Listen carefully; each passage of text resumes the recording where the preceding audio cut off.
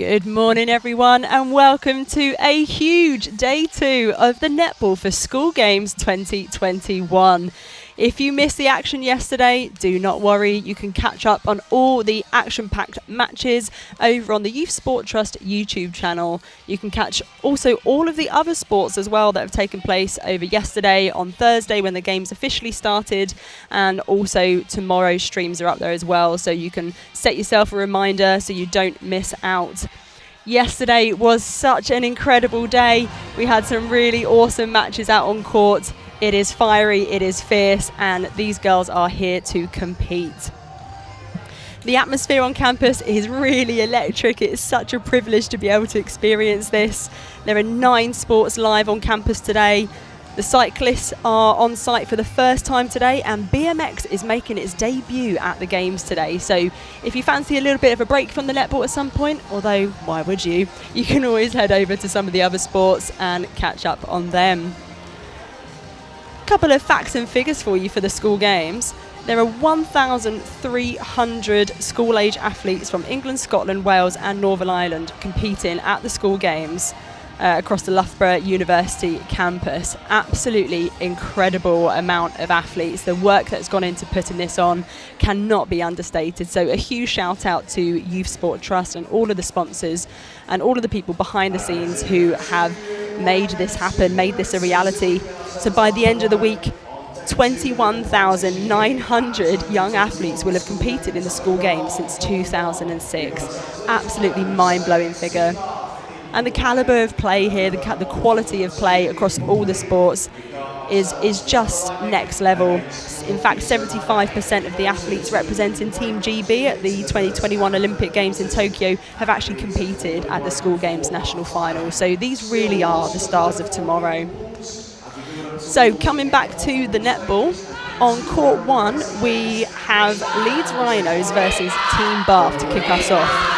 So Team Bath yesterday, they lost their first game 19-33 to Wasps, but they won their second game 24-20 against 7 Stars.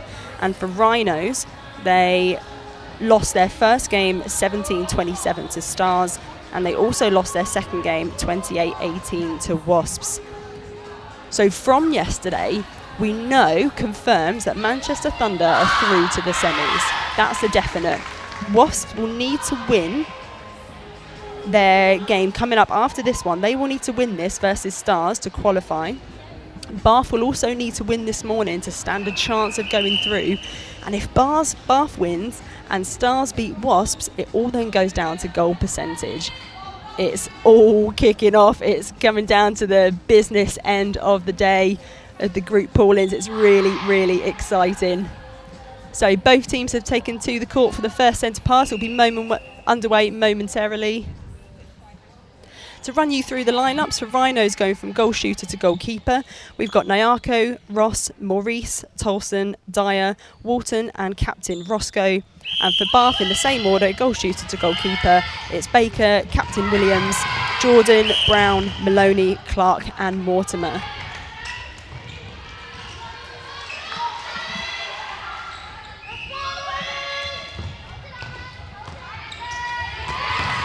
A nice little tip there from Maloney for Bath. Bath are in the yellow and Rhinos in the blue. Lovely feed in. Not quite the finish from Ross, but she'll get a second crack at it. There we go, Rhinos are on the board.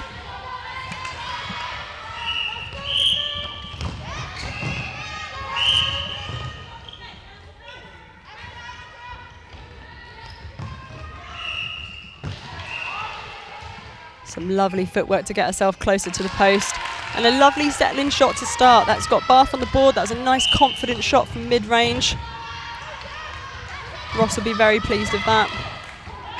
Williams, sorry.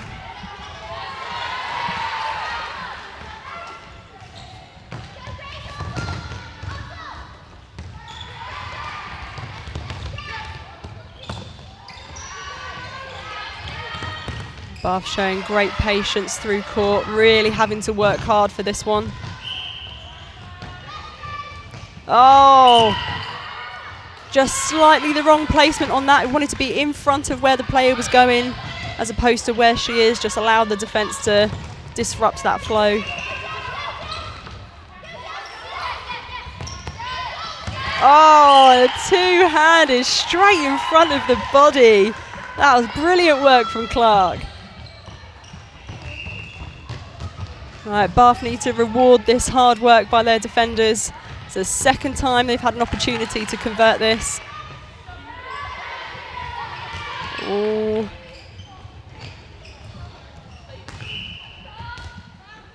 Baker not quite confident on the shot yet. Needs to get her eye in and settle herself into the game. But straight back onto defence. Look at that, arms over, and Williams! Oh, so close!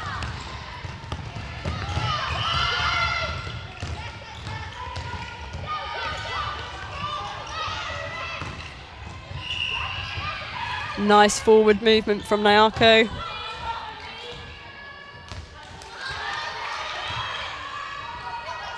All right, Bath with another opportunity now. Oh, but spoiled. Oh, they're lucky there. A replay ball.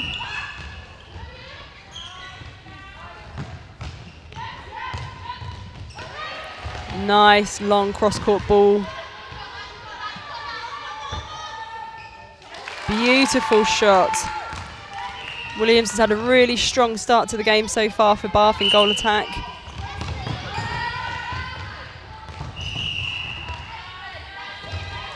Lovely depth from Jordan in wing attack. Oh, that was a cracking drive.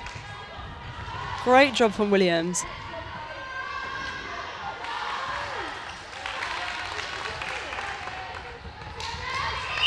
Bath lead by 2, it's a Rhino centre pass. Just struggling on that second phase depth there. Having to go back to the line.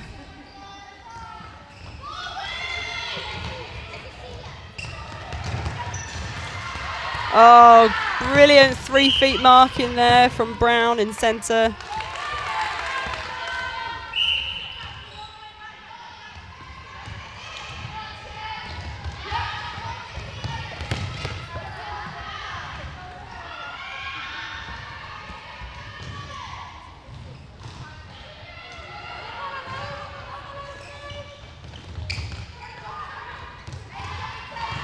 Lots of lateral movement at the moment. Oh, what a take.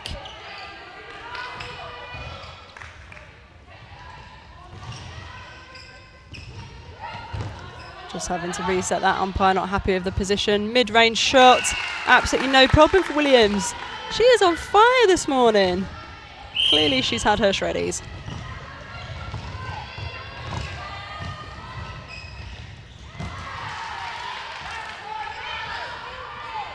Okay, Rhinos will really want to convert this one. Oh, but not if Baker has anything to do with it. Oh, Devo. So unlucky with the footwork call there.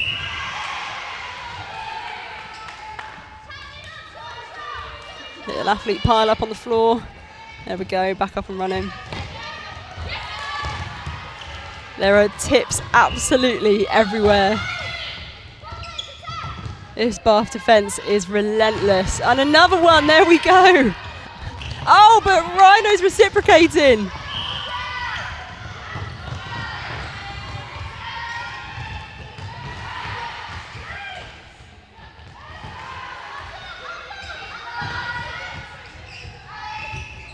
It's certainly got a frantic energy about it, this game. I feel like Rhinos in particular just need to maybe take a little settler breath and just compose themselves. A nice shot from Williams. Okay, Bath now out to a 4-goal lead. We've got slightly over 2 minutes left on the clock.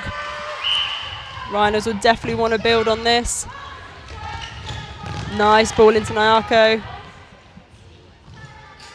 And a more confident shot from her. That's brilliant.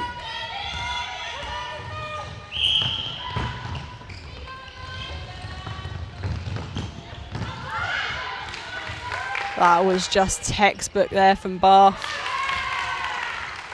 That was really quality play.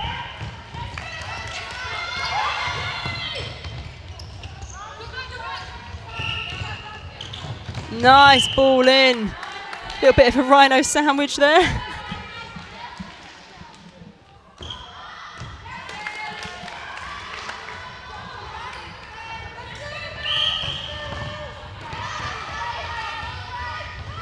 Oh, yes. This 3-foot marking from both teams is absolutely outstanding. Oh, my goodness, but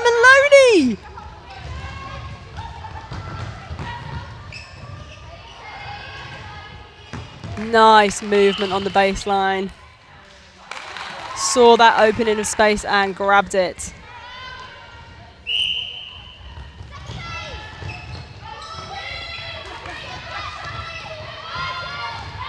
Oh, big confident ball in. Probably slightly too much on it for Nyako. She bent herself inside out to try and get that one.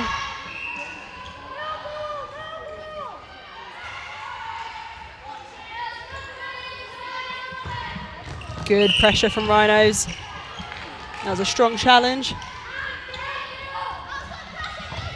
Oh, but straight into a Rhinos player. Just needed to open up her vision a little bit to see what other options were available on court. Not the best feed into the circle, making life a little bit difficult for their shooters. They've got 13 seconds on the clock. They're going to have to be quick about it.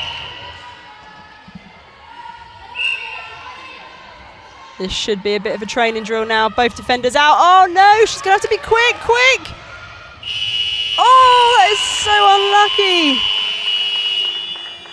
Oh, I bet Rhinos will be a little bit disappointed with that one, but never mind, they're still very much within touching distance. It is only a 4-goal gap. It's Bath leading 7-3. Don't go anywhere, we'll be back with quarter 2 momentarily.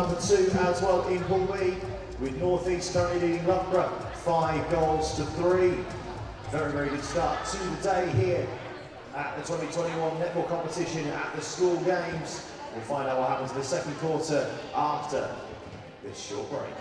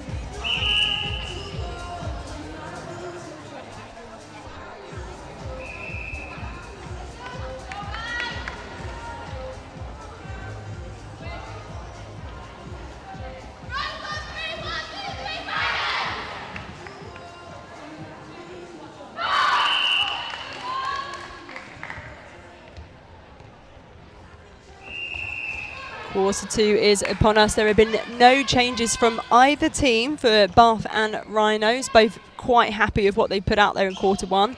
Why wouldn't you be? It's still quite a close game. Definitely not a blowout by any stretch. Oh my goodness. What a way to start the quarter. Already a deflection on the board for Walton. There's good movement around the circle from Williams. Picking up where she left off. She's been really strong so far in quarter 1.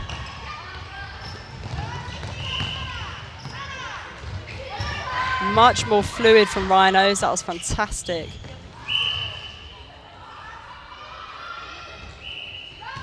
Oh, just not quite settled on the shot yet, Rhinos.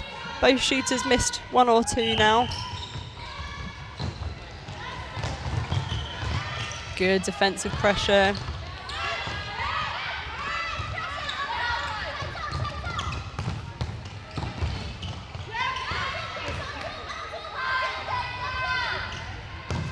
Really having to work for this, Bath.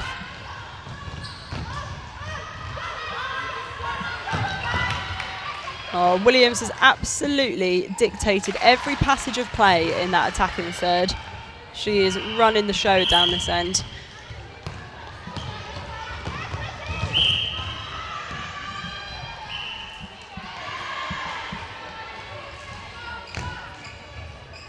Nice work from Baker. And she's on the board for the quarter.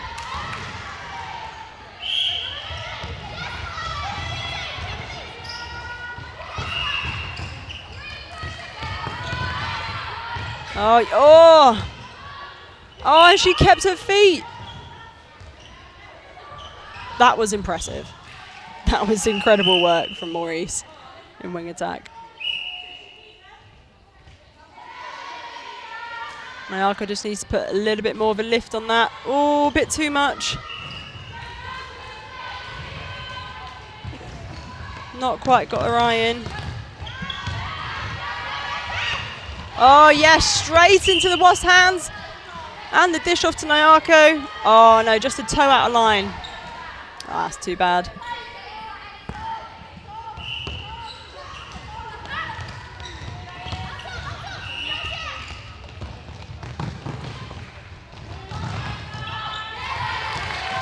Oh, Bath attackers having oodles of space there. Just caught the Rhinos defenders slightly unawares.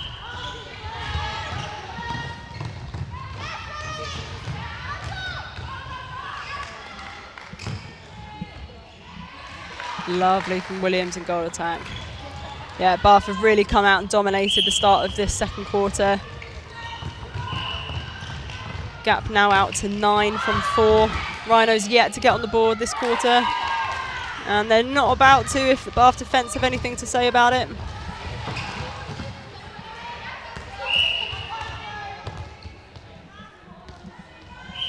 Okay, it's Bath throw-in. Oh, Williams again. Oh, she's just magical to watch.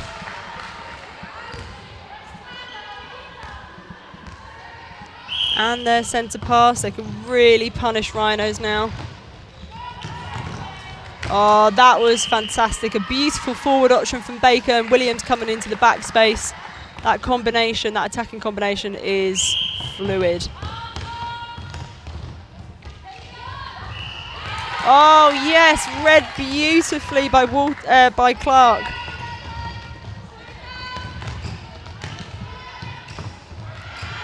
Oh, the no-look pass not quite paying off on that occasion.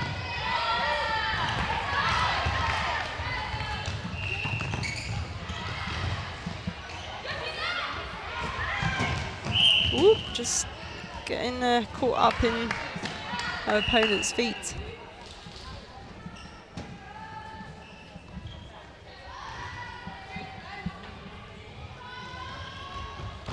Yes, lovely work.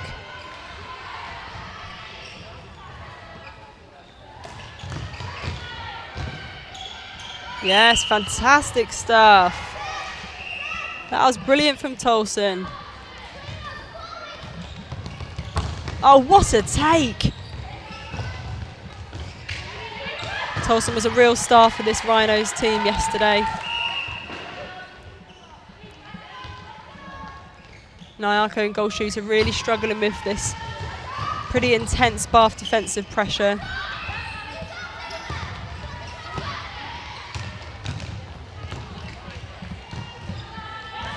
Yes, brilliant work from Walton. Saw her a lot out in wing defence yesterday. Moved into that goal defence position this morning. Oh, yes, Mortimer. Oh.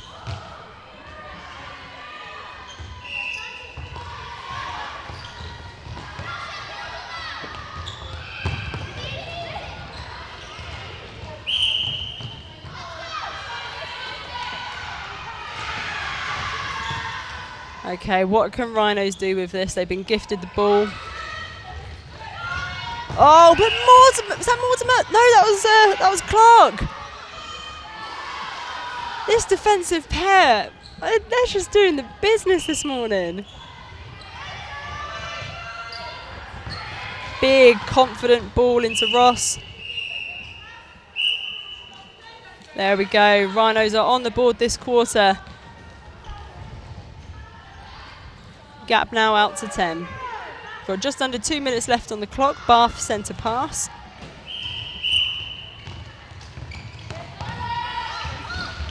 Oh yes, great challenge from Dyer in wing defence. And she comes up with it, fantastic.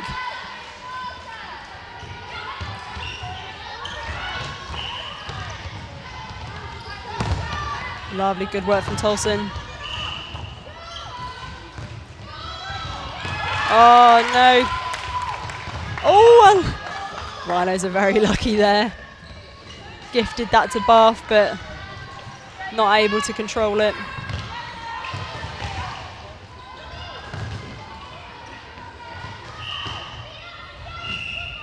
Ross looking for options.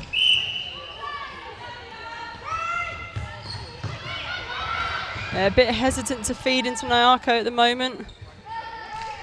There we go, it's a nice settler for her. And their centre pass, they'll be looking to close this gap. Oh! Another Rhino sandwich, oh my goodness. Nice ball into Ross. She'll get another go. Lovely stuff, much better work from Rhinos. They'll be pleased with this. Hopefully a bit of momentum to take them into the second half.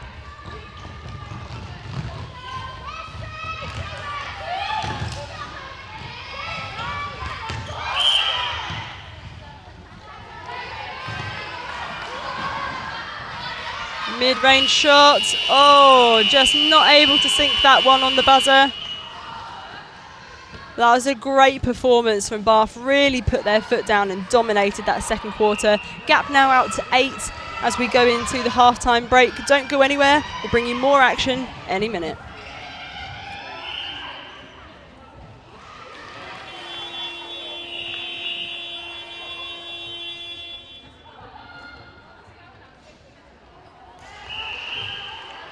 So then half-time, we break the Marlborough games here on day 2 of the 2021 Netball competition at school games.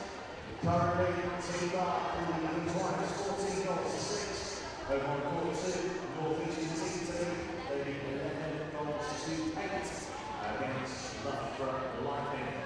So coming up at 11 o'clock, we have 2 more ball wins. 7 Stars taking on Wallace. 11 on court 1 and over on court 2. London Colts will face Saracens Mavericks. That's on court 2 in Pool B. And then we just have your attention to what we did for 1 second here at half time. Just a quick reminder to please wear your mask if you're not eating, drinking or playing in the venue, please. You've been amazing for that to everyone. And we appreciate it if you continue to do so. Use your hand sanitizer, use the mask, and make sure you're doing that for us. While you're inside the venue, if you're not playing, eating, or drinking. So thank you very, very much in advance for your cooperation with that. As I said, half time in the 2 games, we'll be back for the second half in a couple of minutes' time.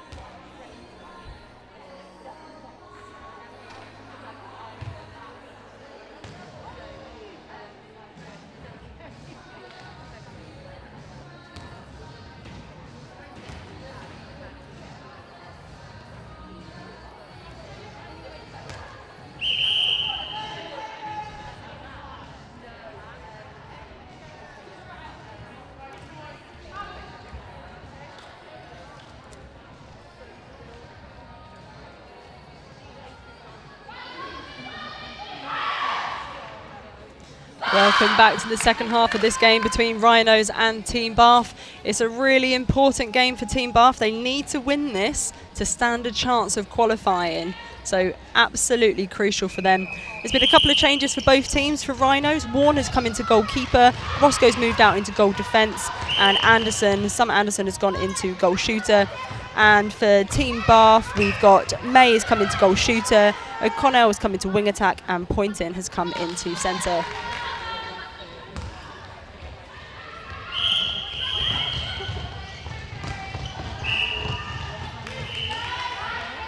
Oh, it's a good start for Rhinos. A nice quick goal to get them on the board and an early turnover. Can they close this gap even more? Lots of diagonal balls going on at the moment. Good depth in the pocket. Oh, but footwork. Ooh. I think I'd feel hard done by if I was Ross.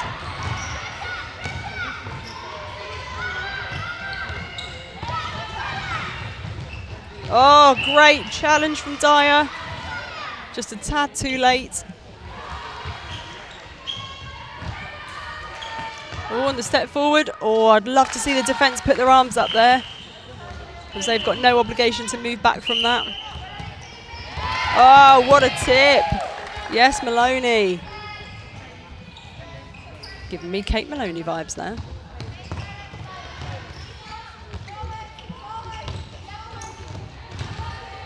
Great take. Lovely bullet pass into Ross. Oh, just not able to find the bottom of the hoop today. Nice ball into Anderson. Can she get herself another one? There she goes. Good confident start from her this quarter. Oh, and another opportunity for Rhinos. Gap now down to 7. If they can keep this within 5 or so, they'll really put Bath under some pressure.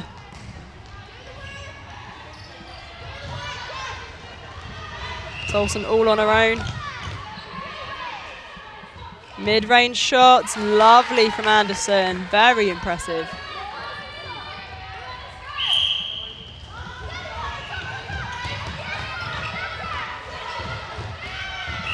Ooh. Just wanted Anderson to move into that backspace there. It was completely open. Not happy with that shot. Lovely. Nice. This is a confident start from Rhinos. They'll be pleased with this. Gap now down to 5. Oh yes, Ross with the tip.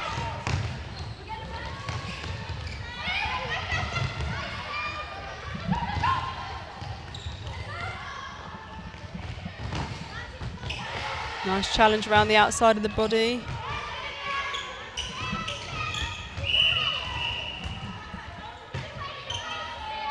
The speed of the footwork that you need to come around the bodies of these players is just incredible. Oh, this rejuvenated Rhino side are really disgruntling Bath. They're not happy at all.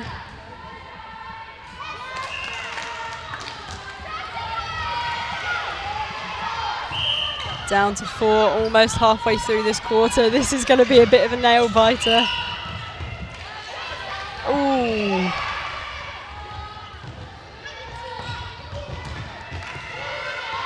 Oh, but again.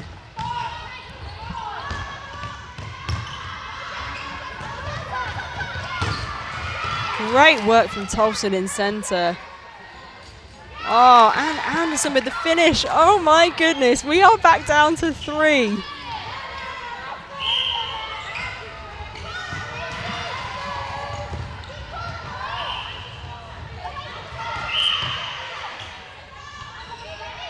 Oh yes! Oh, Warren with the intercept. Fantastic. Tolson all on her own in centre. Right at the top of the circle edge. Absolute perfection. And who's there? Of course it's Tolson. Nice ball in. Oh my goodness. What a game.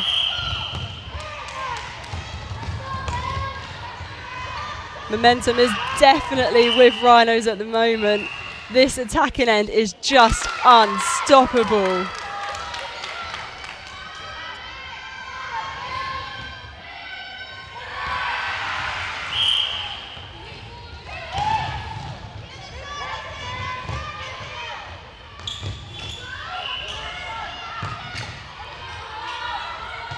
Good pressure, yes! And Roscoe with the tip. Bath haven't scored in a number of minutes now. Oh, but they'll get another opportunity. No, they won't. It's a footwork call. O'Connell not happy with that one.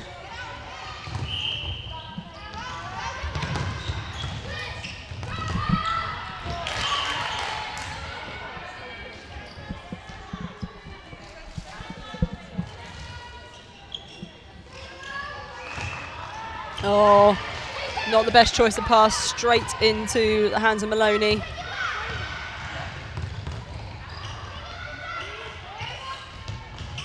Good defensive pressure. All the defenders are ball side at the moment. That was great work. But equally great work from Williams to sneak past on the baseline.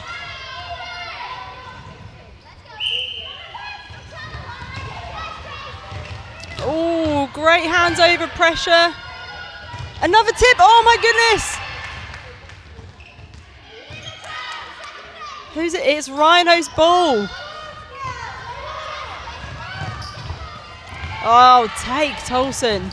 She has been outstanding this quarter. This is a long range shot. That is significant pressure from Mortimer. Out of play. But Anderson, cool as you like.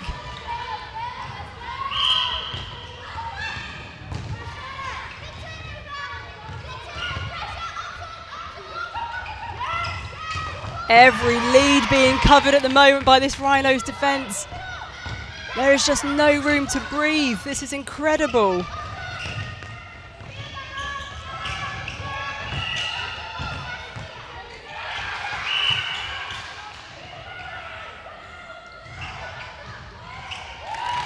Nice settling shot. That's only the third goal that Bath have scored this quarter. They did 7 in quarter one and 7 in quarter two, so definitely down for their standards.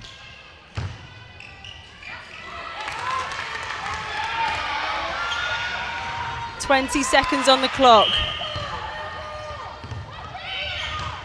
Can Bath get a confidence boost going into the last quarter?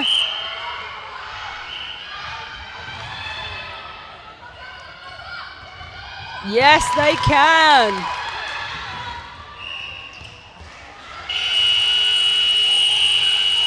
Wowza, what can you say about that quarter? I think the gap was out by 10 at one point and it is now down to 2. Oh, this is everything for Team Bath. They've got to win this if they want to stand a chance of qualifying, so no doubt some stern words are going to be had on the bench by Rachel Shaw, our Vitality Netball Super League player. She is the head coach for Bath today. Don't go anywhere, you won't want to miss this. We'll be back with you in a minute. The Leeds Rhinos, they've cut the gap down to 2 goals, 18-16 now Team Bath lead, heading into the final quarter.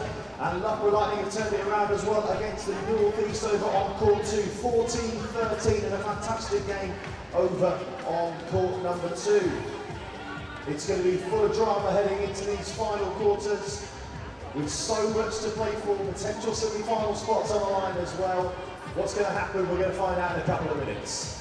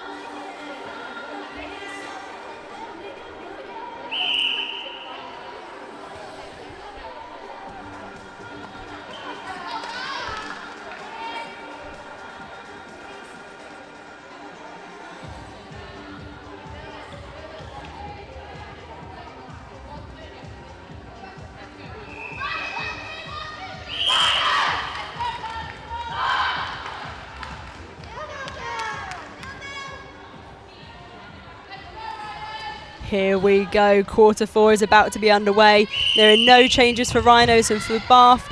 Brown has come back into centre. Gibbons has come on in goal shooter. And that's the only changes for them for this last really important quarter.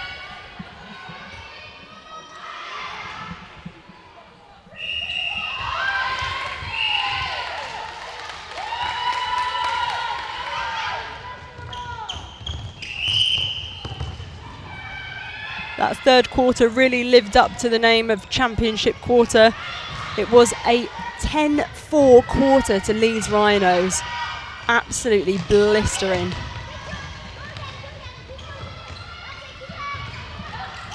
Good pressure from Rhinos, no options at all for Bath. Every pass is being challenged. Nice work from Gibbons. Oh, you'd want to see her take that shot. But Williams there, steady as ever. Oh, unfortunate not to get that.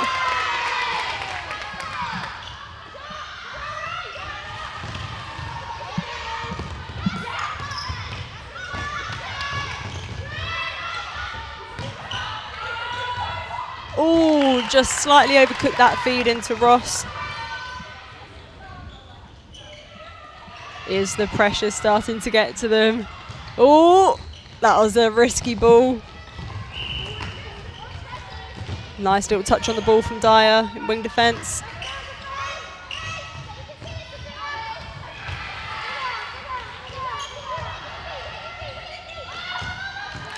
Lovely ball into Gibbons.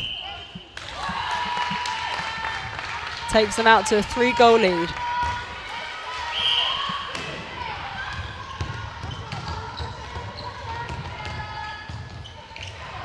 Oh, beautiful ball in. And kept a balance as well.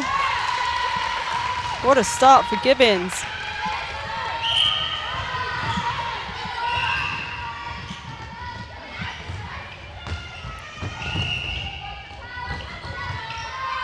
Rhinos need this one. They're yet to get on the board this quarter. Is their shooting sensation Anderson? Of course. Of course she nails it.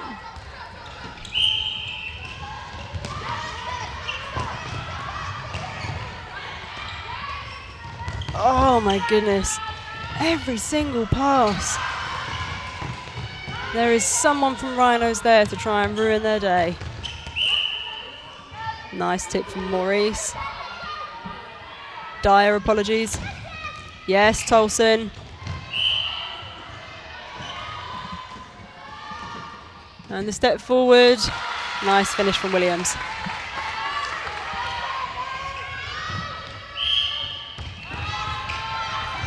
Oh my goodness! Trying to thread the needle, didn't quite pay off on that occasion. Oh, no front options. Oh, but Tolson! Oh my goodness! Serena Guthrie, who? Oh, Anderson, is that the first one she's missed today, potentially? Oh, but straight back on defence. This is getting frantic now. Yeah, that was a great work there from Warren.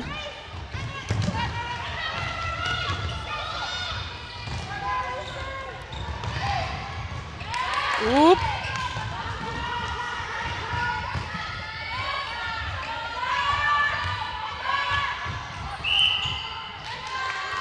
Oh. I'm struggling with some of these footwork calls myself. I need to get myself on an umpiring course, I think. Who wants it, bin chickens? Bath wants it.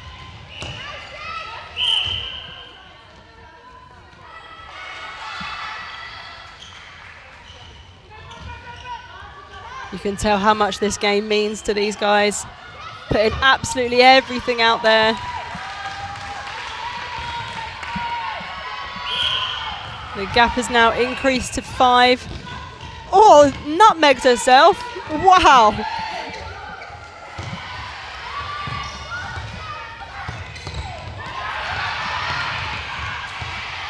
Good backup from Roscoe.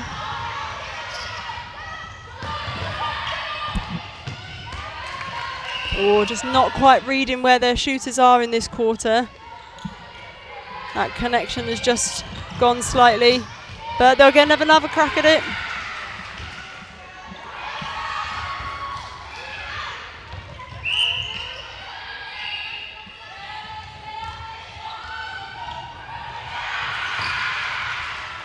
Okay, it's an offside. No, it was a contact call, apologies. What can Rhinos do with this one? It's a 2-on-1. Lovely front option. Oh, just not able to sink it. That's so unlucky. Oh, but Tolson's there. She'll want to be careful with some of those challenges now. That's a couple that have been a little bit on the risque side. And she's there again. She was down the other end of the court a second ago.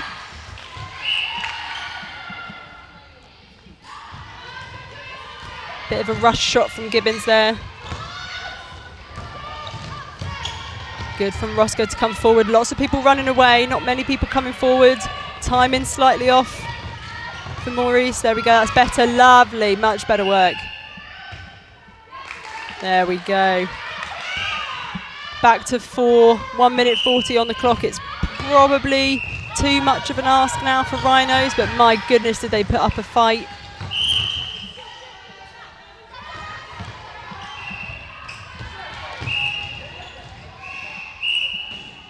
Lovely shot from Ross.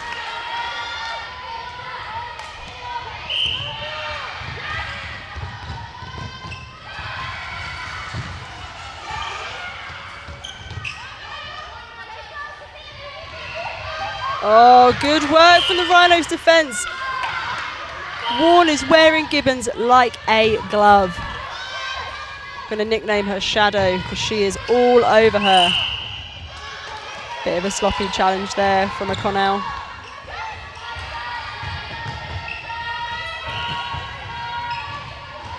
Under a minute on the clock. We need a forward option. There we go. Well done, Anderson.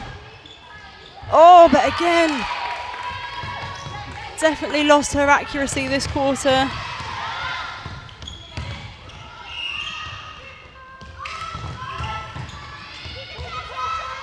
There's probably some very tired bodies there. It was a big day yesterday, lots of games, and another big day today. So recovery is going to be absolutely key. Just under 20 seconds on the clock. Warren just losing her footing. Got 10 seconds, can they get it in? She's going to have to take it.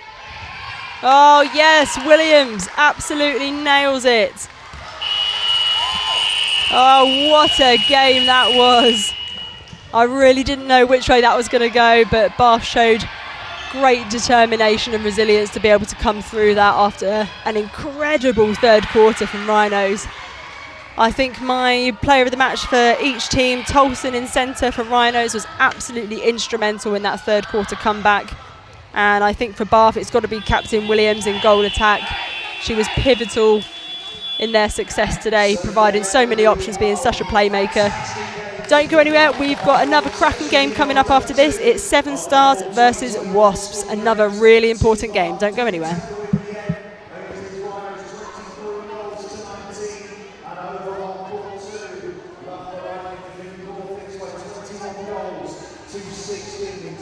Fantastic games. What a way to kick us off here on day 2 of the school games.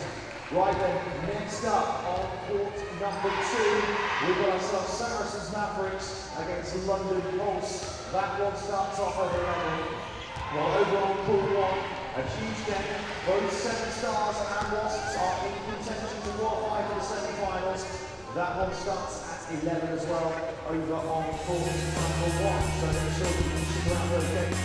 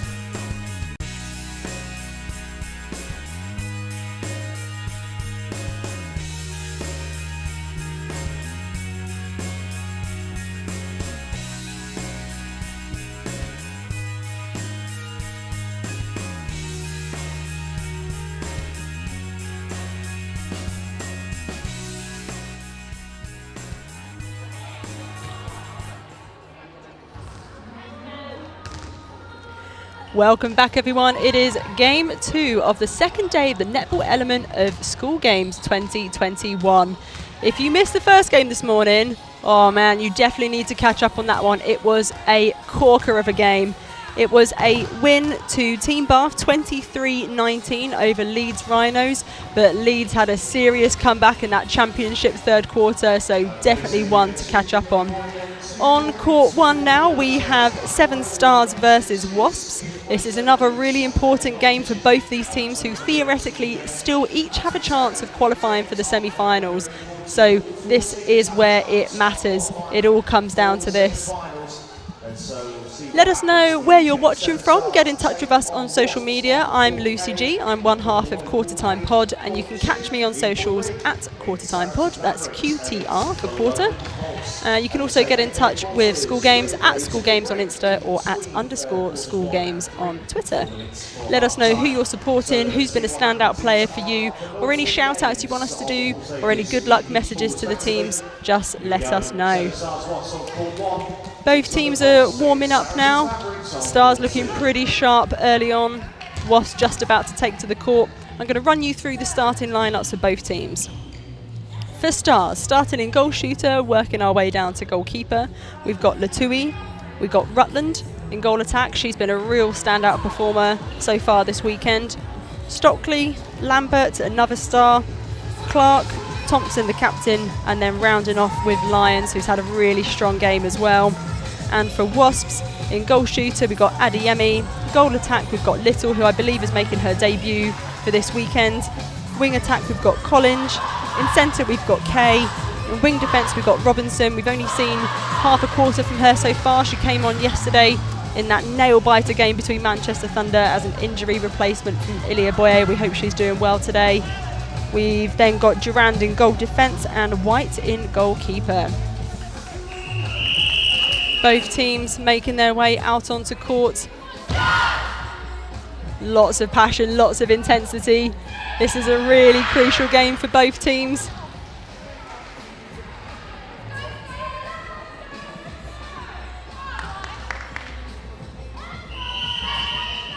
Over on court 2, if you fancy supporting different teams, we've got Saracens Mavericks versus London Pulse. You can join my friend Kieran in commentary over on court 2. Okay, we are underway, and Robinson with the tip early on. Oh, unlucky just to get the contact there.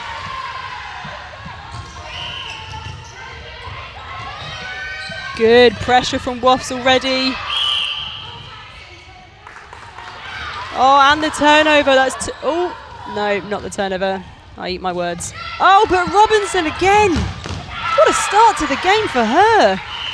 Not many minutes so far this competition, but proving why she deserves to be on court.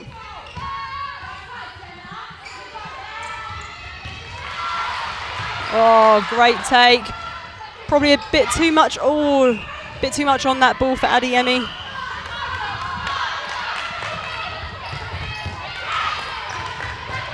You can see all the attackers straight onto defence. That's what we like to see. Ah, yes. Kay with the intercept. Nice change of direction from Little.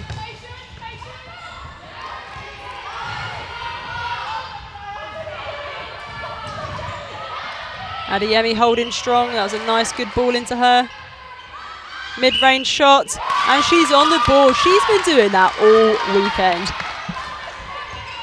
I don't know if you can hear the Wasp bench, but they are so active. They are up and about early. This means everything to them. Not quite the touch on the pass there for Wasps. So can Stars get themselves on the board? Oh, Adeyemi, the attacking intercept. Thank you very much.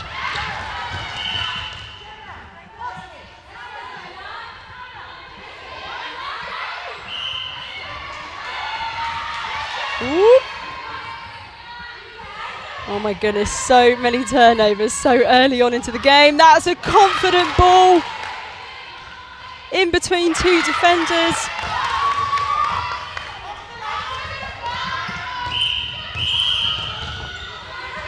Oh, that's a coach killer for Stars, breaking. As you well know, you cannot cross that transverse line before the whistle has been blown. Oh, not quite enough on that.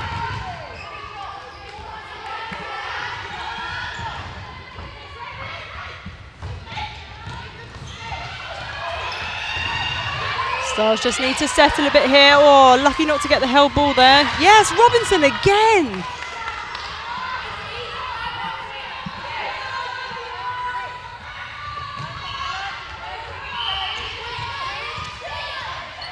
Yes, oh. Stars really need to treasure possession. I think there's definitely a few nerves early on court today.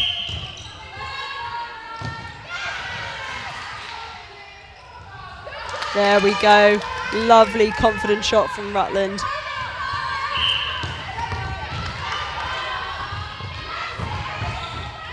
Strong hold from Adeyemi, just coming off a bit too soon. Like to see her hold that a little bit longer.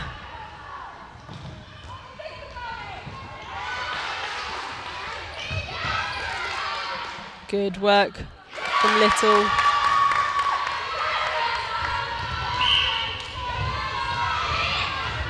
Oh, thought Wallace was going to have that. Nice ball into Latui. And she gets herself on the board for the game as well. All 4 shooters on the board. Hopefully a confidence boost for them.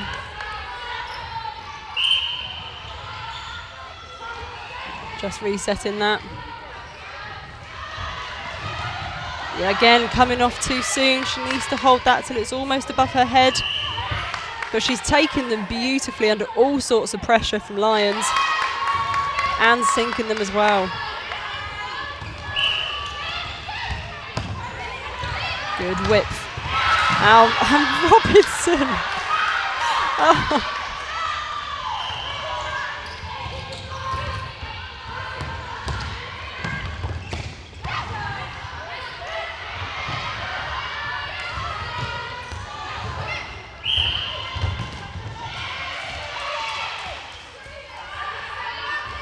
Good use of the whole court here from Was. Oh, but straight into the hands of line. Not quite the touch on the pass there.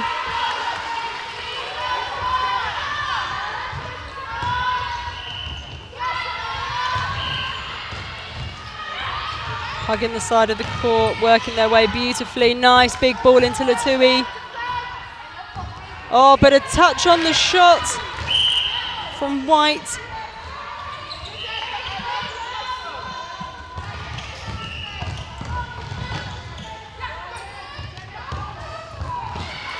Good change of direction from Little. Oh, just not quite in the right space. Could have done with going to the other side of the court just to open it up a little bit.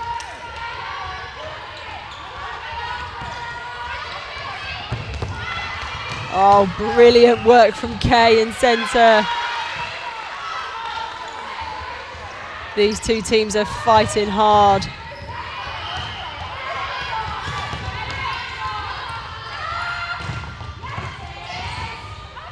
Kay being a great playmaker in centre at the moment, not able to hold it in, so another opportunity for Stars. It feels like it's been an age since we've had a goal. Who is going to settle first? Latui not happy with that position, working her way closer, but not if White has anything to say about it. Oh, and she comes out with possession.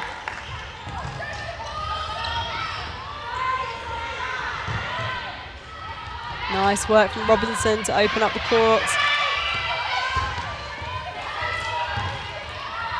Yes, lovely ball into Adeyemi. That was much better from Wasps. Brilliant passage of play.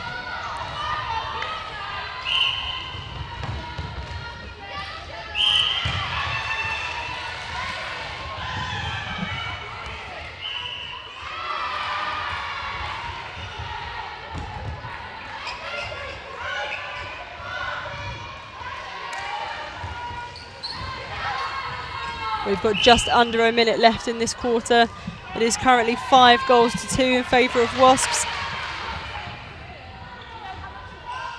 Oh, just a little bit short from Adeyemi. but cleaned up nicely by Little.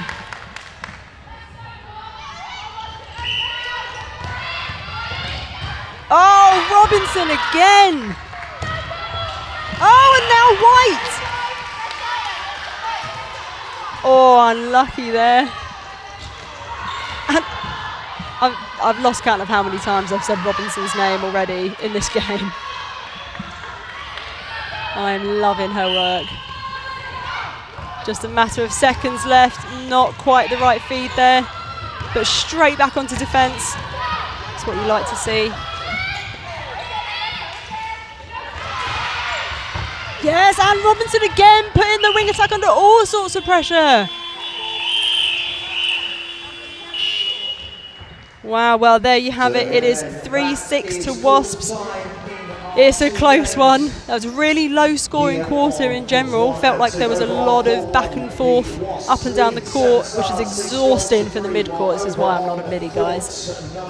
Who is going to take this one? I feel like Stars just need to settle a little bit more, have a bit more confidence in what they're doing. So don't go anywhere. We've got a big second quarter coming up in a minute. Let's see what happens when the action resumes in just a couple of minutes in the second quarter.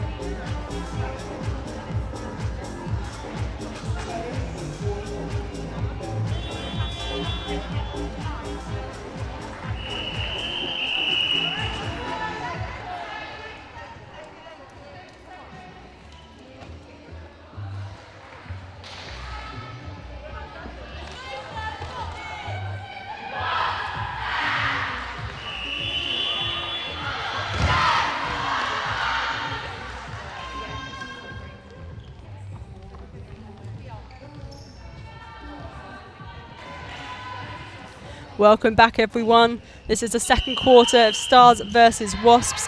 There was a brilliant opening to this game in that first quarter. Both teams showing such intent and determination. This is a really important game for each of them. Just one change for Wasps. Hegarty has come on in wing attack and Collins has hit the bench. And I'll bring you confirmation of any Stars changes shortly.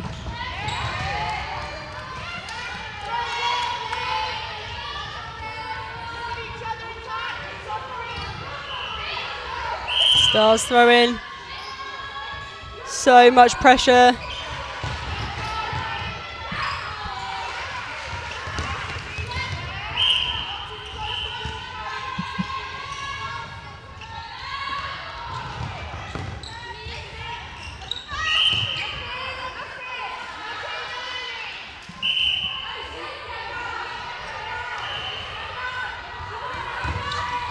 Oh! Where did she come from? Durand with the steal in goal defence. I love it. Brilliant hold. Much better hold from Adeyemi. And a lovely finish. This is great work from the youngster. Possibly one of the most pressurised positions on court, I would say. Oh, yes. Well held. Oh, unfortunate there. Good arms over.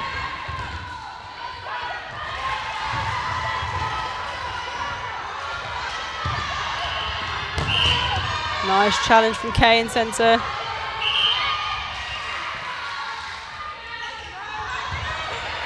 Oh my goodness, Robinson!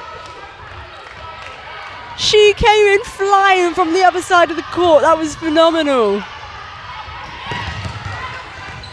She's very tall for a wing defence as well. Deceptively tall. Momentary pause for the bib gate.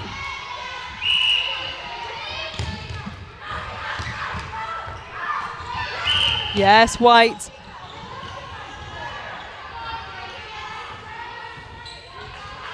Nice settling shot from Latui.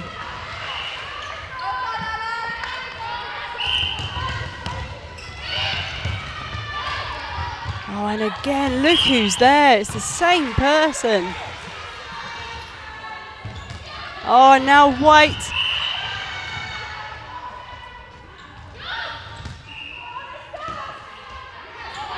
And it's a Wasp throw-in.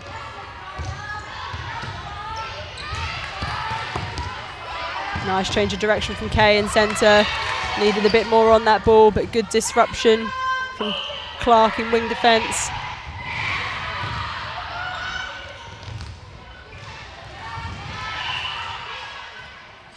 Lovely shot. That was a good challenge from Lions and goalkeeper. She's been absolutely solid this weekend. She's definitely got a job on her hands today with Adeyemi. Oh, again from Clark. Oh, yes, Lions. Little outside hand, clean as you like. Oh, just needed to take the pace off of that a little bit. Bit too fast for their own good.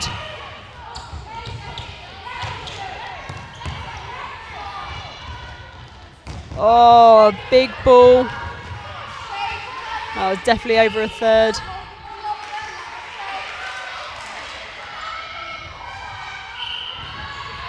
Okay, what can Stars do with this? Good backup from Stockley. Into Rutland, into Latui. Mid-range shot, she's going to go for it. Yes, she is. She'll get a second crack. There we go, happy days.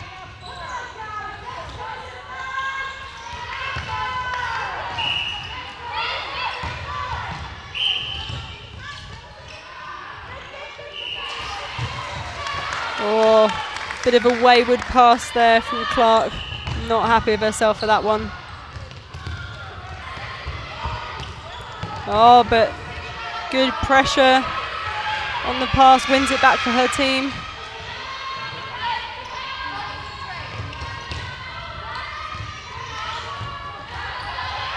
Oh, gonna need to be higher than that if you want to get over the likes of White. Brilliant shot from the two there. Wasp centre pass.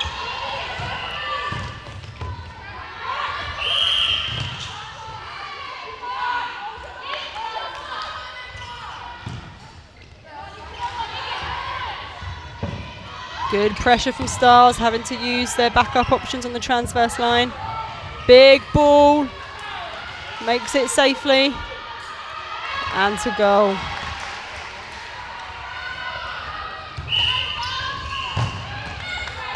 Good challenge from Durand. Oh, I think Stars are hard done by there. Looked like it came off Durand's hand for my liking. Nice depth in the pocket, big ball. Oh, but Lions are going to take that one. No, she's not.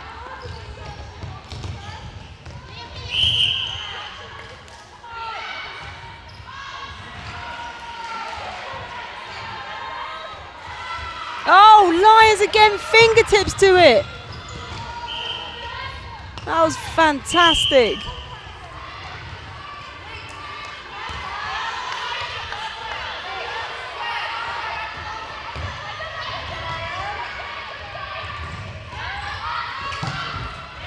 Ooh, just a little tumble. There's definitely some tired bodies on court. Nice ball into Latui.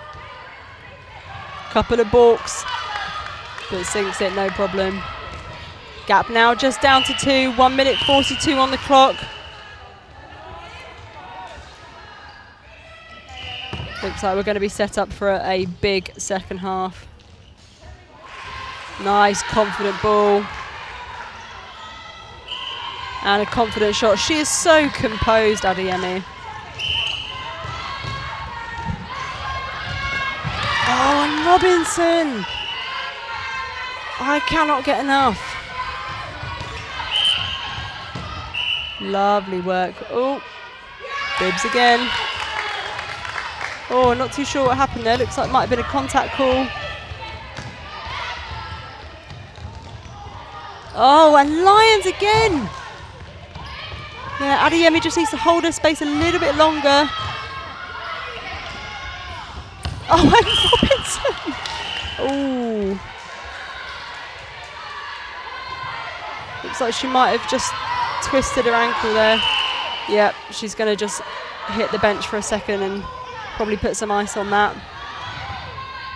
Hoping it's just a little bit of a stinger because she has been absolutely phenomenal. Oh, someone's still got their mask on.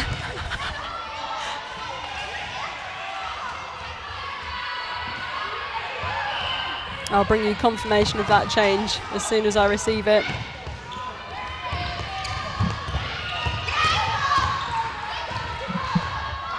Oh, nice take from Adeyemi. Got 3 seconds on the clock. Lovely work. So that makes it 11 goals to Wasps and 7 to Stars. They've increased the gap ever so slightly, now out by 4. It was only 3 after the first quarter. I can see Robinson getting seen to by the primary carer or the team physio, so fingers crossed that's nothing too serious for her, because boy, that was some performance from her. You definitely won't want to miss this second half. Stay tuned, we'll be back in just a few minutes.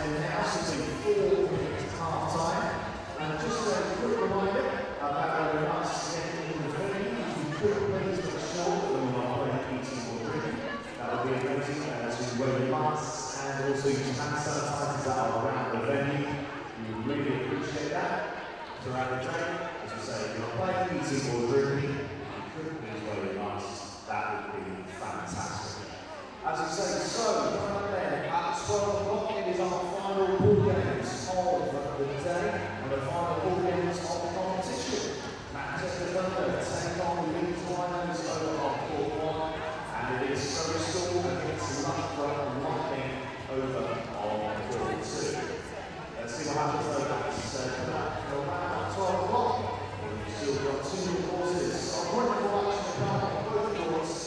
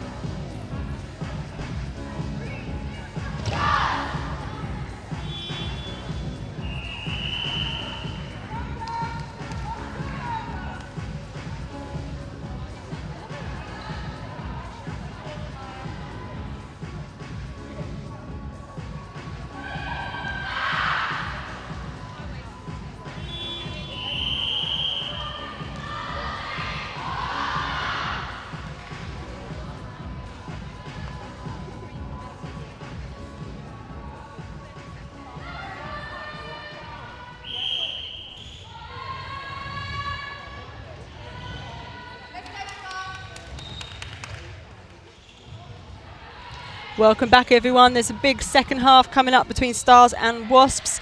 Couple of changes for Stars. Haynes has gone into goal attack and Locke into goal shooter.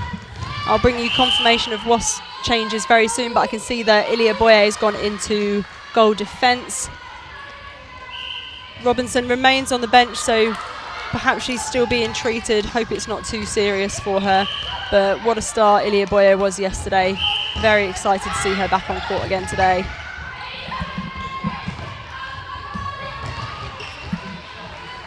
Oh, yeah, Adeyemi coming off a hold way too early. Lions there to just gobble all of that up.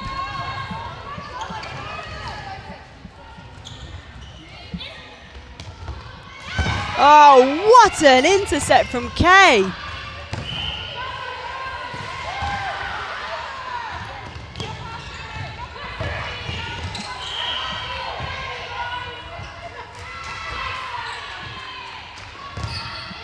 Not happy with that position, looking to rework.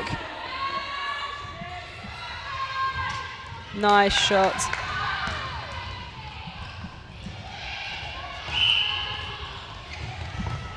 Oh, great pressure on the centre pass, causing the turnover.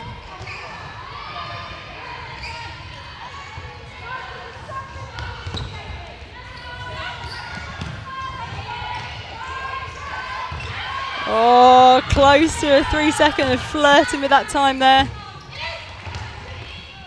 Nice depth. Oh, fantastic work from Little. Beautiful playmaking.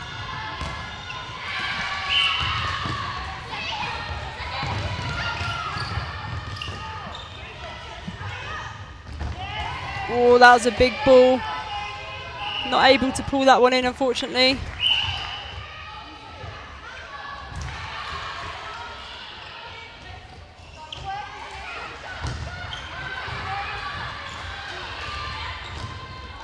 Oh, lovely work.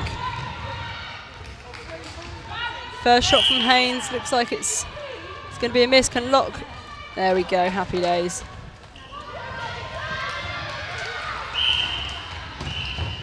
It's 2 apiece this quarter so far. Oh, great work keeping it in, but unfortunate not to be able to direct that towards another Stars player.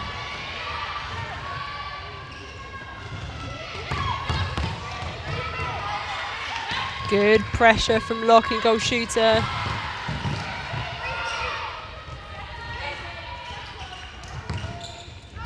Oh, yes. Lions is having none of it today. Contact against Hecate. Ooh, not quite the placement there.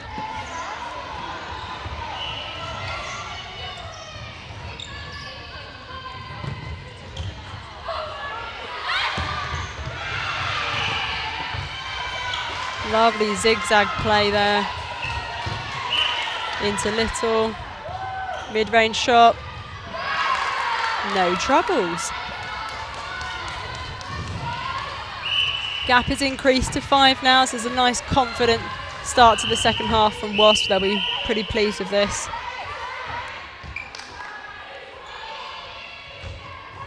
Oh, a bit of an air ball there. Oh, surely that was a help ball. Good work from Locke in transition and goalkeeper. Oh, and a tip.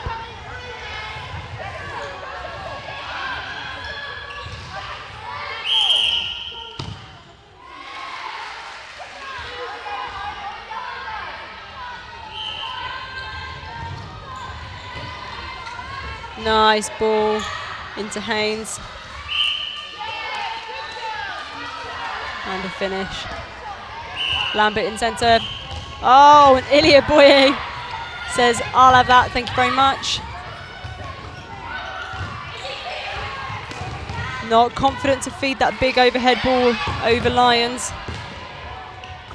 Working patiently. There we go, that's a much better feed and a much better hold. Lovely work.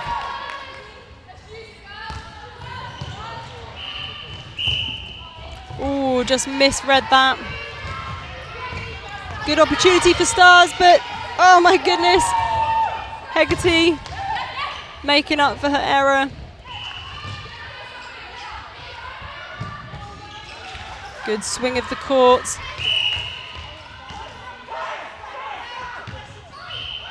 Oh, and Lock again. Little lucky to get away with that one. A nice, confident shot.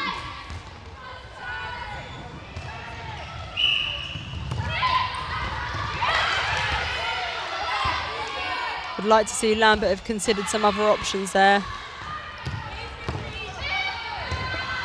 Oh my goodness.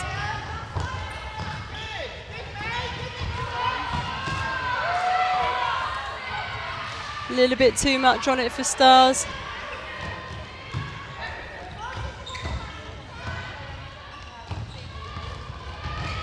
Oh yes, good work from Locke. Yeah, fantastic. As all good shooters should be. She was there on the transverse line for backup.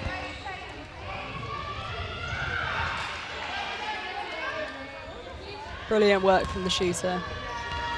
Okay, Wasp centre pass. Gap still out at 5. Oh, and it's a breaking call. Coach Killer.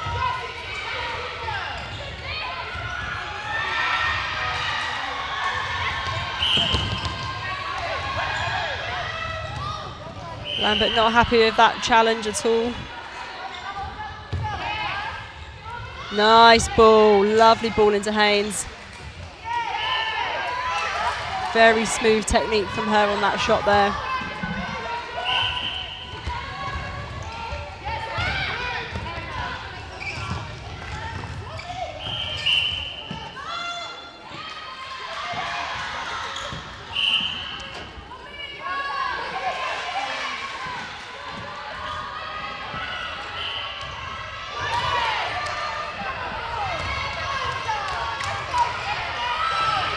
.43 seconds on the clock.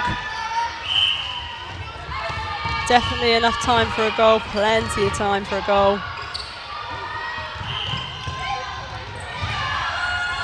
Big ball in. Oh, well held by Adeyemi. Strong effort from Lions though. 23 seconds. Oh, and the tip.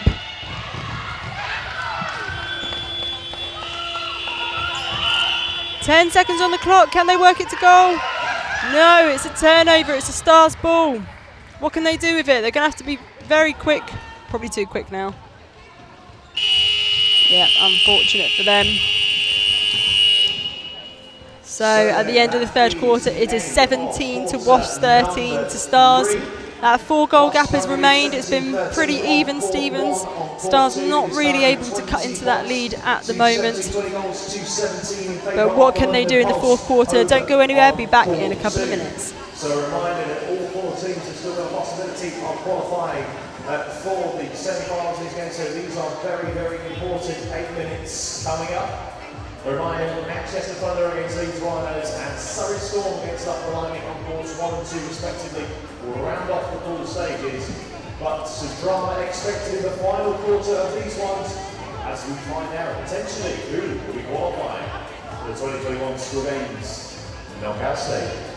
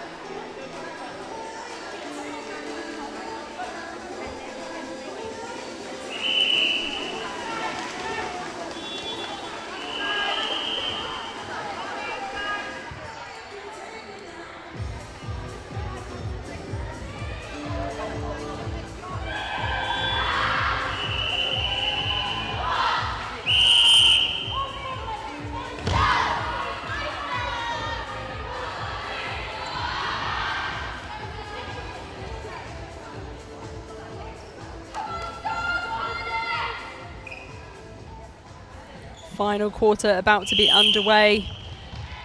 There are no changes for Stars in this quarter. They did draw the last quarter 6 apiece, so obviously happy with the combinations that's out there. And a screaming intercept from Thompson.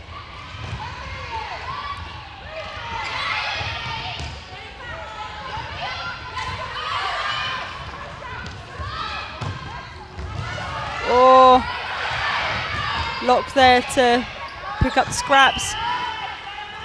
Good movement in the circle from Haynes.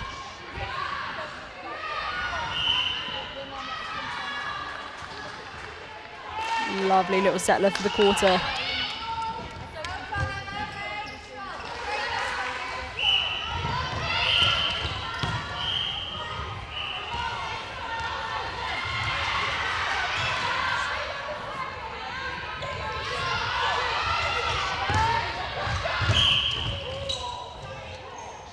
That was a big ball into Haynes. Nice forward pop from Locke. And a cracking shot to boot. Gap now down to 2. This is getting interesting. Oh, and the breaking call for wing attack, devastating. Good work from Lambert in centre. She's like a little Duracell bunny, that one for Stars. Does an absolute ton of work through court, as all good centres should do. Nice ball into Haynes. Good availability. Oh, and it's back down to 1. Anything could happen.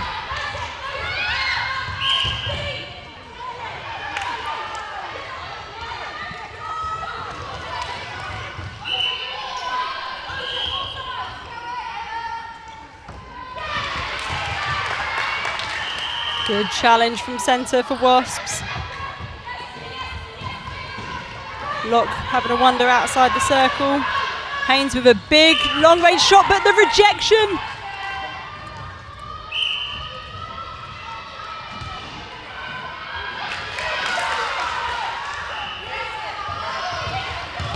And it's a turnover for Wasps. What can they do with this? They're only 1 goal ahead now. It's pressure time.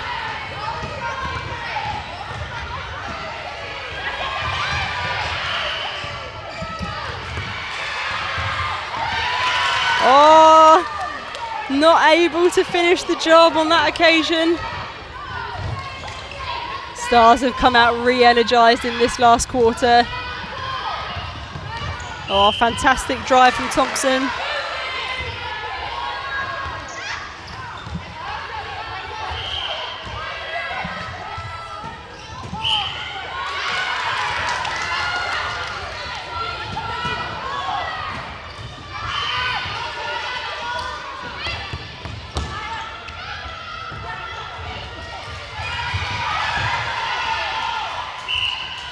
Oh my goodness, the elevation from White.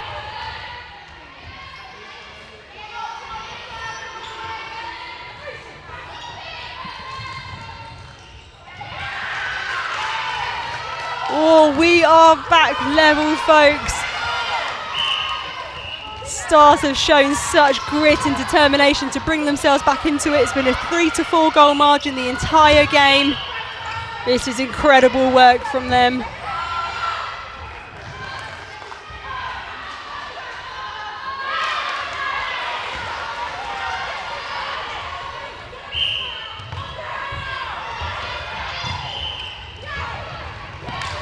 Nice cross-court ball. Good feed into Haynes. Tried to keep it in. She's drawn the contact. Locke coming off the hole too early and not enough height on that, so White gobbles it up. Oh! I would feel very hard done by if I was a Wasp fan. Just under 3.5 minutes left on the clock. This could go down to the wire. Oh, lucky there. Oh, and Lions again, sorry.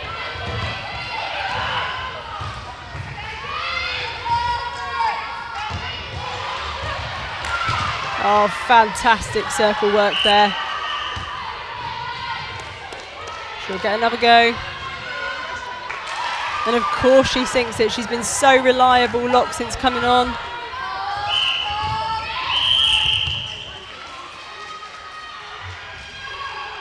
We've got a caution for the wing attack.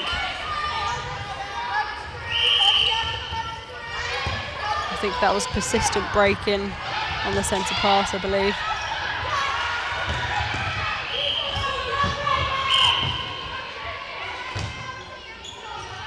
The elevation and the stretch that some of these girls are having to go to receive these balls. Oh, White!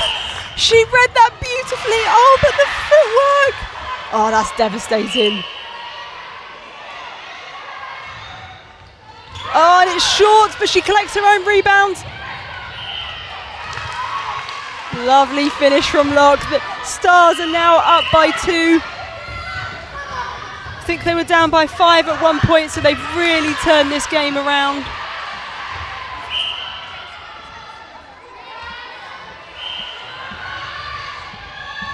Oh, it's going to be short. Yeah, you can tell as soon as it left the hand. Well kept in. Oh, but it goes to Stars. Can they extend their lead further? This is still anyone's game. Got a minute 43 on the clock. Only 2 goals in it. About to be 3. Yes, it is. Is it beyond Wasps' reach now?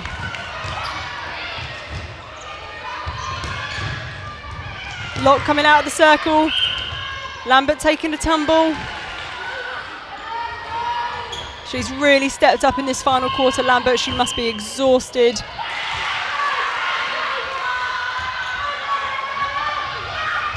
All of this is eating up the clock for Wasps. Nice front option from Locke. Mid-range shot. I think Stars have sealed this now.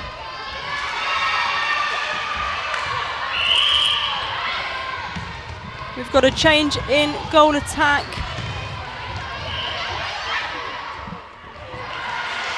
I'll bring you confirmation of that as soon as I receive it. Oh, lovely shot from Adeyemi.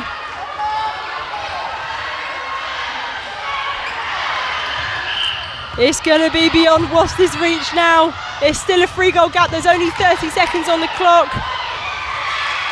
Can they bring it down to 2? They're in possession. Oh, and just through the hands. It's so difficult to receive the ball when you're on a spin like that in midair.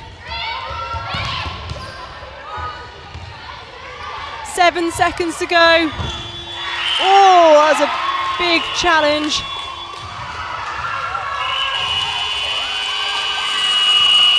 Wow, wow, wow.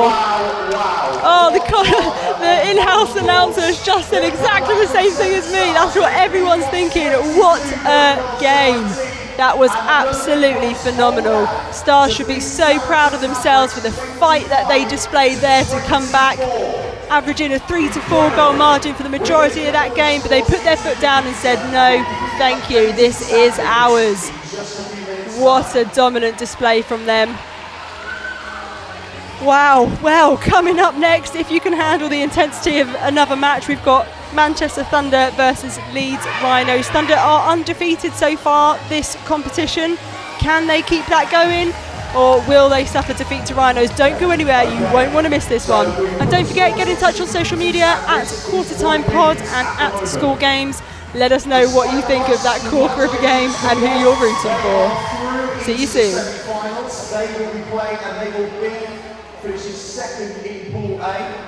So Wasps are through to the semi-finals. They will play Surrey Storm in the semi-finals. Surrey Storm are also through. So congratulations to Wasps. They are through into the semi-finals. They will play Surrey Storm at 3 o'clock this afternoon. And congratulations to Manchester Thunder as well. They have finished top of Pool A. So they will play the runner-up in Pool B, which currently stands as the Saracen Mavericks. They are still second in Pool B. However, Loughborough Lightning can still overtake them with a win against Surrey Storm in the final pool game. So that is what the means at the moment. So currently, Manchester Thunder have won Pool A, Wasps are runner-up in Pool B, Surrey Storm have won Pool B, and the runner-up spot is still to be decided in Pool B.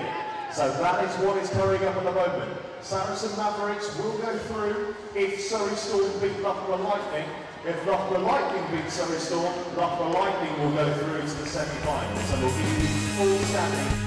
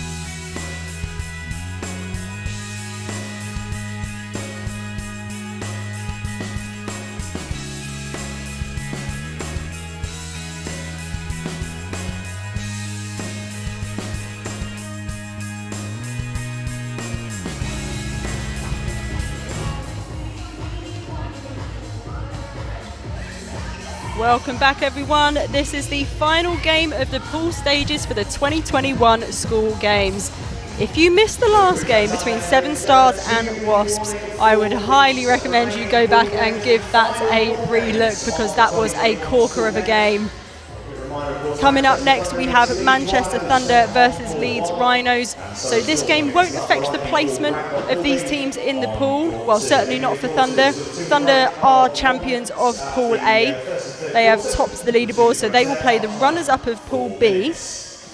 That is yet to be determined who that will be.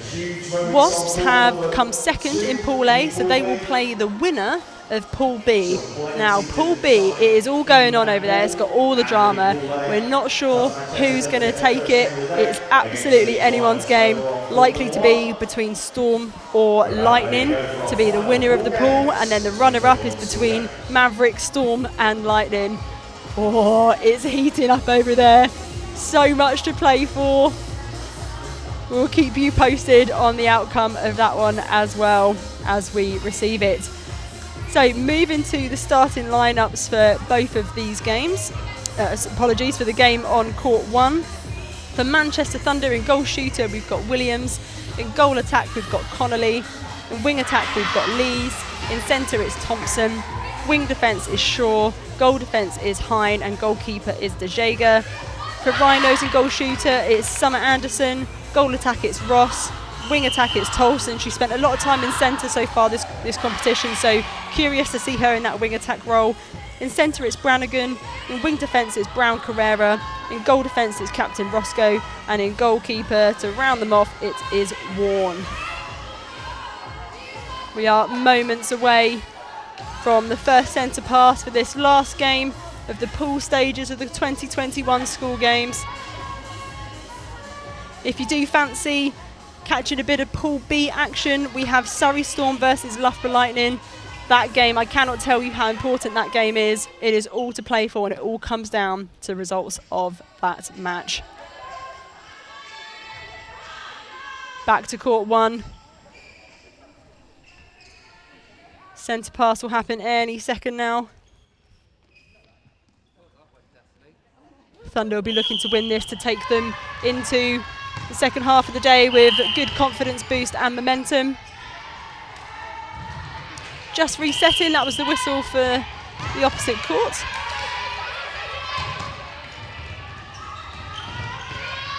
Good pressure early from Rhinos. They had really strong defensive pressure in their first game today.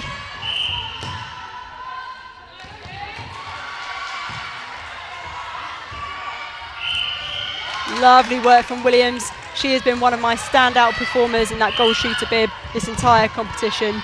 Yesterday was just sublime.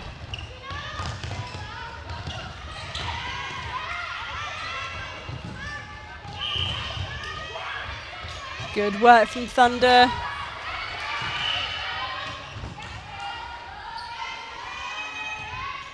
Oh, causing hesitation on the shot. Yeah, got the 3-second call. That's fantastic work from De Jager. Haven't seen much of her this competition. Curious to see what she can bring to us in that goalkeeper bib. Nice big swing of the court.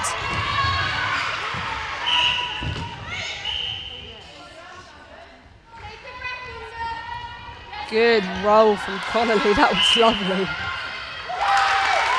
And got herself on the board. Cracking start from Thunder, 2-0 at the moment.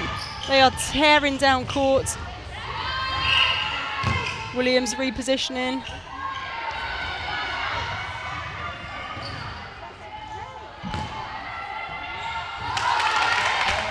Beautiful technique from Connolly.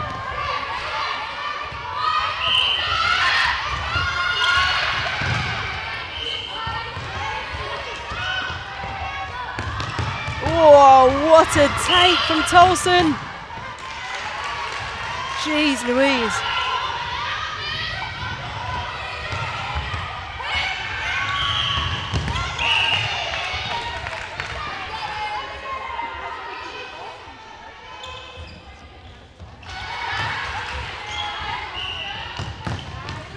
Nice work from Williams. Oh, and use of the baseline from Connolly.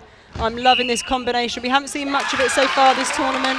But I'm really enjoying it so far already. Rhino's yet to get on the board. Absolute domination from Thunder so far. Great work from Roscoe.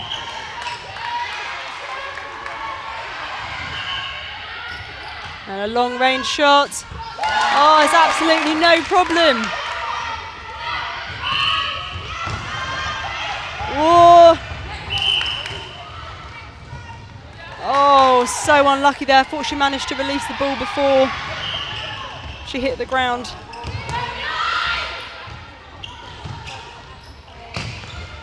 Oh yes, great work from Warren. Oh, just bounces out. Fantastic rebound from Roscoe. El Capitano. Ross having to come down quite far in goal attack to support. Oh, and the tip from from Shaw, sorry.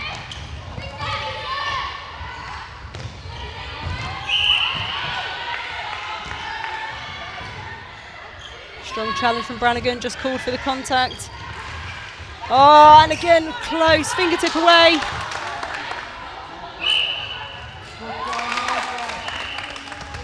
Williams just has such fantastic timing in that circle. She knows exactly when to move, when to roll, when to hold, when to come off the hold.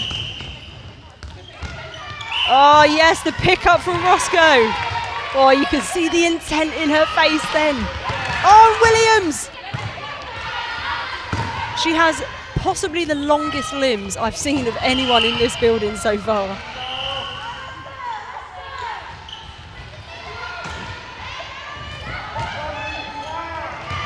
Oh, slightly too much on that for Rhinos.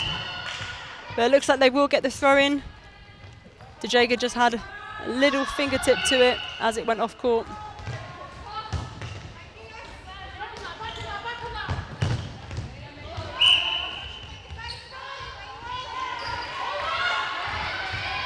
Nice ball into Ross. And she's on the board, and get Rhinos on the board as well. Gap is 5, it's 6-1 in favour of Thunder. Just over 3 minutes left on the clock. Lovely ball in. Off on 1 foot. Don't think she needed to lift that foot up really. Always better to stay grounded. And another pass. Lovely. Ross has been absolutely solid for Rhinos.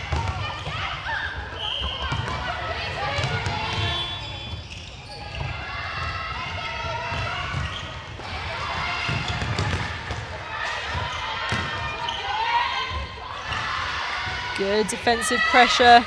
Williams being tracked by Warren the whole time, and the pressure has paid off.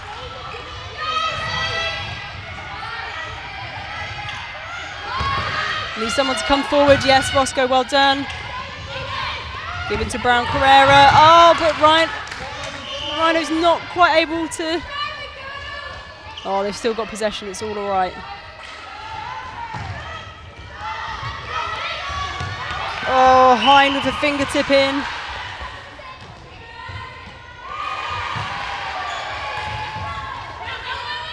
Lots of push and shove going on. That's a beautiful screen from Anderson for Ross to own the baseline.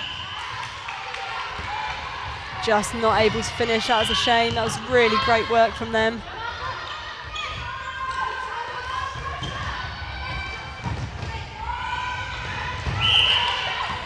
Good work from Brown Carrera.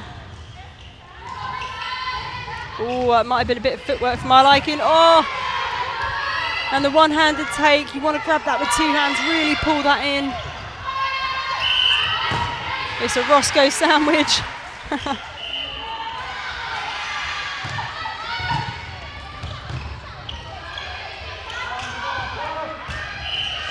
Nice opening of the court there. Great ball in. Unlucky not to play advantage there. Good backup from Tolson. And Anderson with the shot. Sinks it. And their centre pass. Can they close this gap down to 2? But under a minute left on the clock, just 45 seconds to go. There'll be a real confidence boost going into the second quarter if they can bring that gap down. Nice, clever ball in. Wonderful stuff from Anderson. 30 seconds. Oh, and it's a breaking call. Another classic coach killer. Oh! Oh! I thought that was going to go the way of Hine. That was brilliantly held by Rhinos. 10 seconds on the clock. And another goal. The gap is now down to 1 going into the last quarter. Ross is pumped up in that goal attack bib.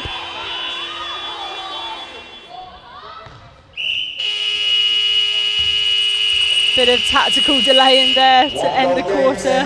Very clever stuff. Wow, wow, wow. 6-5 to kick us off. I have a feeling this is going to be a big game. Thunder probably won't be happy with allowing Rhinos to come back in and close that gap towards the end of the quarter. So I have a sneaking suspicion they're going to come out all guns blazing in the second quarter. Don't go anywhere, you won't want to miss this. Remember, of course, Upper Lightning can go through with a win as well. So if that gets turned around, they could still join Wasps and the Storm and the Thunder in the semi-finals. As we say, second quarter on the way next after this very short break.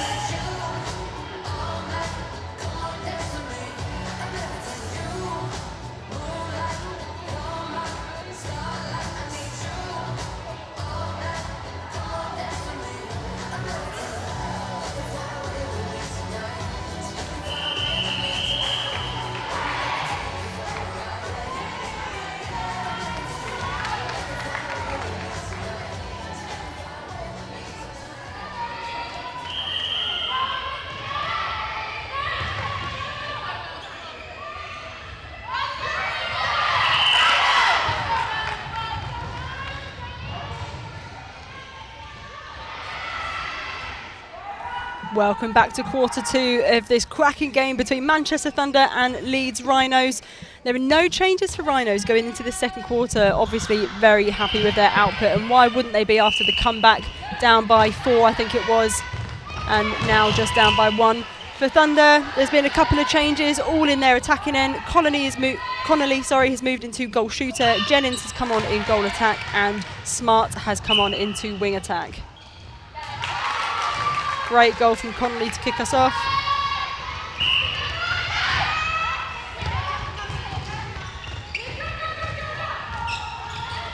Nice. Oh, that was beautiful holding space by Anderson. Got the keeper on her back, kept her there, and then jumped forward to receive. That was outstanding.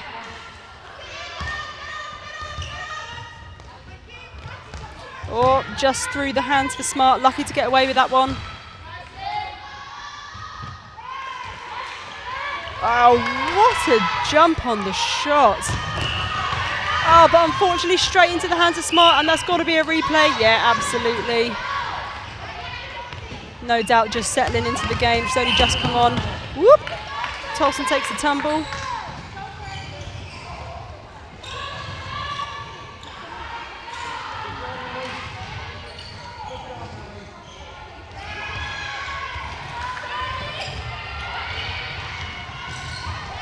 Well held by Anderson.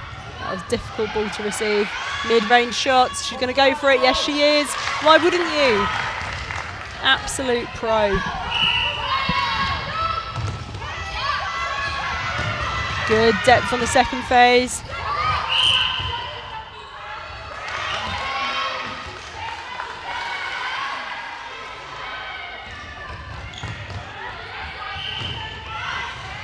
Lovely drive forward by Anderson to open up the backspace on the baseline for Ross. I'm loving this combo. Oh yes, and the tip from Brown Carrera. And another tip from Ross. These Rhinos are hungry for the win.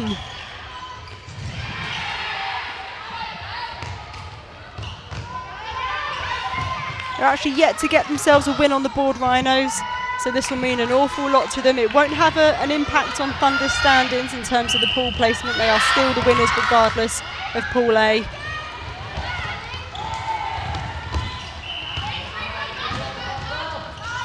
Oh yes.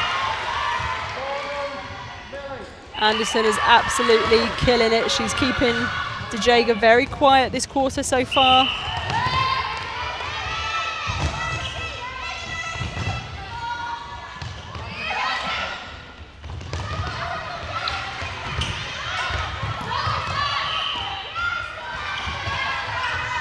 Good pressure, there's not a lot of movement going on, and it's paid off.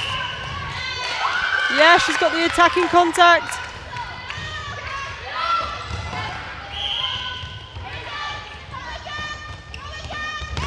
Oh, lovely outside arm from Shaw.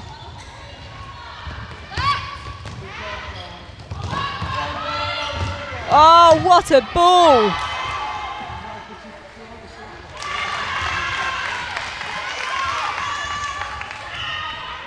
Absolutely nothing can stop this Rhinos attacking end at the moment.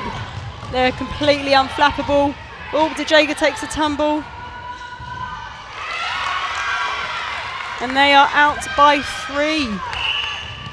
My prediction was incorrect. I thought Thunder were going to come out and do exactly what Rhinos have done.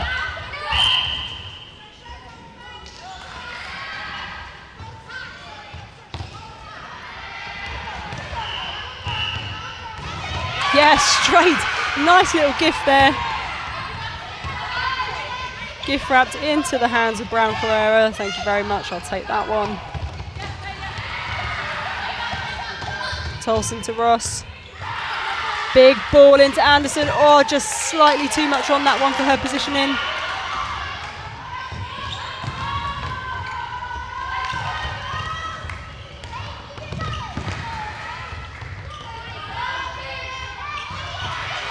Good arms over pressure from Brannigan and Tolson.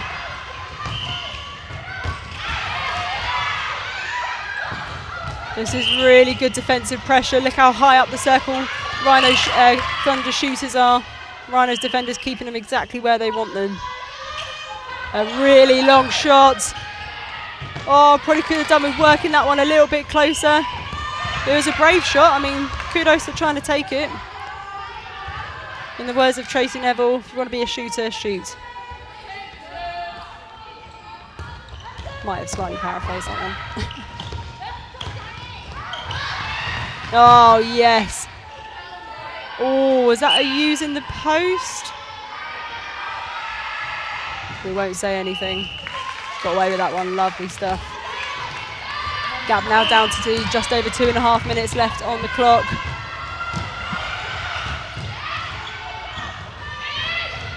Oh my goodness. That was an ambitious feed.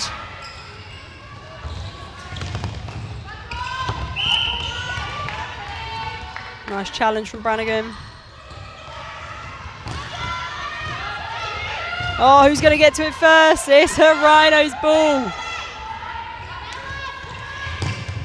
Momentum's a funny thing, isn't it? Lovely stuff, well held.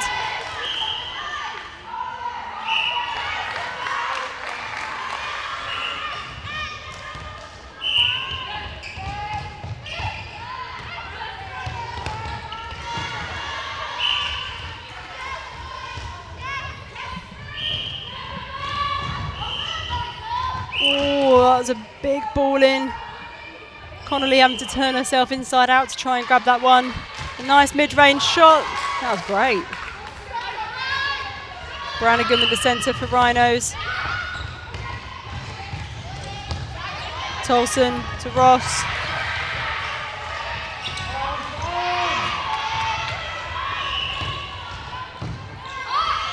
Good use of the reset on the transverse line.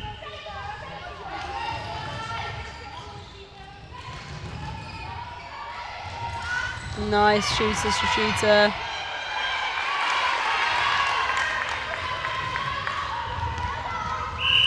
There's a great ease of transition at the moment for Rhinos from getting a turnover into attack to goal. To them. So a couple of changes for Manchester Thunder. Fashitan has come on into wing defence. She has absolutely killed it in that goalkeeper position all weekend, so I'm super excited to see what she can do in this wing defence position. And Daisy Lees has come back on into that familiar wing attack role. That's a good win from DeJager there. A little bit quiet in that second quarter, so she'll be pleased with the way she started.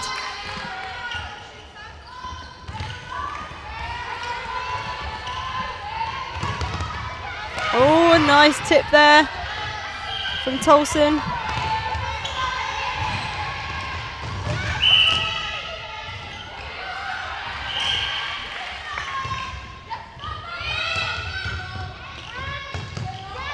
This is good work from the Rhinos defence, but Thunder equally showing great patience.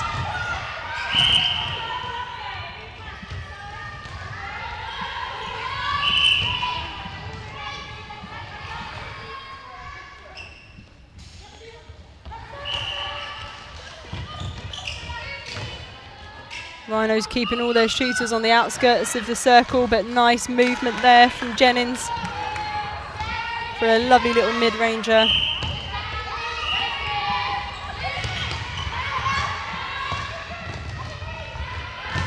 Oh, just a foot out of court there, yep. Good spot by the umpire.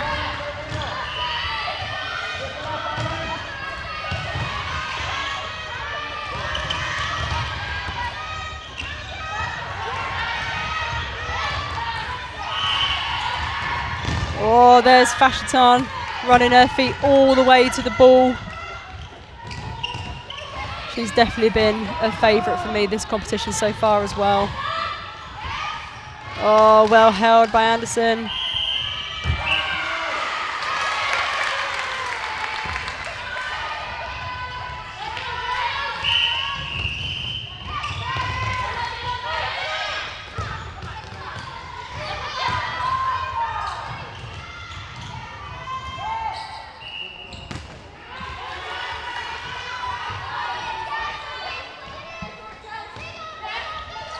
It's a throw in for Thunder. Good challenge from Brannigan.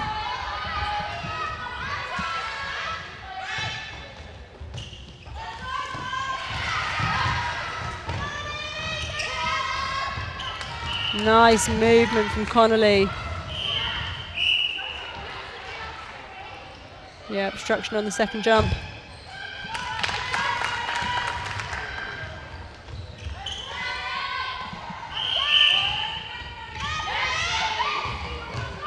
Oh, hugging the edge of the court there.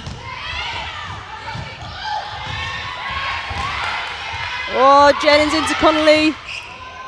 Warren causing all sorts of disruption and the tip on the shot. Oh, obstruction called.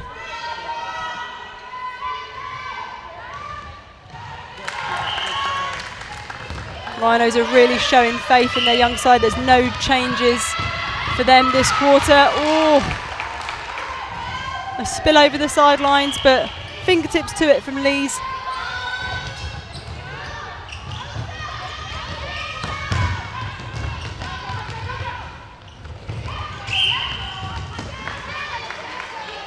Strong challenge from Thompson. Good work from Anderson, using her body smart. Oh, just a bit short on the shot. Hine comes up with it.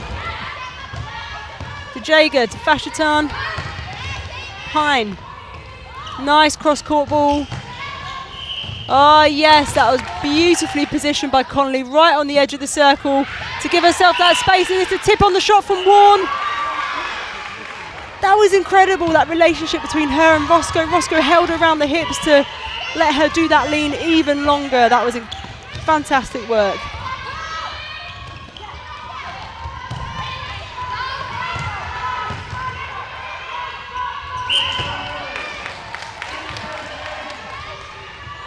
Here's Anderson with the shot. Much better. Rhino's still out by 2.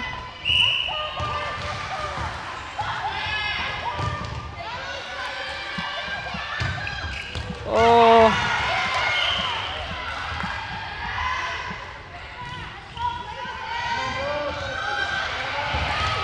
Oh, goodness me. Sandwich from both sides. Oh, my. Thompson from absolutely nowhere. And they've got the contact call. Connolly making herself available. Oh, the pressure over the shot from Warren. I cannot tell you how distracting it is as a shooter to have those big arms over, and the slightest touch will ruin everything.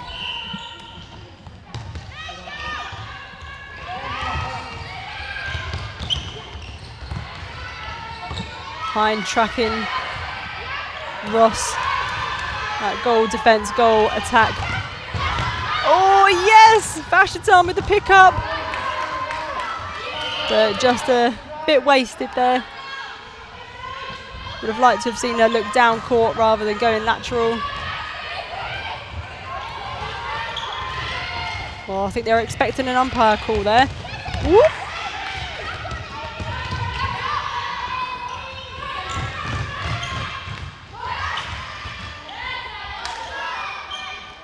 It's a long range shot. Oh, but it's a held ball. Again, the pressure over the shot. Warren is impressing me no ends this game.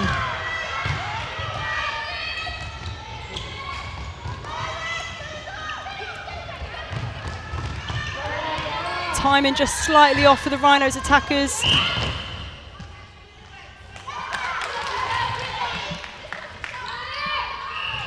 Vasherton with the contact into Tolson. Finds Anderson. Oh, not quite enough on that. DeJager all over it.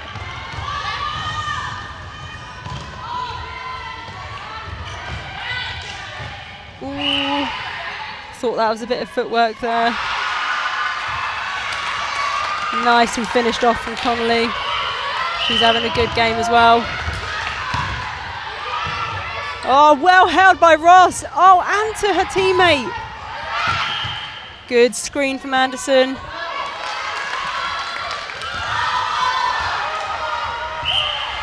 Gap still out by 2, just under 10 seconds on the clock, and it's Tolson.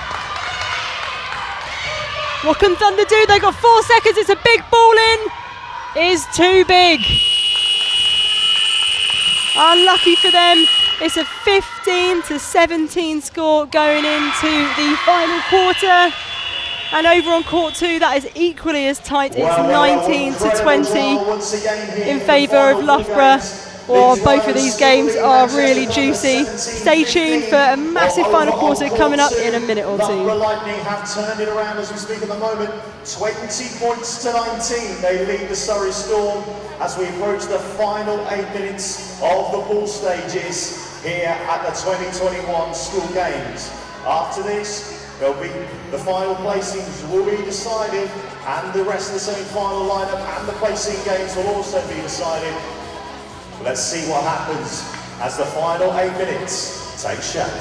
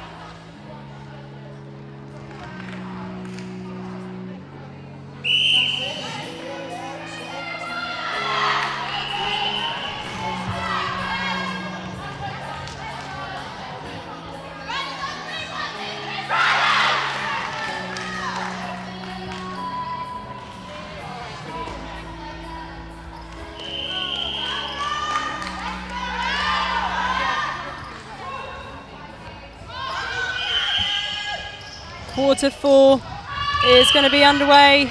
Here we go. This won't affect the outcome of the pool stages. Thunder are guaranteed to go through to the semis as the winners of Pool A. But Rhinos will want to win this. They want to get a win under their belt. There are no changes from the Rhino side going into this last quarter. They've backed their 7 the whole way. And why wouldn't you when you're putting out such an impressive performance like that? For Thunder, there are a number of changes going into this last quarter. Fashatan is back into that much more familiar position of goalkeeper. That's where we've seen her all tournament. Leslie has come into goal attack. Shaw has come into wing defence. And Williams has come into goal shooter. Paulitz has also come into centre. So wholesale changes for them.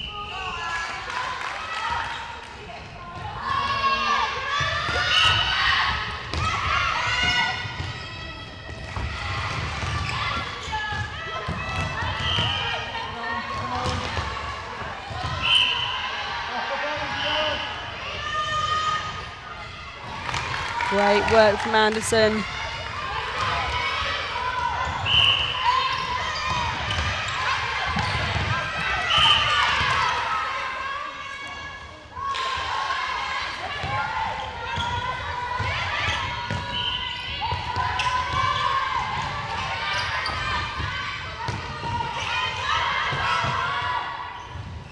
Nice work from Williams, just spills out. Oh, and the rebound from Roscoe.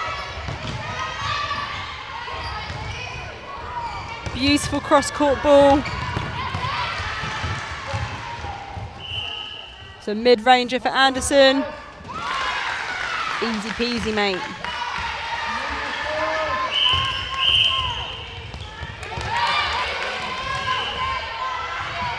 Thunder desperately trying to close this gap, but it has now blown out to 4.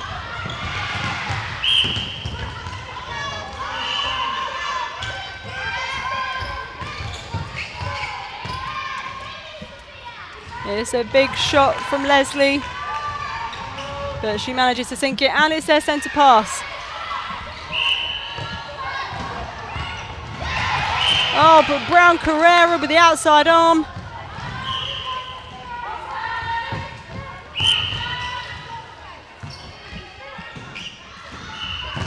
Nice movement from Williams. You can see why she's been brought back on to steady the ship. She is so reliable.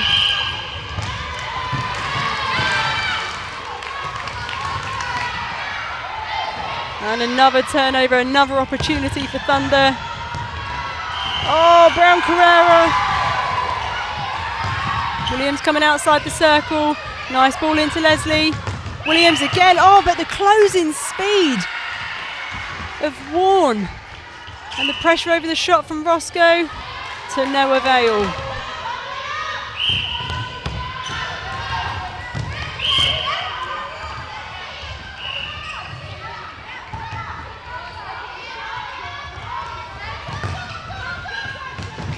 Oh, lovely baseline drive. And the shot to finish. It is now 20 apiece. The momentum has definitely swung Thunder's way. Good backup from Roscoe. Nice punching forward from Tolson.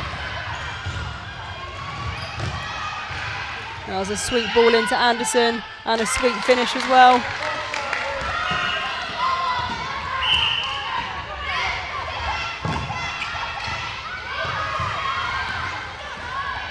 So there's been one change for Rhinos.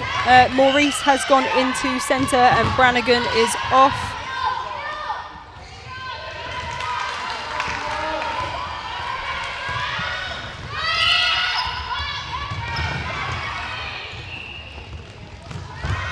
Lovely work. Very impressive. This is really going to go down to the wire, and it's a win for Rhino. You take every win you can in this game.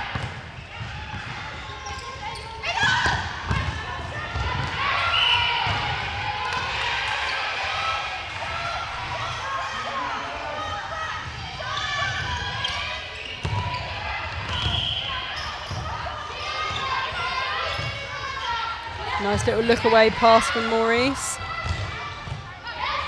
Tolson into Anderson. Oh, yes. Oh, who wants it?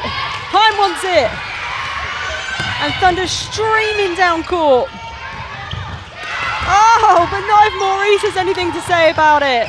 Goodness me. This game has got everything. Yes, the attacking intercept. Oh, Williams take a bow.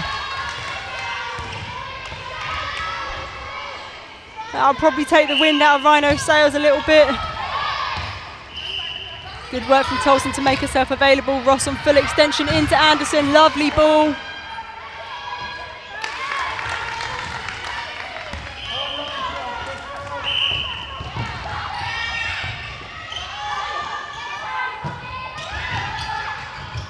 She'll want to work herself a bit closer, Williams. Oh, Warm with the outside arm. Jellins with the mid-ranger. Sweet as you like. It is 23 apiece. 1 minute 45 on the clock. This is absolutely going to come down to the wire. I love games like this. Looks like they're playing a possession game at the moment, Rhinos. Oh! Blimey. That was a big clash, but Anderson comes out with the ball and the shot. Oh, challenge from Maurice.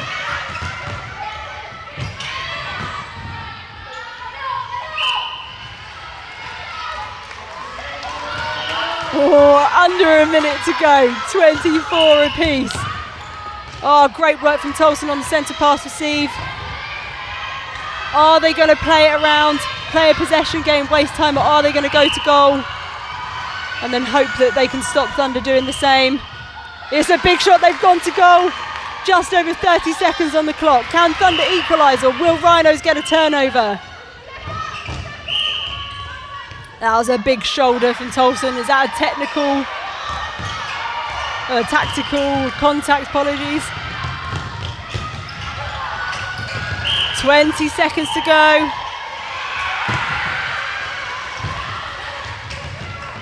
Oh, they're running out of time. It's okay. They've got a chance at goal. They've taken it. They've got 6 seconds. They want to get that back quickly. Can they get another goal? They've got 3 seconds. They need a big ball. Yes. Oh no, it's gone through the hands of Anderson. And that has given us our first draw on court one, potentially the first draw of the entire competition, I think. Wowzer, what a game that was. Thunder so tenacious to come back from behind and get the draw. They'll be upset not to have the win to take them into the second half of the day, but it's still no loss against their record. Wow, wow, wow.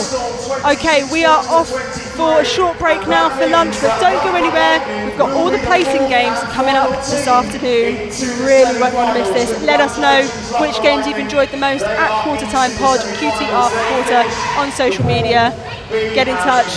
We can do shout outs, good luck messages, you name it, we can do it. See you this afternoon. And the 2 semi-finals will be on court number 1, Manchester Thunder against Loughborough Lightning. And the second semi-final at the same time on court number 2 will be Surrey Storm against Wasps. So Manchester Thunder against Loughborough Lightning and Surrey Storm against Wasps are the 2 semi-finals. They will be played at the same time at 3 o'clock. We will work out the rest of the seedings and work out the rest of the placings, and we'll come back with you. But our next game after lunch, which is going to be now, Hi everyone, my name is at 2 o'clock. Former bobsleigh athlete from Great Britain. My name is Jenna Downing. I'm a former world champion inline skater, 10 times British champion. Hi, my name's Tom Davis. I'm a former GB judo athlete, now an athlete mentor for the Youth Sport Trust.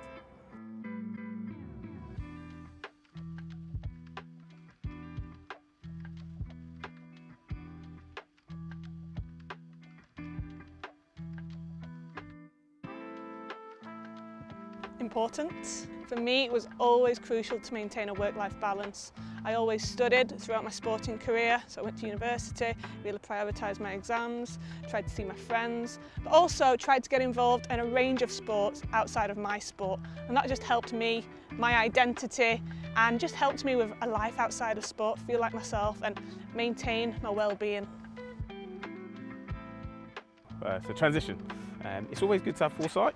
For me, we're transitioning through all walks of life, whether that be from going to school, from primary to secondary school, from one job to the next, and just to make your life that little bit more manageable and more comfortable, being aware of these transitions and being ready for them will leave you best placed to maximise those opportunities.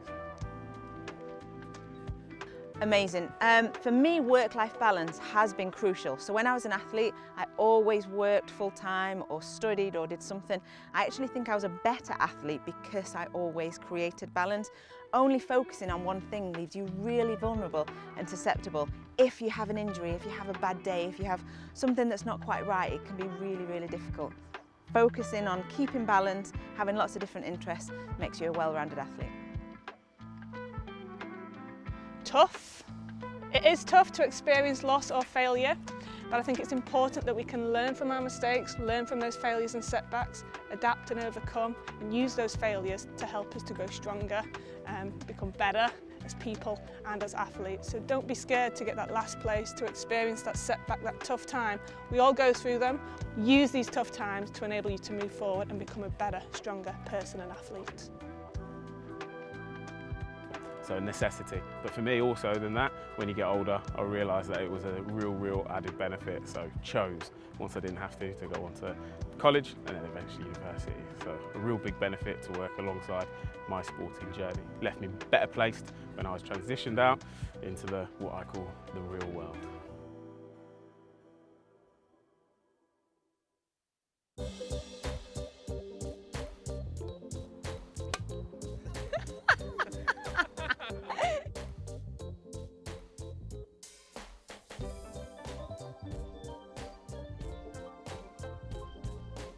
Hi, my name's Louise Hunt and I'm a Paralympic wheelchair tennis player. I'm Rachel Mackenzie, World Thai Boxing Champion, British Boxing Champion and England Boxer. My name's Jenny Warwick. I'm a former GB badminton player. I've been lucky enough to travel around the world competing at a sport I love. I've been an athlete mentor for the Youth Sport Trust for many years now and I'm super excited to be a part of the School Games Nationals Finals.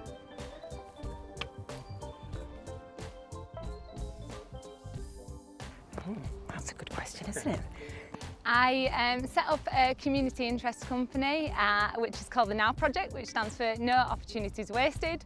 It's something that every day I hope inspires people and also makes them feel like they can get the very best out of themselves.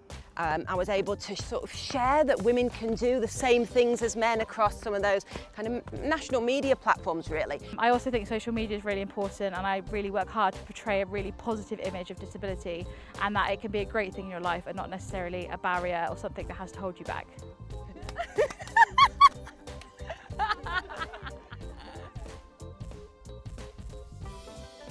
So I would say that my biggest achievement outside of sport has to be the work I do in terms of breaking down barriers and changing stereotypes and just trying to make a difference to how the world sees people with disabilities. It really doesn't matter where you've come from, what your background is, what you may feel is holding you back. Actually, you can use those things to your advantage and achieve whatever you want to achieve. Oh.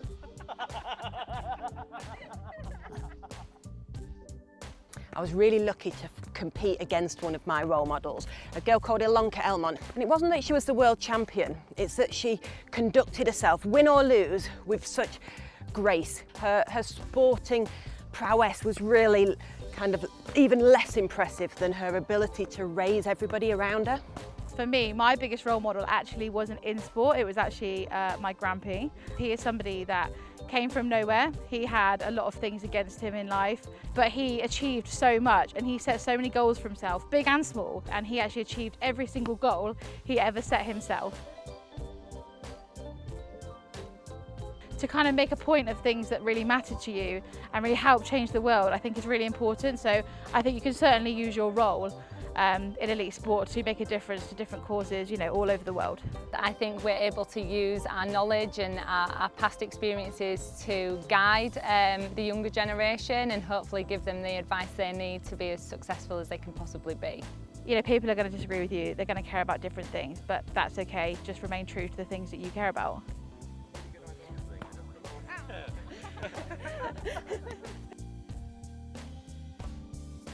So I would never share anything that I felt didn't fit with my values and the values that I'm hoping to inspire across all of the young people that I work with. For me, I try to use my social media platform as positively as I possibly can. I hope to influence people to do really positive things around the world, using it for good and giving us a chance to think in a really great way rather than focusing on the negatives and using it for a massively positive platform. I think social media is really, really important, and it's something that I personally use a lot, and I like to use it as a platform to really show kind of the positive things in my life and promote what I do, and hopefully people can use that as somewhere to go and to look and see that actually disability or not, adversities or not, you really can achieve what you want to achieve.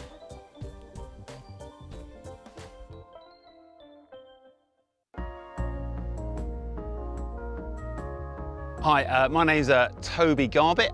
I'm Alistair Patrick Heselton. My name's Anna Fitzpatrick. I'm a former tennis player. My background is Olympic rower. Former mainstream footballer where I played for Queen's Park Rangers, but my career finished with me as a seven-a-side Paralympic footballer where I represented Great Britain at London 2012. And I now work for the Youth Sport Trust, which I absolutely love, working with young people just like yourselves.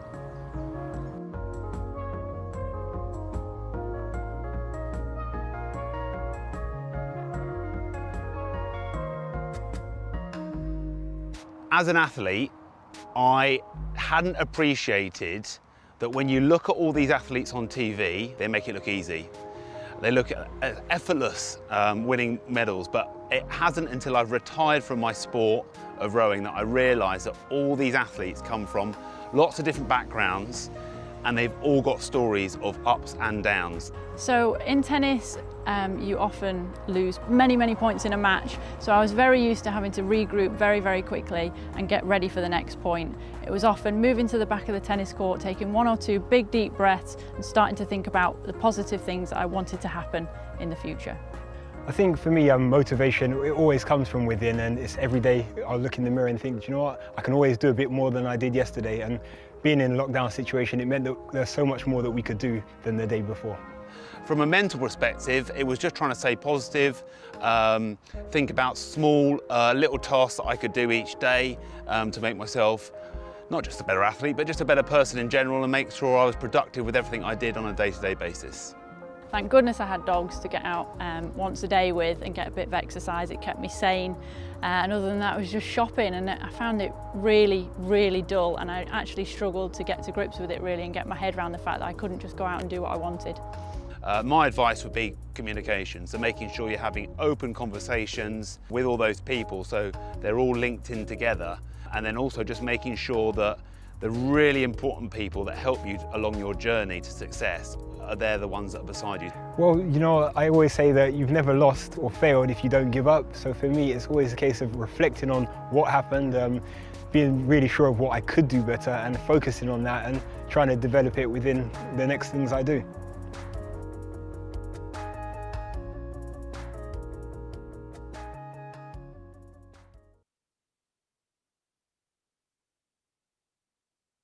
Right, so this is the apartment. We've got our COVID safe measures, all our banners, etc. There's Gavin coming through. Gavin giving a wave. Gavin looking beefy today, with Ryan as well. Jamie on the bed. Jamie, give him a wave. Yo, yo. Yeah, just chilling. Connect 4. You need Connect 4 whenever you travel. Bit of advice there from the elite. It's Tanny Gray-Thompson on the wall. Muhammad Ali quote. Right, this is my room. Tokyo, I've sort of made the bed. Oh yeah, the cardboard beds that everyone was talking about. Actually not that bad. Tokyo quilt. There's all the kit. But the best bit is, check out that view. So it's the day before our first game and the pressure's definitely starting to build now. The Paralympic Village is such an amazing place to be. It's only a few knots down from a music festival, to be honest, with like the people, the sounds, the vibe. Everybody is just on a knife edge, ready to compete. There's people with different disabilities from different walks of life, and it's an absolutely amazing place. But I need to remember the end goal. We're not here to kind of enjoy the sights. We're here to do a job, and that job is to try and get the Paralympic medal that we want so badly. So this is the transport hub at the moment. We've come down, majority of my team there waiting to load onto the transport to go off to our training venue. It's really ridiculously well organised, as you can see. Just off we go.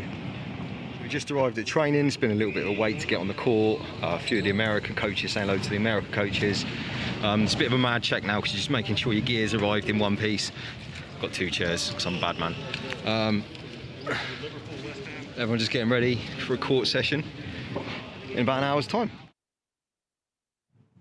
Paralympics has to be one of the most stressful, high-pressure environments that I've ever been in. So I guess on that, my advice would be is enjoy yourself and take in the sights, but remember what your role is and remember what you're here to do. Don't get sucked up into this and do anything silly at the last minute. We've been literally preparing for 5 years for this, and we don't want to throw it away at the last hurdle. I'm really looking forward to going into the games tomorrow. Massive shame there's not going to be any home crowds there supporting us, but buzzing, all the support we're getting back home, from back home, all the good luck messages. I don't know what else to say, really. It's absolutely massive, and I'm a little bit overwhelmed. But I'll see you all on the other side.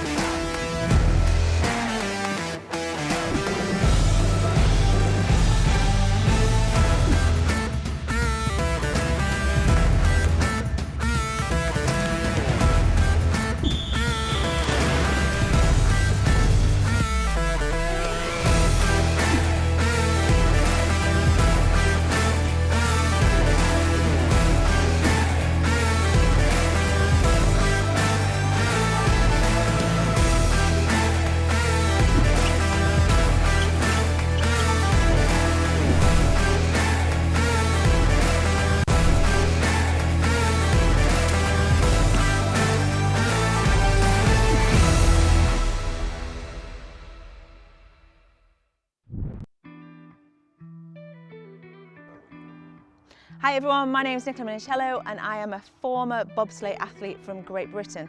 My name is Jenna Downing. I'm a former world champion inline skater, 10 times British champion. Hi, my name's Tom Davis. I'm a former GB judo athlete, now an athlete mentor for the Youth Sport Trust.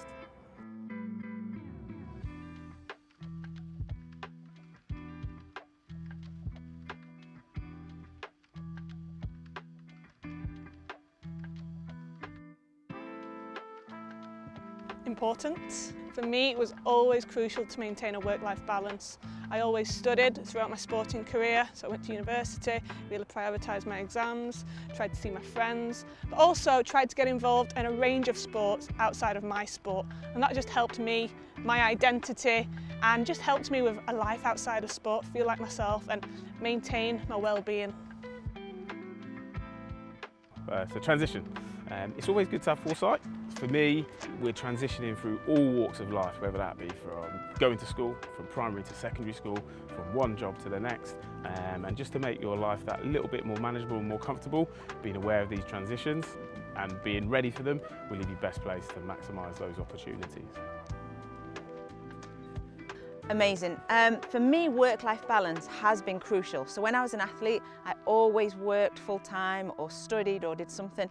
I actually think I was a better athlete because I always created balance. Only focusing on one thing leaves you really vulnerable and susceptible. If you have an injury, if you have a bad day, if you have something that's not quite right, it can be really, really difficult. Focusing on keeping balance, having lots of different interests, makes you a well-rounded athlete. Tough. It is tough to experience loss or failure, but I think it's important that we can learn from our mistakes, learn from those failures and setbacks, adapt and overcome, and use those failures to help us to grow stronger and become better as people and as athletes. So don't be scared to get that last place, to experience that setback, that tough time. We all go through them. Use these tough times to enable you to move forward and become a better, stronger person and athlete. So a necessity. But for me also than that, when you get older, I realised that it was a real added benefit. So chose, once I didn't have to go on to college and then eventually university. So a real big benefit to work alongside my sporting journey. Left me better placed when I was transitioned out into what I call the real world.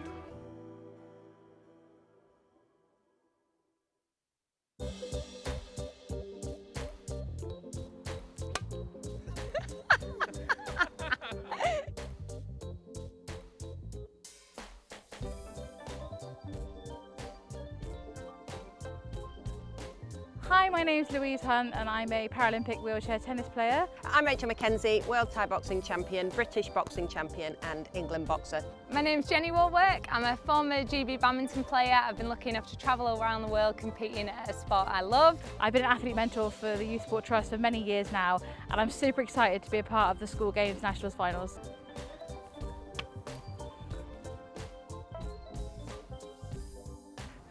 That's a good question, isn't it? I set up a community interest company which is called the Now Project, which stands for No Opportunities Wasted. It's something that every day I hope inspires people and also makes them feel like they can get the very best out of themselves. I was able to sort of share that women can do the same things as men across some of those kind of national media platforms, really. I also think social media is really important and I really work hard to portray a really positive image of disability and that it can be a great thing in your life and not necessarily a barrier or something that has to hold you back.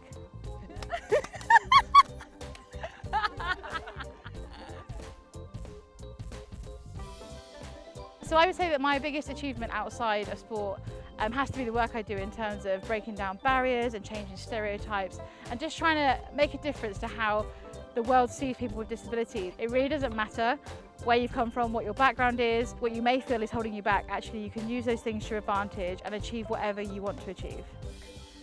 Oh.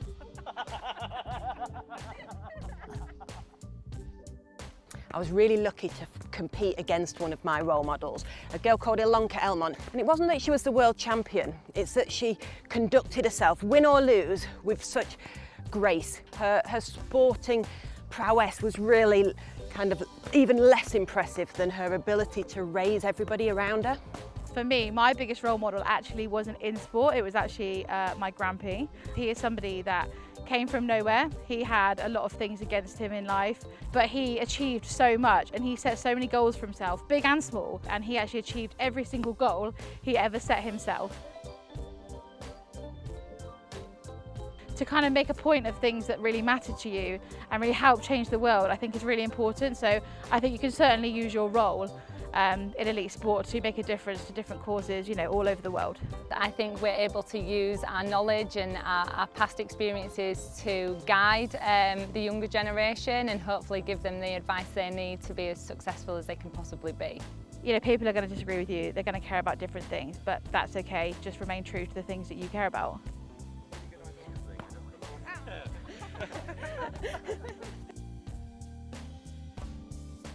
So I would never share anything that I felt didn't fit with my values and the values that I'm hoping to inspire across all of the young people that I work with. For me, I try to use my social media platform as positively as I possibly can. I hope to influence people to do really positive things around the world, using it for good and giving us a chance to think in a really great way rather than focusing on the negatives and using it for a massively positive platform. I think social media is really, really important and it's something that I personally use a lot and I like to use it as a platform to really show kind of the positive things in my life and promote what I do, and hopefully people can use that as somewhere to go and to look and see that actually disability or not, adversities or not, you really can achieve what you want to achieve.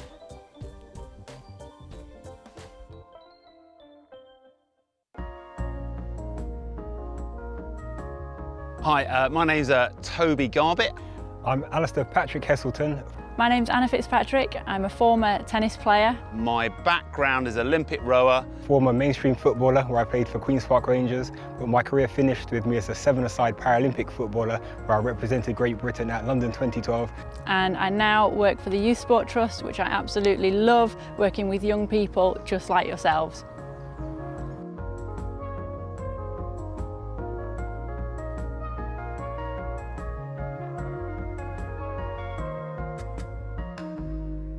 As an athlete, I hadn't appreciated that when you look at all these athletes on TV, they make it look easy. They look effortless, winning medals, but it hasn't until I've retired from my sport of rowing that I realised that all these athletes come from lots of different backgrounds and they've all got stories of ups and downs. So in tennis, you often lose many points in a match. So I was very used to having to regroup very quickly and get ready for the next point. It was often moving to the back of the tennis court, taking one or two big deep breaths and starting to think about the positive things that I wanted to happen in the future. I think for me, motivation, it always comes from within, and it's every day I'll look in the mirror and think, do you know what, I can always do a bit more than I did yesterday. And being in a lockdown situation, it meant that there's so much more that we could do than the day before. From a mental perspective, it was just trying to stay positive, think about small little tasks that I could do each day to make myself not just a better athlete, but just a better person in general and make sure I was productive with everything I did on a day-to-day basis. Thank goodness I had dogs to get out once a day with and get a bit of exercise. It kept me sane. And other than that, it was just shopping, and I found it really dull, and I actually struggled to get to grips with it really and get my head around the fact that I couldn't just go out and do what I wanted. My advice would be communication, so making sure you're having open conversations with all those people so they're all linked in together, and then also just making sure that the really important people that help you along your journey to success they're the ones that are beside you. Well, you know, I always say that you've never lost or failed if you don't give up. So for me, it's always a case of reflecting on what happened, being really sure of what I could do better and focusing on that and trying to develop it within the next things I do.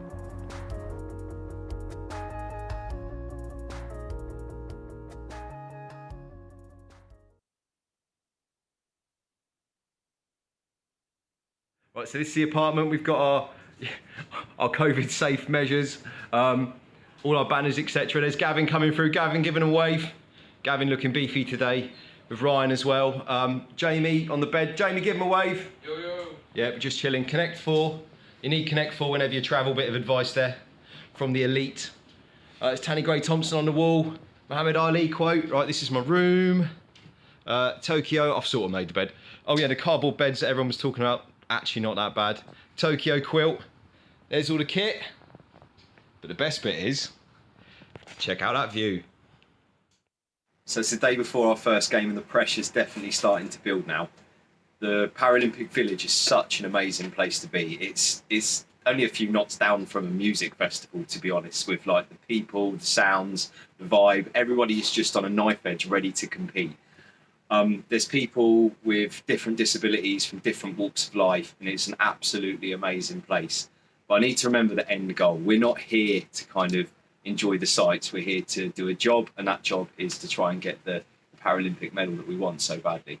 So this is the transport hub at the moment. We've come down, majority of my team there waiting to load onto the transport to go off to our training venue.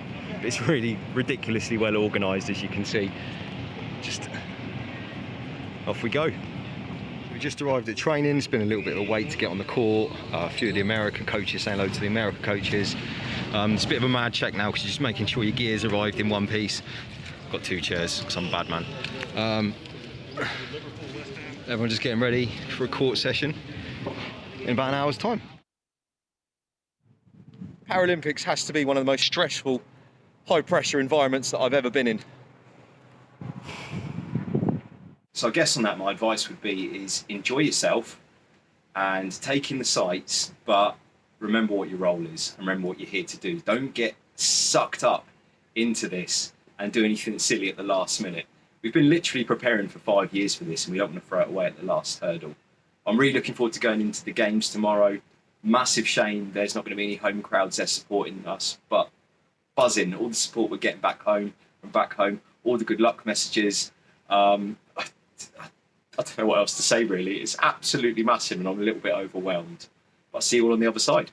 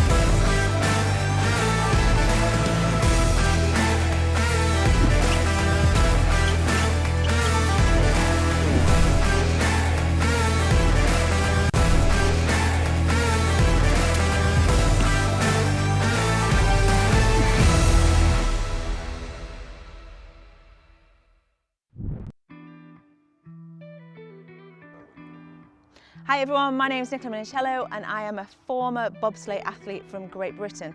My name is Jenna Downing. I'm a former world champion inline skater, 10 times British champion. Hi, my name's Tom Davis. I'm a former GB judo athlete, now an athlete mentor for the Youth Sport Trust.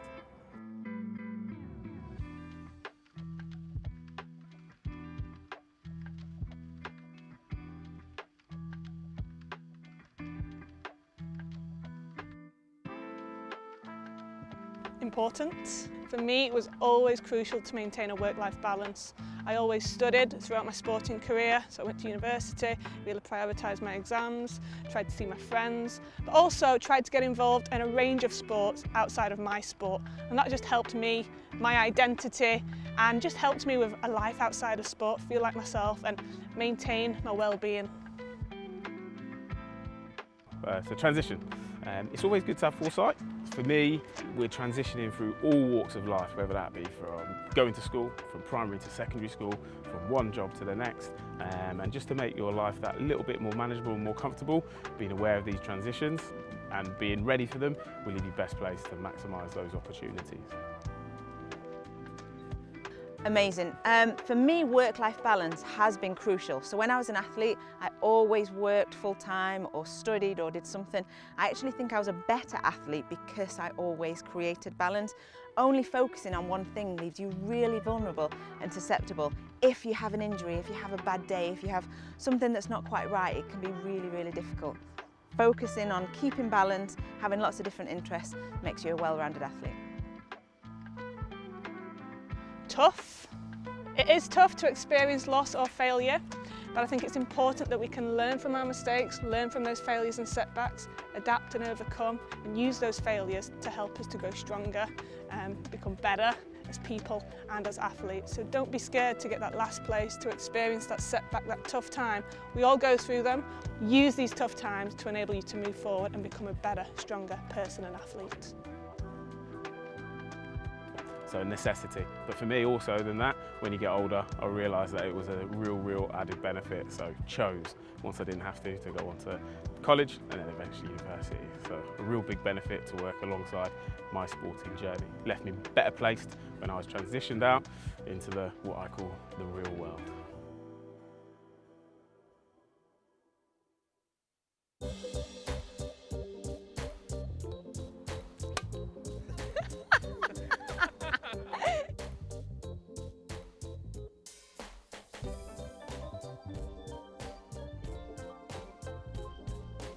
Hi, my name's Louise Hunt and I'm a Paralympic wheelchair tennis player. I'm Rachel Mackenzie, World Thai Boxing Champion, British Boxing Champion and England boxer. My name's Jenny Warwick. I'm a former GB badminton player. I've been lucky enough to travel around the world competing at a sport I love. I've been an athlete mentor for the Youth Sport Trust for many years now and I'm super excited to be a part of the School Games Nationals Finals.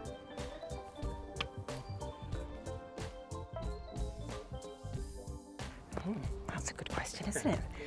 I set up a community interest company which is called the Now Project, which stands for No Opportunities Wasted. It's something that every day I hope inspires people and also makes them feel like they can get the very best out of themselves. I was able to sort of share that women can do the same things as men across some of those kind of national media platforms, really. I also think social media is really important and I really work hard to portray a really positive image of disability and that it can be a great thing in your life and not necessarily a barrier or something that has to hold you back.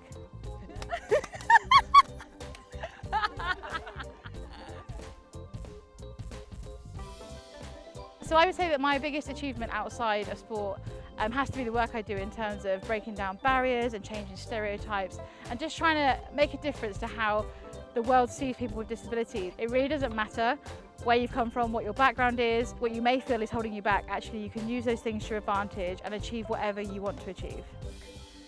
Oh.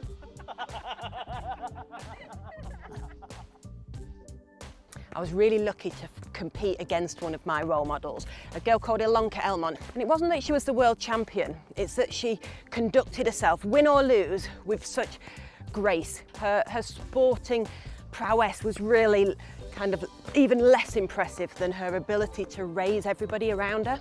For me, my biggest role model actually wasn't in sport, it was actually my grandpa. He is somebody that came from nowhere. He had a lot of things against him in life, but he achieved so much and he set so many goals for himself, big and small, and he actually achieved every single goal he ever set himself. To kind of make a point of things that really matter to you and really help change the world, I think is really important. So I think you can certainly use your role in elite sport to make a difference to different causes, you know, all over the world. I think we're able to use our knowledge and our past experiences to guide the younger generation and hopefully give them the advice they need to be as successful as they can possibly be. You know, people are going to disagree with you, they're going to care about different things, but that's okay, just remain true to the things that you care about.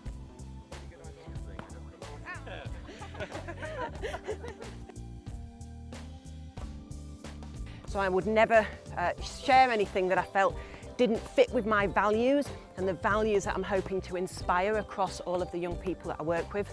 For me, I try to use my social media platform as positively as I possibly can. I hope to influence people to do really positive things around the world, using it for good and giving us a chance to think in a really great way rather than focusing on the negatives and using it for a massively positive platform.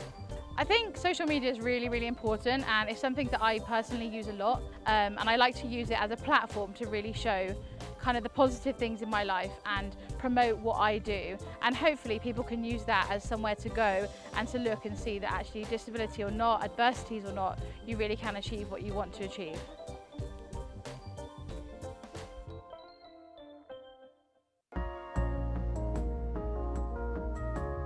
Hi, my name's Toby Garbett. I'm Alistair Patrick Heselton. My name's Anna Fitzpatrick. I'm a former tennis player. My background is Olympic rower. Former mainstream footballer where I played for Queen's Park Rangers, but my career finished with me as a seven-a-side Paralympic footballer where I represented Great Britain at London 2012. And I now work for the Youth Sport Trust, which I absolutely love, working with young people just like yourselves.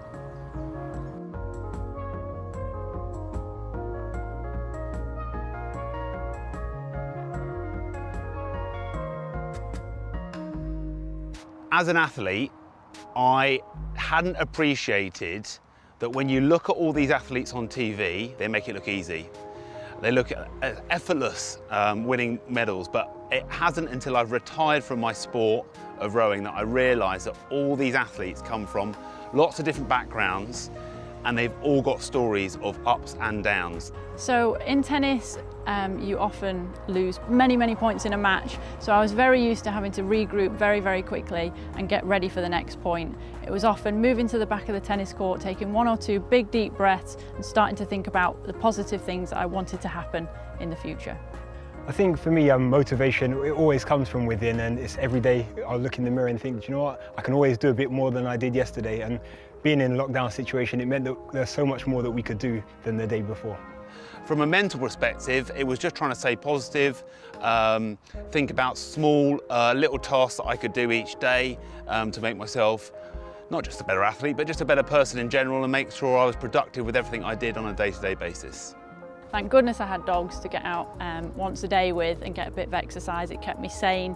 And other than that, it was just shopping, and I found it really dull, and I actually struggled to get to grips with it really and get my head around the fact that I couldn't just go out and do what I wanted. My advice would be communication, so making sure you're having open conversations with all those people so they're all linked in together, and then also just making sure that the really important people that help you along your journey to success they're the ones that are beside you. Well, you know, I always say that you've never lost or failed if you don't give up. So for me, it's always a case of reflecting on what happened, being really sure of what I could do better and focusing on that and trying to develop it within the next things I do.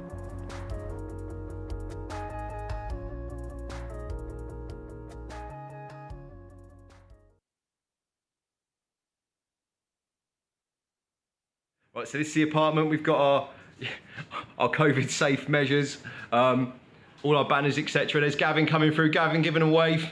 Gavin looking beefy today with Ryan as well. Jamie on the bed. Jamie, give him a wave. Yo, yo. Yeah, we're just chilling. Connect 4. You need Connect 4 whenever you travel. Bit of advice there from the elite. It's Tanny Gray Thompson on the wall. Muhammad Ali quote. Right, this is my room. Tokyo, I've sort of made the bed. Oh yeah, the cardboard beds that everyone was talking about, actually not that bad. Tokyo quilt, there's all the kit. But the best bit is, check out that view. So it's the day before our first game and the pressure's definitely starting to build now.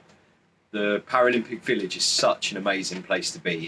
It's only a few knots down from a music festival, to be honest, with like the people, the sounds, the vibe. Everybody is just on a knife edge ready to compete. There's people with different disabilities from different walks of life, and it's an absolutely amazing place.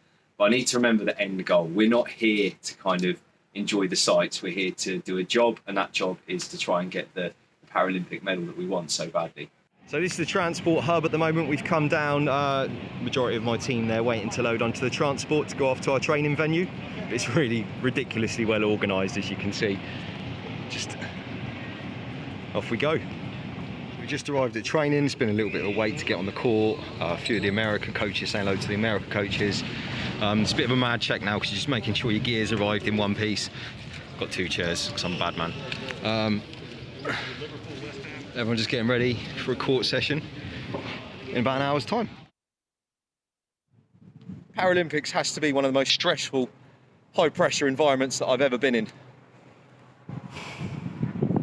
So I guess on that, my advice would be is enjoy yourself and take in the sights, but remember what your role is and remember what you're here to do. Don't get sucked up into this and do anything silly at the last minute. We've been literally preparing for 5 years for this, and we don't want to throw it away at the last hurdle. I'm really looking forward to going into the games tomorrow. Massive shame there's not going to be any home crowds there supporting us, but buzzing, all the support we're getting back home, all the good luck messages. I don't know what else to say really. It's absolutely massive and I'm a little bit overwhelmed. But I'll see you all on the other side.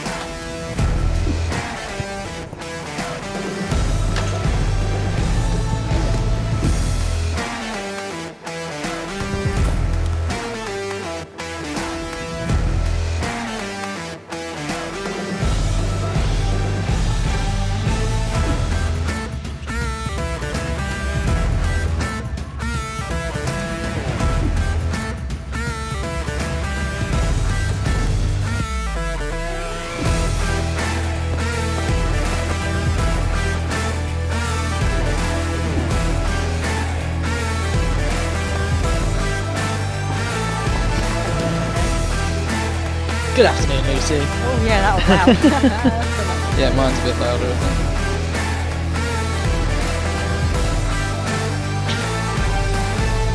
Okay.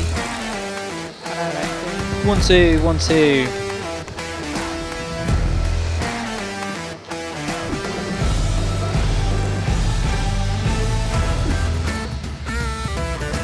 I can't hear a word from you, Simon, if I'm honest, mate. Yeah, you have. You're just very, very faint. I've only gotten you in one ear.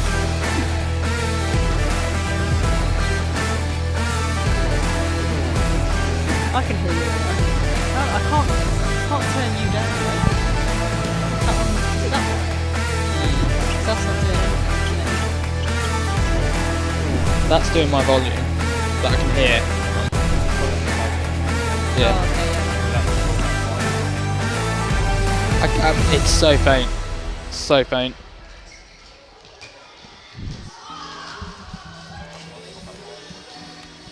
Hi everyone, my name is Nicola Minicello and I am a former bobsleigh athlete from Great Britain.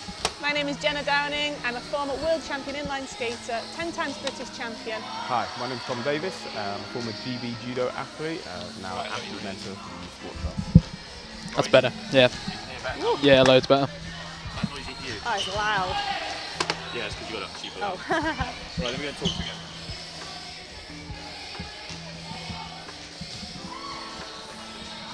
Importance. For me, it was always crucial to maintain a work-life balance. I always That studied is loud. throughout my sporting career. Yeah, mate, loads better. Prioritised my exams, tried to see my friends. But also tried to get involved in a range of sports outside of my sport. And that just helped me, my identity, and just helped me with a life outside of sport, feel like myself and maintain my well-being. So transition. It's always good to have foresight. For me, we're transitioning through all walks of life, whether that be from going to school, from primary to secondary school, from one job to the next, and just to make your life that little bit more manageable and more comfortable, being aware of these transitions and being ready for them will leave you best placed to maximise those opportunities. Amazing. For me, work-life balance has been crucial. So when I was an athlete, I always worked full-time or studied or did something. I actually think I was a better athlete because I always created balance. Only focusing on one thing leaves you really vulnerable and susceptible. If you have an injury, if you have a bad day, if you have something that's not quite right, it can be really, really difficult. Focusing on keeping balance, having lots of different interests, makes you a well-rounded athlete. Tough. It is tough to experience loss or failure, but I think it's important that we can learn from our mistakes, learn from those failures and setbacks, adapt and overcome, and use those failures to help us to grow stronger and become better as people and as athletes. So don't be scared to get that last place, to experience that setback, that tough time. We all go through them. Use these tough times to enable you to move forward and become a better, stronger person and athlete. So a necessity. But for me also than that, when you get older, I realised that it was a real added benefit. So chose, once I didn't have to go on to college and then eventually university. So a real big benefit to work alongside my sporting journey. Left me better placed when I was transitioned out into what I call the real world.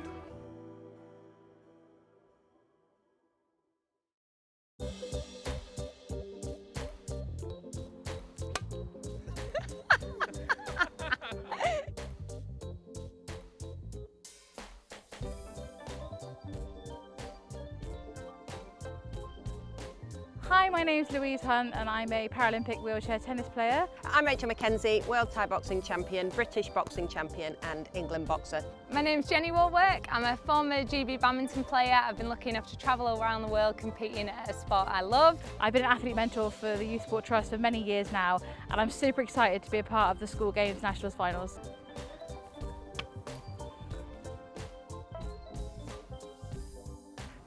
That's a good question, isn't it? I set up a community interest company which is called the Now Project, which stands for No Opportunities Wasted. It's something that every day I hope inspires people and also makes them feel like they can get the very best out of themselves. I was able to sort of share that women can do the same things as men across some of those kind of national media platforms, really. I also think social media is really important, and I really work hard to portray a really positive image of disability, and that it can be a great thing in your life and not necessarily a barrier or something that has to hold you back.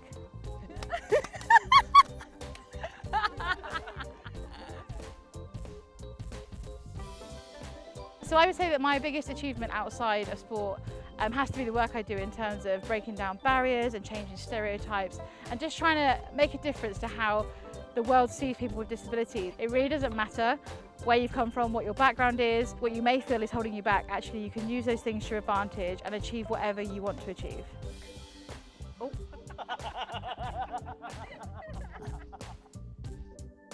I was really lucky to compete against one of my role models, a girl called Elmont. And it wasn't that she was the world champion, it's that she conducted herself, win or lose, with such grace. Her sporting prowess was really kind of even less impressive than her ability to raise everybody around her. For me, my biggest role model actually wasn't in sport, it was actually my grandpa. He is somebody that came from nowhere. He had a lot of things against him in life, but he achieved so much and he set so many goals for himself, big and small, and he actually achieved every single goal he ever set himself. To kind of make a point of things that really matter to you and really help change the world, I think is really important. So I think you can certainly use your role in elite sport to make a difference to different causes, you know, all over the world. I think we're able to use our knowledge and our past experiences to guide the younger generation and hopefully give them the advice they need to be as successful as they can possibly be. You know, people are going to disagree with you, they're going to care about different things, but that's okay, just remain true to the things that you care about.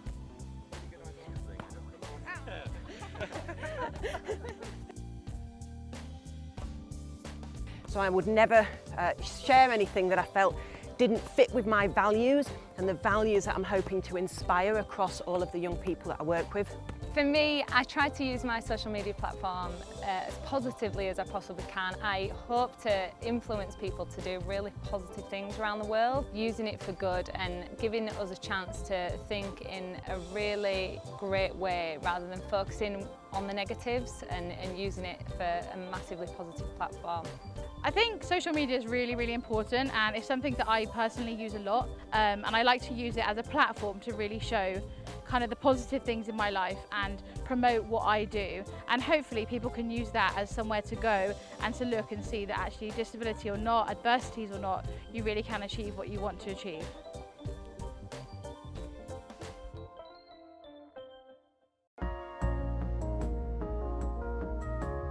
Hi, my name's Toby Garbett. I'm Alistair Patrick Heselton. My name's Anna Fitzpatrick. I'm a former tennis player. My background is Olympic rower. Former mainstream footballer where I played for Queen's Park Rangers, but my career finished with me as a seven-a-side Paralympic footballer where I represented Great Britain at London 2012.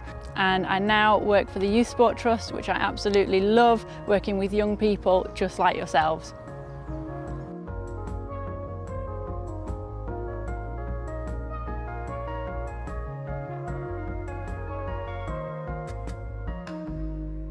As an athlete, I hadn't appreciated that when you look at all these athletes on TV, they make it look easy. They look effortless, winning medals, but it hasn't until I've retired from my sport of rowing that I realised that all these athletes come from lots of different backgrounds and they've all got stories of ups and downs. So in tennis, you often lose many points in a match. So I was very used to having to regroup very quickly and get ready for the next point. It was often moving to the back of the tennis court, taking one or two big deep breaths and starting to think about the positive things that I wanted to happen in the future. I think for me, motivation, it always comes from within, and it's every day I'll look in the mirror and think, do you know what, I can always do a bit more than I did yesterday. And being in a lockdown situation, it meant that there's so much more that we could do than the day before. From a mental perspective, it was just trying to stay positive, think about small little tasks that I could do each day to make myself not just a better athlete, but just a better person in general and make sure I was productive with everything I did on a day-to-day basis. Thank goodness I had dogs to get out once a day with and get a bit of exercise. It kept me sane. And other than that, it was just shopping, and I found it really, really dull, and I actually struggled to get to grips with it really and get my head around the fact that I couldn't just go out and do what I wanted. My advice would be communication, so making sure you're having open conversations with all those people so they're all linked in together, and then also just making sure that the really important people that help you along your journey to success they're the ones that are beside you. Well, you know, I always say that you've never lost or failed if you don't give up. So for me, it's always a case of reflecting on what happened, being really sure of what I could do better and focusing on that and trying to develop it within the next things I do.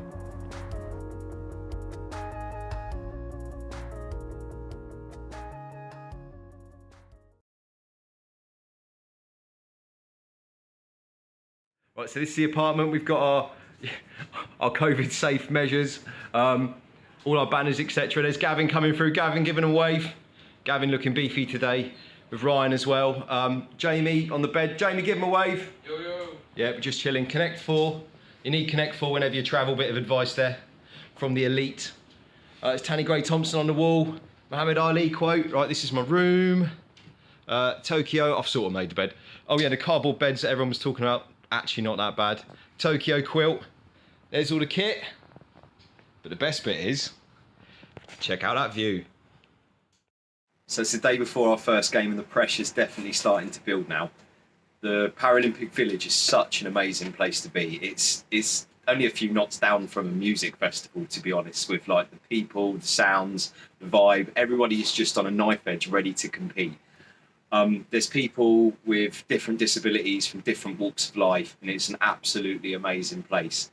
But I need to remember the end goal. We're not here to kind of enjoy the sights. We're here to do a job, and that job is to try and get the Paralympic medal that we want so badly. So this is the transport hub at the moment. We've come down, majority of my team there waiting to load onto the transport to go off to our training venue. It's really ridiculously well organised, as you can see. Just off we go.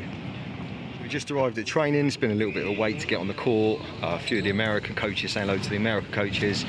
It's a bit of a mad check now because you're just making sure your gear's arrived in one piece. Got 2 chairs because I'm a bad man. Everyone's just getting ready for a court session in about an hour's time. Paralympics has to be one of the most stressful, high-pressure environments that I've ever been in. So I guess on that, my advice would be is enjoy yourself and take in the sights, but remember what your role is and remember what you're here to do. Don't get sucked up into this and do anything silly at the last minute. We've been literally preparing for 5 years for this, and we don't want to throw it away at the last hurdle. I'm really looking forward to going into the games tomorrow. Massive shame there's not going to be any home crowds there supporting us, but buzzing, all the support we're getting back home, all the good luck messages. I don't know what else to say really. It's absolutely massive and I'm a little bit overwhelmed. But I'll see you all on the other side.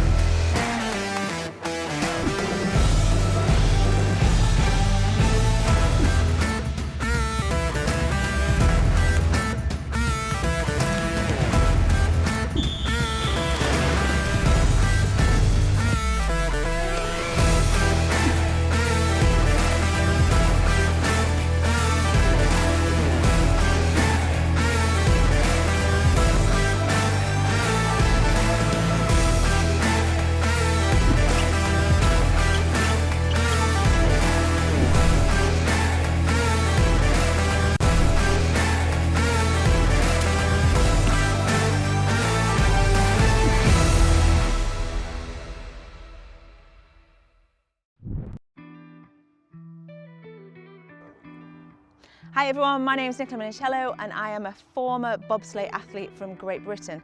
My name is Jenna Downing. I'm a former world champion inline skater, 10 times British champion. Hi, my name's Tom Davis. I'm a former GB judo athlete, now an athlete mentor for the Youth Sport Trust.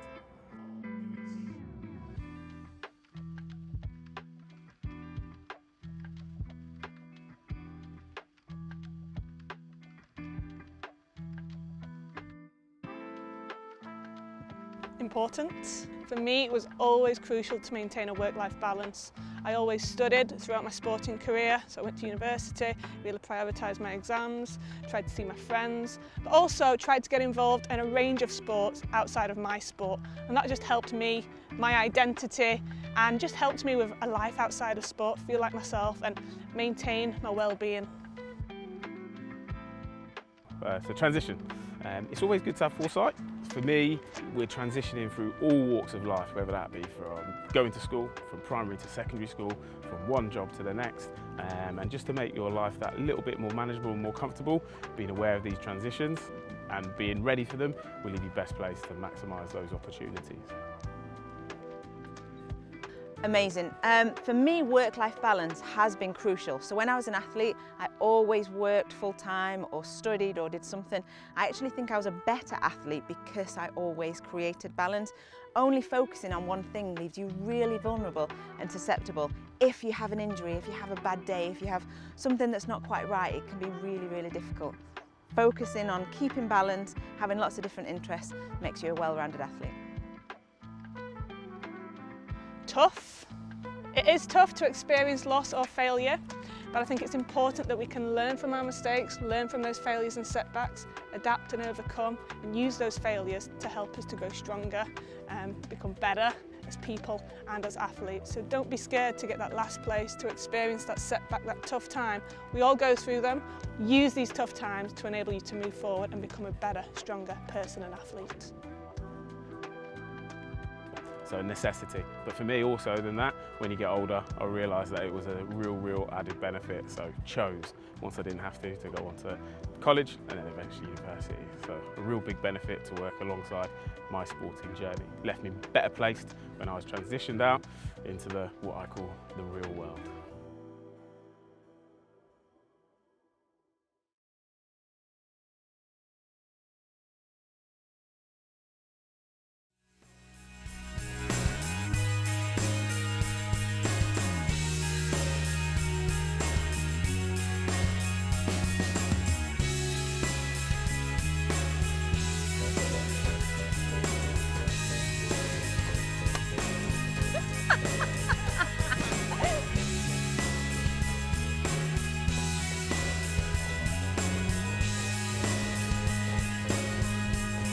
Hi, my name is Louise Hunt and I'm a Paralympic wheelchair tennis player. I'm Rachel Mackenzie, World Thai Boxing Champion, British Boxing Champion and England Boxer. My name's Jenny Warwick. I'm a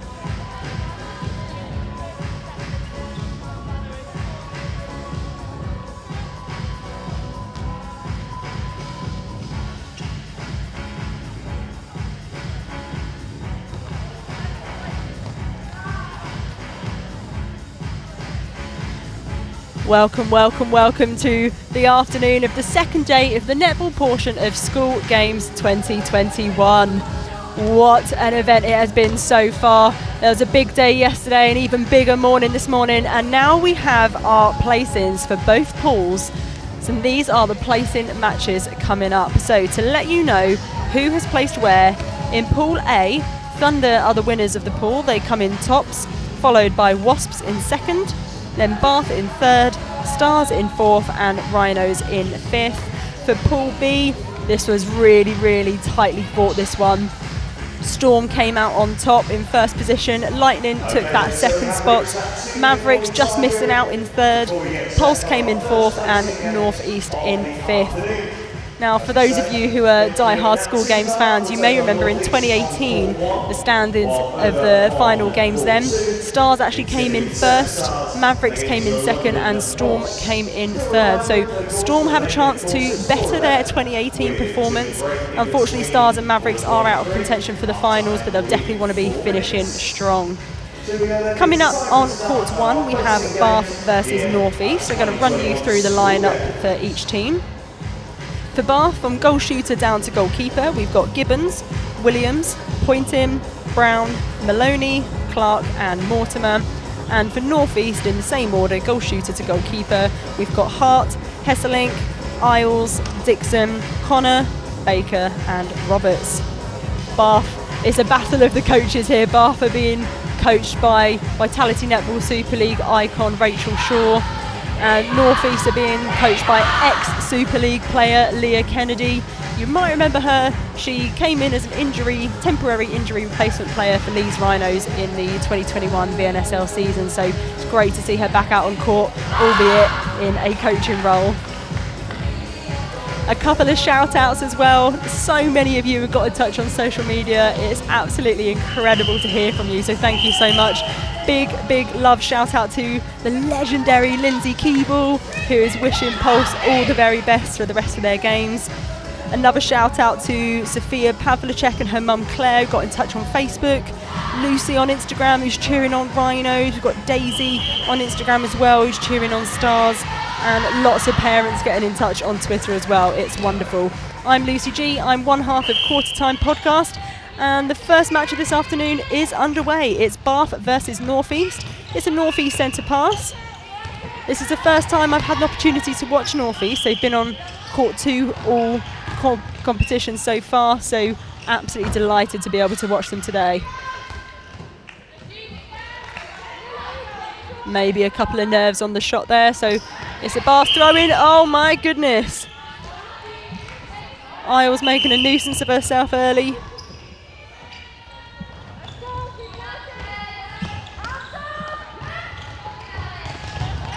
Oh, a bit of a falcon there for Clark. That was unlucky.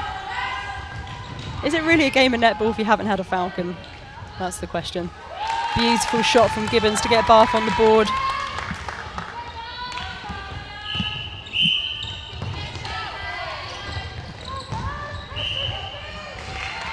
Oh, finding Gibbons with ease there. That was absolutely lovely. Textbook play. Nice dodge from Isles on the centre pass.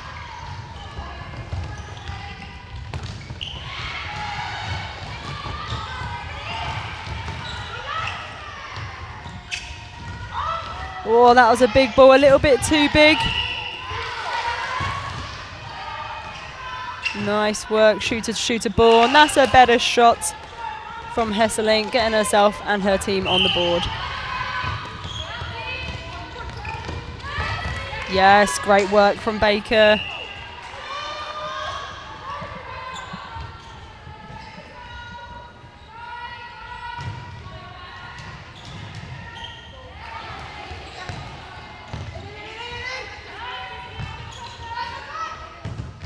What a take on full extension from Gibbons, and the shot to finish.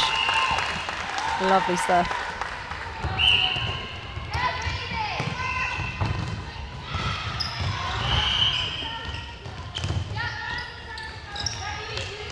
Northeast working hard in attack. Very patient play. This is great work from them. Just need to change the angle. That's better from Hesselink. Just wanted to change the angle of her body, bit short on the shot. Bath have a pretty significant height advantage in that goal circle. So North East are going to have to use their game smarts.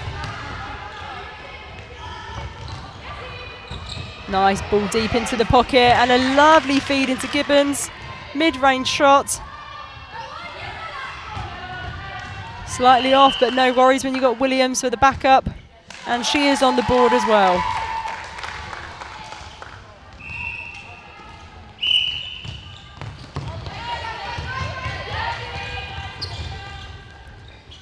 Good pressure from North East, really tight man-on-man defence.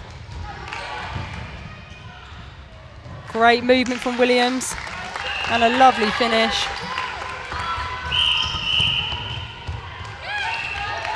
Oh, that's a killer for North East, another break-in call.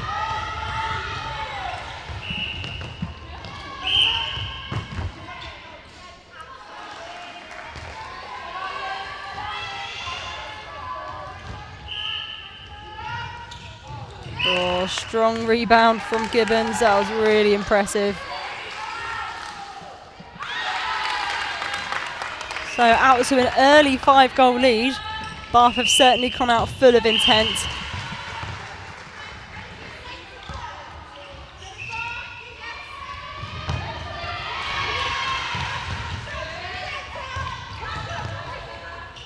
Bath having to reset, really look at their options. And oh, another beautiful ball. Gibbons' availability on that baseline is absolutely incredible.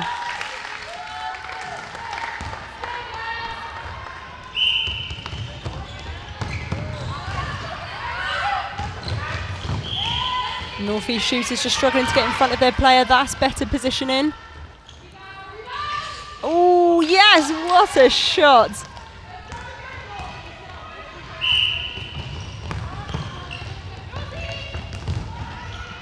Good challenge from Connor.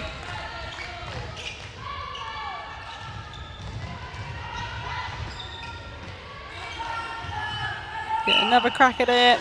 And she sinks it, absolutely no troubles whatsoever for Williams.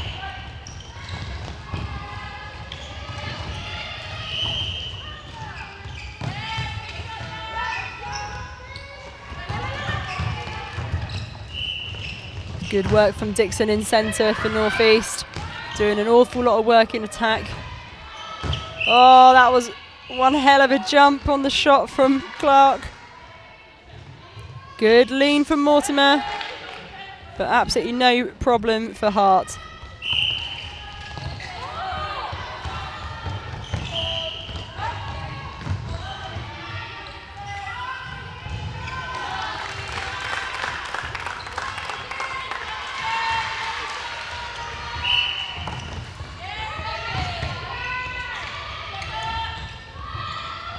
North East having to revert to their defenders on the centre pass quite a few times now. Really great pressure from Bath.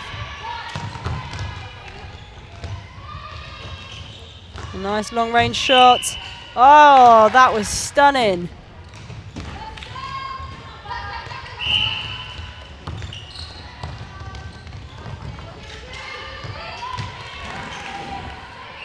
Gibbons definitely having it her own way at the moment. I'd like to see Roberts just get a little bit tighter on the body.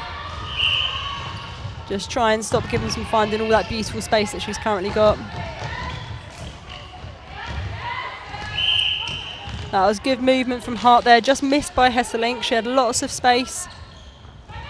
There we go, they found her.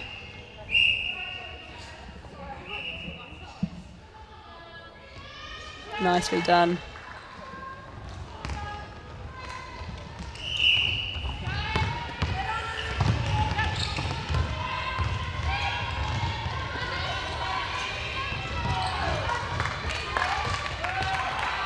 And Gibbons again, just absolutely dominant in that goal circle at the moment.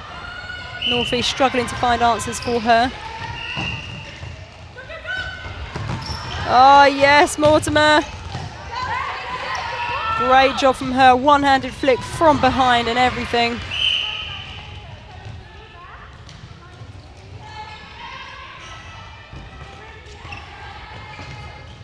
Lovely top of the circle placement. Oh, not quite the placement on the pass though.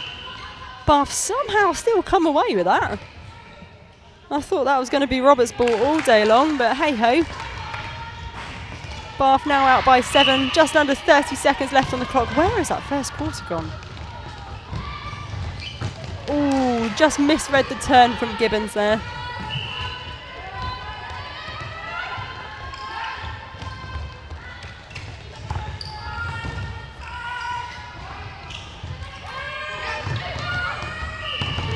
Nice work from Isles in wing attack.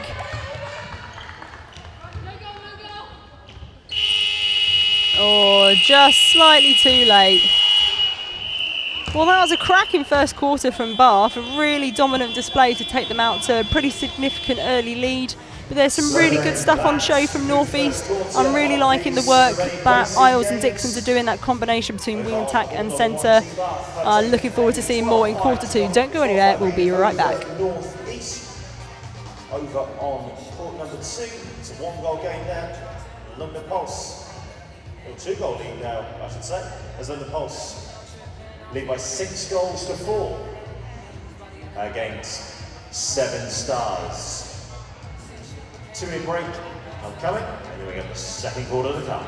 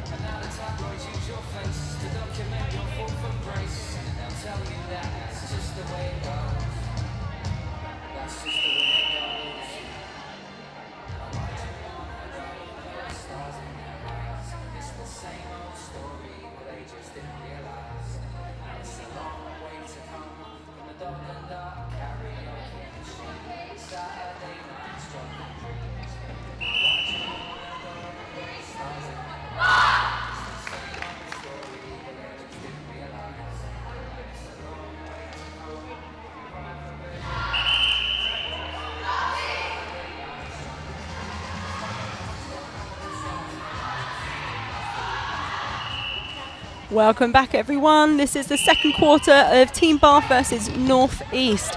There are a couple of changes for each side. So for Team Bath, we've got Worrell coming on in wing defence and Baker coming on into goal attack. And for North East, another Baker has come on into goalkeeper and Smith has come on into goal defence.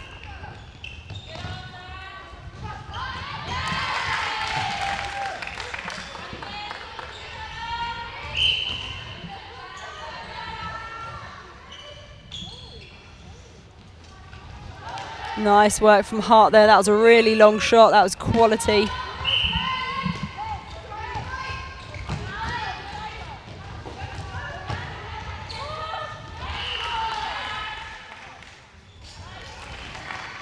Gibbons carrying on where she left off.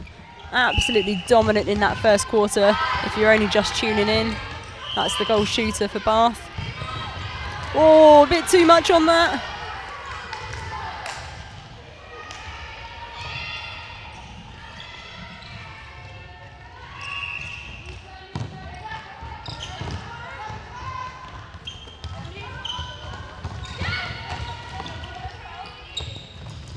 Really, really tight man on pressure here. Pointing was going to get her head taken off then. Oh yes, great work from Baker. Welcome to the court, Baker. Lovely swing cross court. Oh, what a split. Come on, Elise Botgita.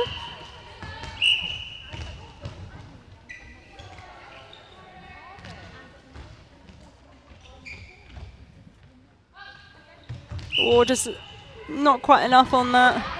But we'll get another crack at it.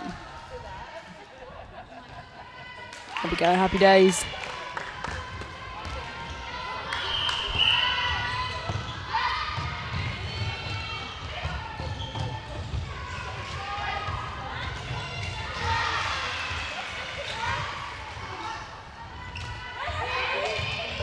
Nice work from Connor in wing defence. Not finding Gibbons quite as easily now. I'm enjoying this change in the defence position for North East.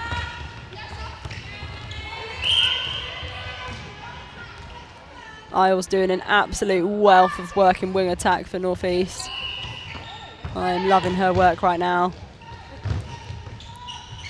Hart with a mid-range shot under all sorts of pressure. Mortimer really getting into the head of her shooters. Oh, and Hesselink with the tip.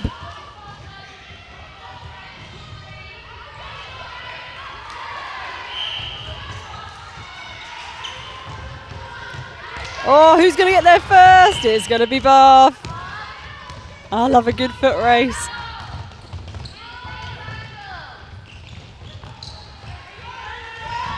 Oh, yes. Great work from Smith in goal defence. She's partnering really well with Baker. Love to see the jump on the shot. Yes, almost. Fingertip away.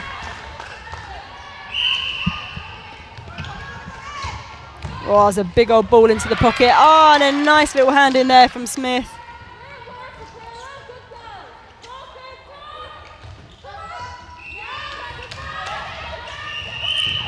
Yes, Baker.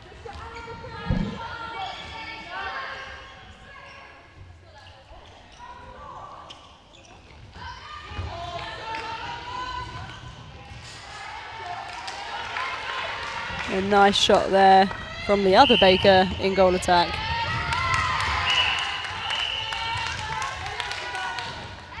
And we've got another offside call, I believe.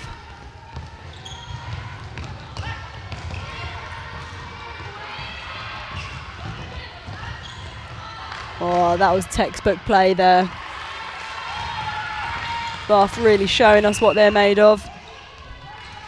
They'll be disappointed to have missed out on the top 2 spots in their pool, but showing us that they are still full of talent. Some absolutely phenomenal athletes here today, or this whole weekend.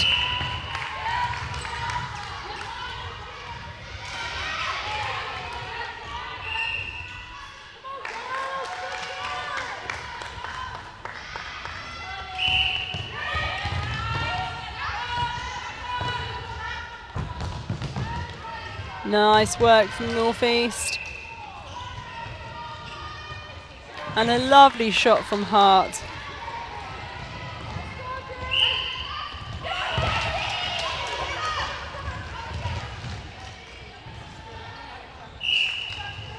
The speed of ball from this Bath side is really just so impressive. To think these guys are only 13, 14, 15 years old. But there's a member of the North East squad who is only 13 years old. Absolutely mind-blowing. Oh, yes!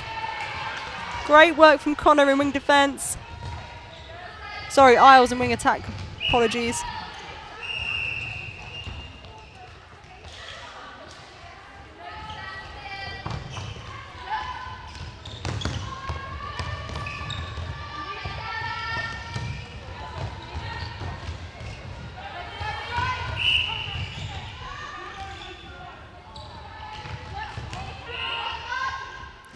Unlucky for Baker. I thought she might have got a hand to one of those, but just slightly too quick.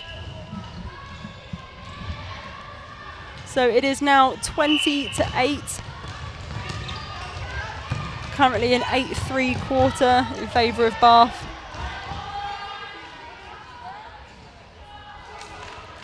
Now 21 goals in 16 minutes of netball with over a minute left on the clock is absolutely outstanding. Lovely roll from Hesselink there. Oh, but a held ball.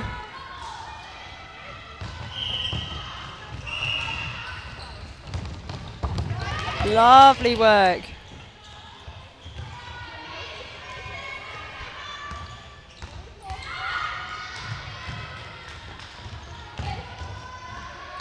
Almost from Baker, and Gibbons right under the post.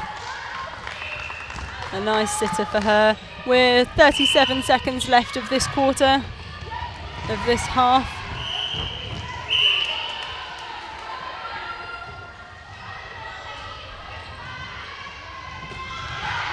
Oh, brilliant arms over pressure.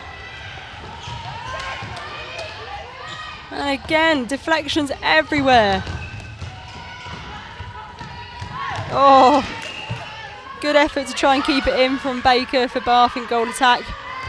Whoa, was that another Falcon? Oh, talk about a hustle. I love it. They've got a stream down court. Oh, it's just a bit too late for them. Unlucky. Wow, what a performance from Bath. That's a 10-goal quarter from them. Absolutely love to see it. Don't go anywhere. There's another second half coming up in just a couple of minutes. 7 starts. Currently 10 goals and 13 down against the London Pulse over on court 2. Over on court 1, Team Bath continue to lead North East 22 goals to 8. While we're with you, as we have throughout the half-time about intervals throughout the day, just want a quick reminder about wearing masks and venue, please. Make sure that if you're not playing, eating or drinking, would you please put your masks on whenever you're inside the venue. A lot of work has gone on to making the event possible. It would be great if you could just please wear your masks when you're not playing, eating or drinking. And also as well, make sure you use the hand sanitizers that are being in the venue as well. Thank you very, very much indeed for your cooperation throughout the weekend. So, moving on, of course, remember we've got our 2 semi-finals straight after these games. We've got on court 1, Manchester Thunder against Loughborough Lightning, and then it will be Surrey Stars against Wasps on court 2. The winners of those will go through to our gold medal match, which will be taking place tomorrow afternoon at midday. And the losers of that will take on each other for the bronze medal. That'll be at 10 AM in the morning on Sunday as well. But we'll go back to these 2 games that are going to be going on. Team Bath leading, London Pulse leading. Will that change? We'll find out in a little bit.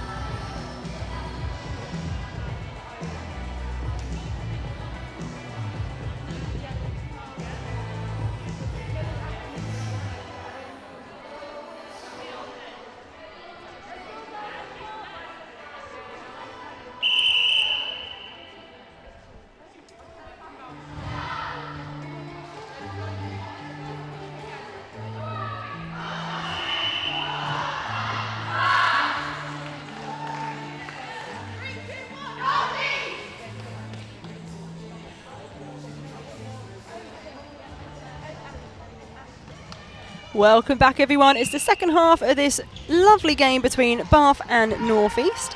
There's been a couple of changes for both sides going into this quarter.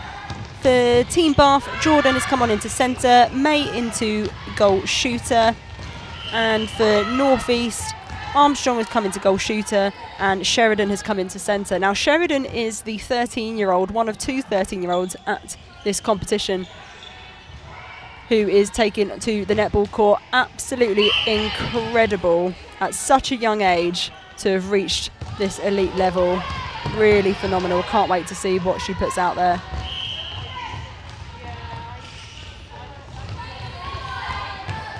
Or just miscommunication between the Bath teammates there.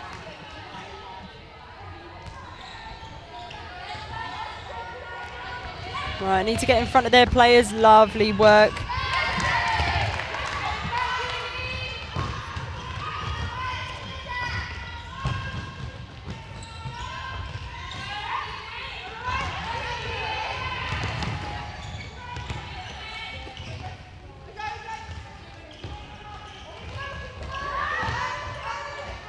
Good defensive pressure. You can feel the pressure building.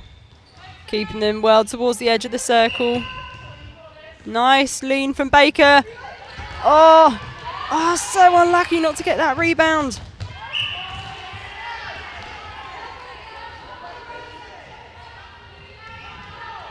And it's a contact against Sheridan.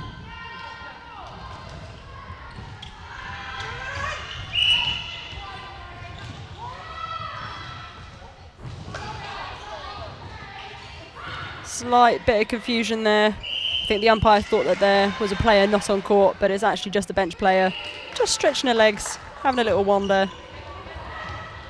Play resumes.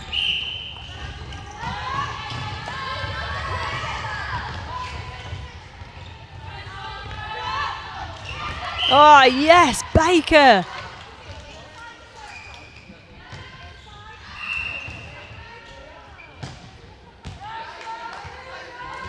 Oh, wasted opportunity there for Bath. What can North East do with this?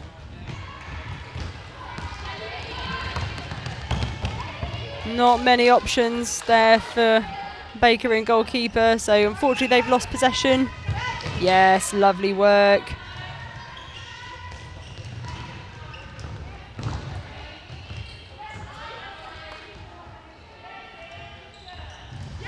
Good pressure over the shot, but it's absolutely no problem for May.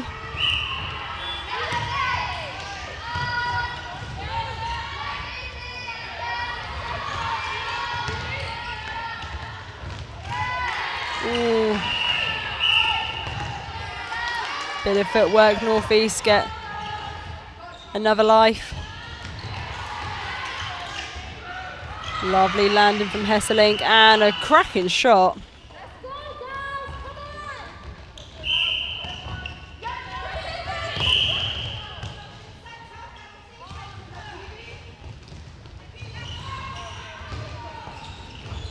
Oh yes, what a ball in.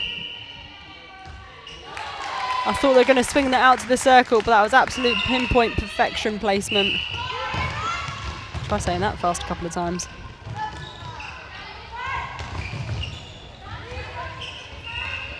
Oh, and it's a Sheridan sandwich.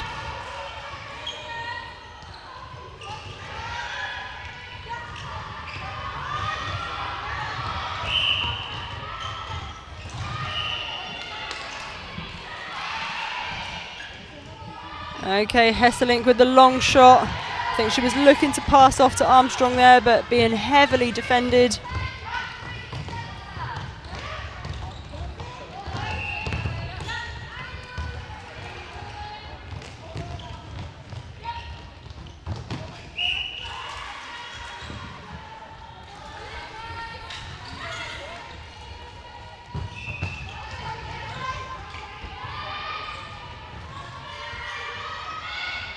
Oh yes, a lovely shot from May. She's had a really solid introduction to the court in this third quarter. Oh, Baker.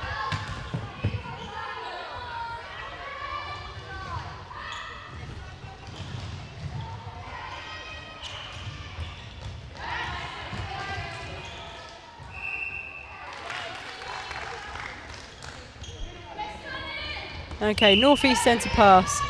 Only 1 goal on the board so far this quarter, so definitely want to get a couple more under the belt. That was a nice hold from Armstrong. Oh, but not happy to take the long shot. Lucky there was a tip from the Bath defenders. Oh, not quite the placement.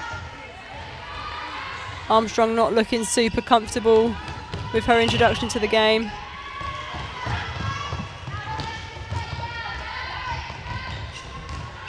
Oh yes, tip from Hesselink, but the contact called.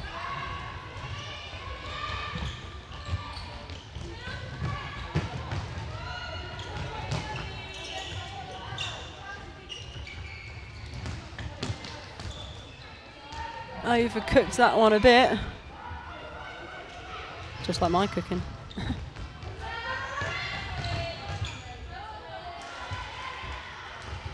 Good pressure on the shot from Baker. Thrown May off track, but collected beautifully by the other Baker.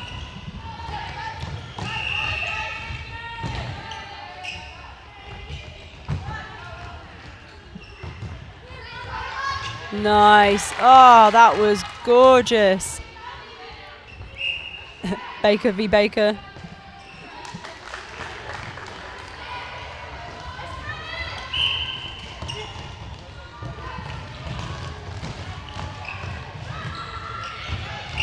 Ooh. Oh, so unlucky there. They had the right idea, just not quite the execution, but that really good court craft there. Yes, Sheridan. Oh, so close. Got me clutching my pearls.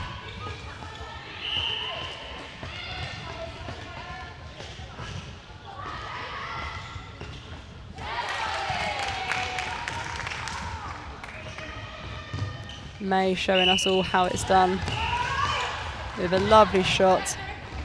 Clever footwork there from O'Connell to make sure that she was onside to receive that centre pass. Nice depth. Oh, Smith just fingertips away. And a held ball, yes.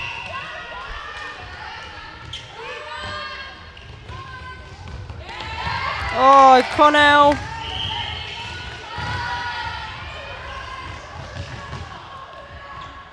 How's the 360-degree spin on that take from Baker in goal attack? I can't even. 10 seconds on the clock. Can North East take it to goal?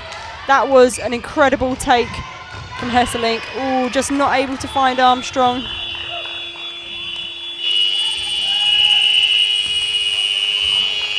And there you have it. It's a 31-9 score in favour of Bath. That was another dominant quarter from them. 9 goals to just a solitary one for North East. But North East aren't backing down. They're certainly trying to put up a fight. So stay tuned for the 4th quarter and we'll see what happens next. Convening for a dramatic finish over on court number 2. And just a reminder that our semi-finals are next. Manchester Thunder against Loughborough Lightning on court 1. On court 2 it will be Surrey Storm against Wasps. We've got our final quarter to come of these 2021 school games first facing fixtures.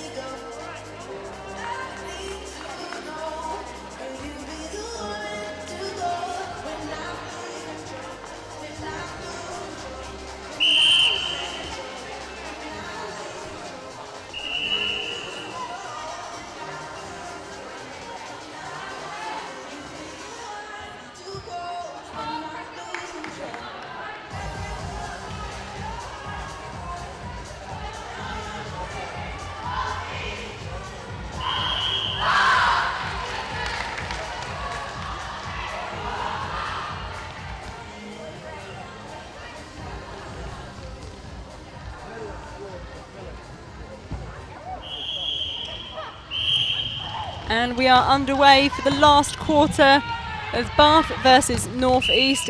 It's an early win for North East. Looks like there's been a few changes for them. We'll bring you confirmation of those as soon as we receive them. Oh, what a steal from Baker. An attacking intercept is a beautiful thing, but just not able to convert that into a goal. There's been just the one change for Team Bath. Into goal defence, we see Maloney, who I'm really interested to see this. We've seen her a lot in wing defence this competition, so looking forward to seeing what she puts out there in that goal defence role. And for Team Bath, we've got Baker in wing defence, Flint in wing attack, and Hart has gone to goal attack. We've got Cora in goalkeeper making her debut this game, and Roberts in goal defence.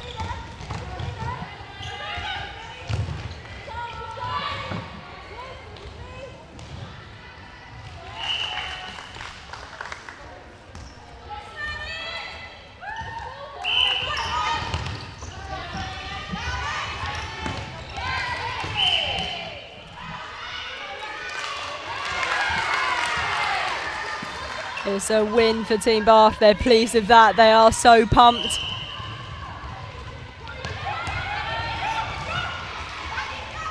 They've already got a pretty significant lead, but no doubt be looking to extend that as far as they can. Bit of an air ball there, picked up nicely by Roberts.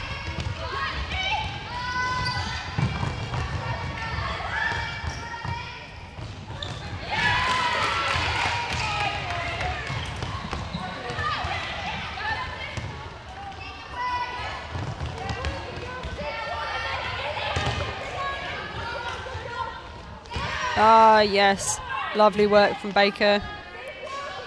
Clearly a very versatile defender, having gone from that goalkeeper position out into the wing.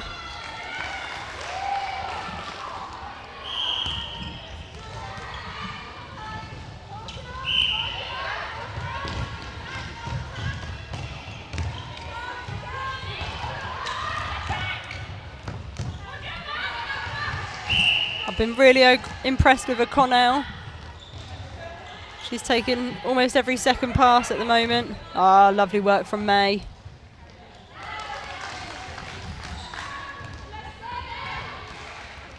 North East yet to get on the board this quarter.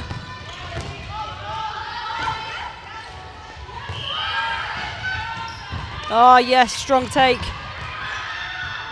Good, reworking it closer. It's still quite a long shot. Oh, and it's a bit short, but Armstrong. Yep, she comes away with it.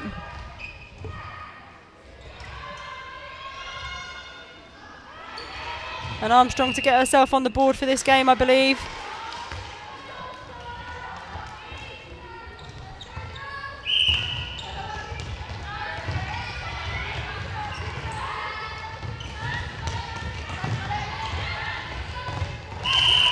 Oh, strong work from Flint.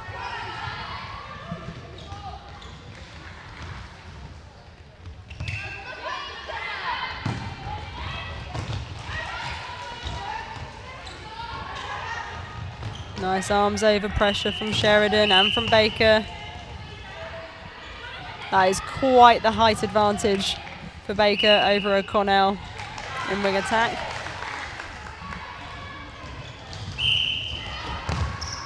Sheridan absolutely full of energy, taking a very quick centre pass, but unfortunately not able to keep possession. Oh, through the hands of Team Bath. Nice, what a fast delivery.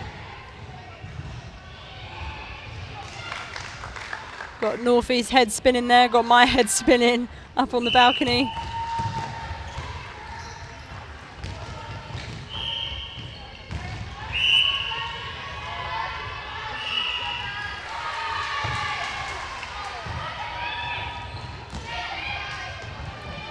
Well left by Cora, sorry.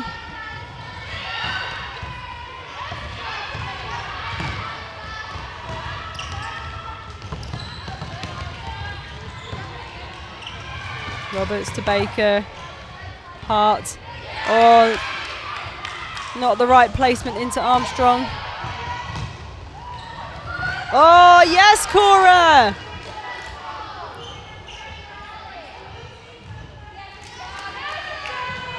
I love it when a keeper comes out on the fly, even if they don't touch the ball. Just the presence of them there, throwing off the opponents. Oh, it's just magical. Another turnover for Bath. What can they do with this one? Oh, good challenge, Cora. Oh, but a shot from May.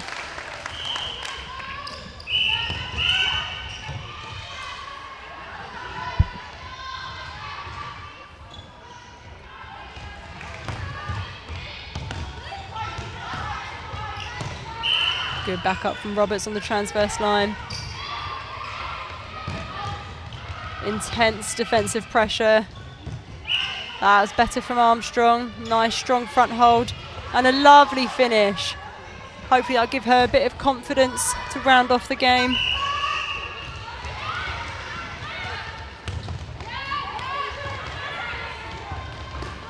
Oh, challenge Sheridan.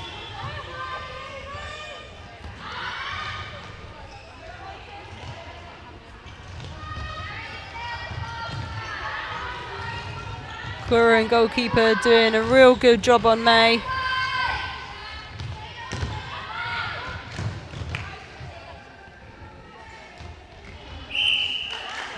Great shot from Baker. It is 38-11. We've got slightly over a minute left on the clock. Will Bath be able to reach that magical 40 before the end of the game? That would be pretty impressive in 32 minutes of netball.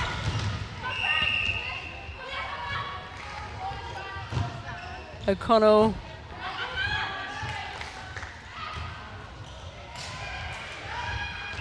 Oh, Cora with the rebound. Oh, unlucky. That was like a ballerina, that. Oh, yes! Hart with the attacking intercepts, one of my favourites. They won't get to 40, but they might get to 39.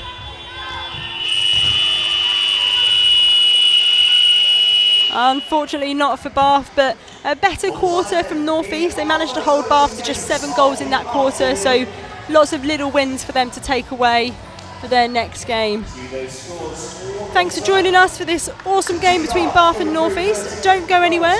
Coming up next we have the first semi-final. This is going to be a scorcher. It's Manchester Thunder versus Loughborough Lightning. You will not want to miss this, I promise.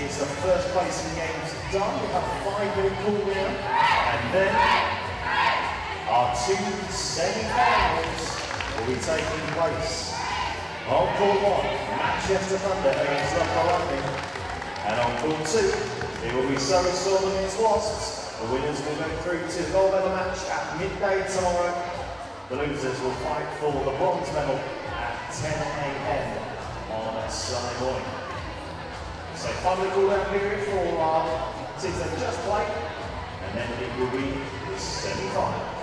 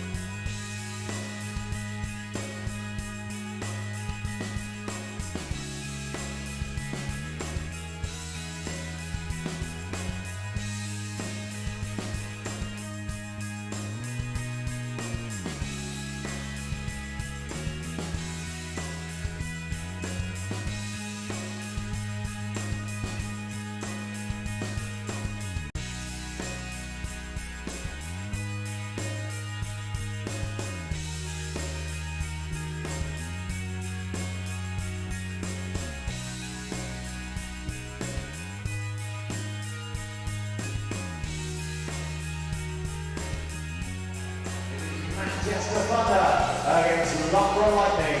And on court 2, Surrey Storm take on Wallace Netball. Let's see what happens. Remember, the winners will go into our gold medal match at 12 o'clock tomorrow. The losers will be playing for the bronze medal at 10 a.m. Remember, 8-minute quarters with a 2-minute break of one at the end of the first and the third quarter. 4 minutes for half time. Let's see what happens in the CISO finals at the 2021 school games.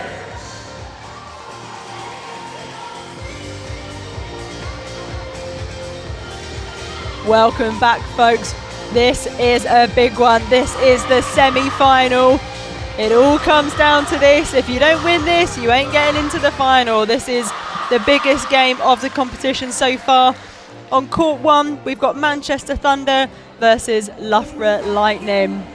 On court 2, we've got Surrey Storm versus Wasps Netball. So if you're a Storm or a Wasps fan, why not check out the stream on court 2? You won't want to miss that. It is set to be a cracker. As a reminder, both Thunder and Storm topped their pools. Thunder in Pool A and Storm in Pool B, and Wasps and Lightning came second in their pools. This is going to be such a huge game. I am so pumped for this. No doubt you are as well. If you're watching, get in touch on social media at Quarter Time Pod. That's me, Lucy G. or at school games as well. Just to run you through the lineups. On court 1, Manchester Thunder. From the goal shooter to the goalkeeper position, we've got Williams, Leslie, Lees, Paulett, Shaw, Hine, the captain, and Fasherton in goalkeeper, who's been outstanding this tournament. For Lightning, and this is the first time I've seen them, so I'm so excited. We've got in goal shooter Hughes, goal attack West, Smith in wing attack, Lewis in centre, Barra in wing defence, Wilkinson in goal defence, and Month in goalkeeper. Both teams now taking to the court. I am on the edge of my seat. This is going to be a scorcher. It's Thunder with the first centre pass. Will be underway any second now.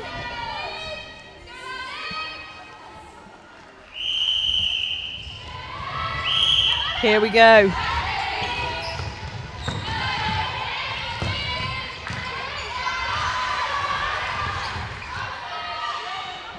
Good defence from Lightning.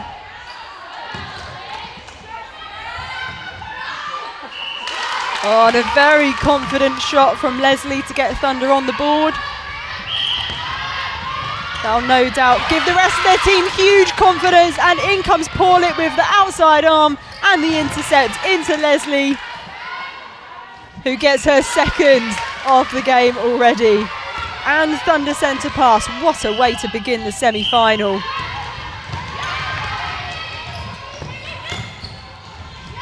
This is an all-important match. There are no second chances. If you lose this, you go into the bronze medal playoff.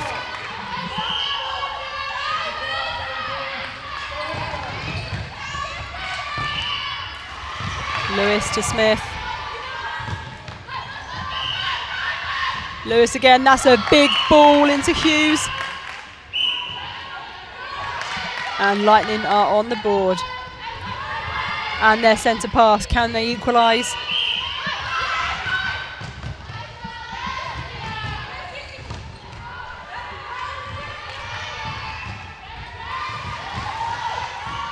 Hughes coming outside the circle just to relieve the pressure a little bit. Oh, miss. A misread.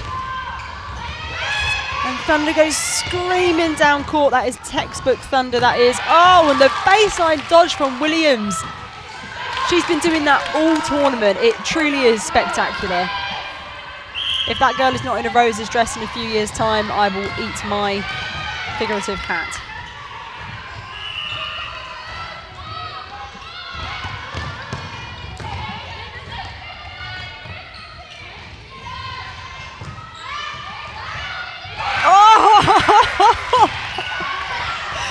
Month with the absolute steal. That was glorious. Top of the circle edge, exactly where you want your centre to be. It's Hughes with a big shot. Oh, absolutely easy peasy.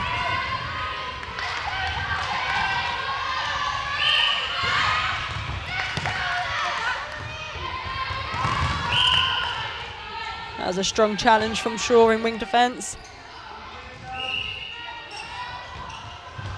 Over the top of Fasherton, got caught with her eyes down there.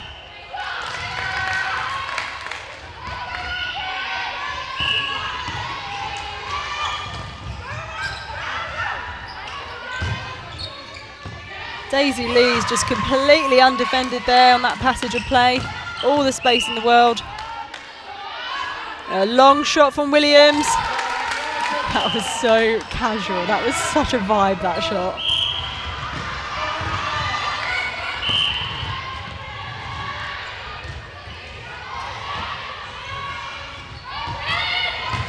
Nice ball into Hughes. Strong hold from West.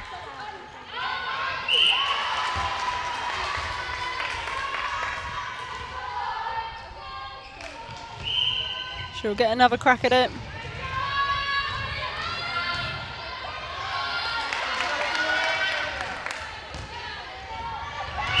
We are almost halfway through this quarter.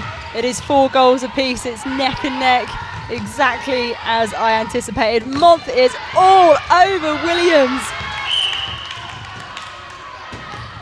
Oh, just through the hands of Williams.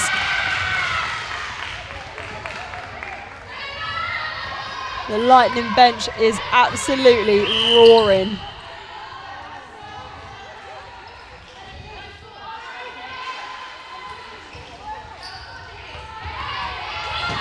Oh, Williams! Oh my goodness! That was outrageous.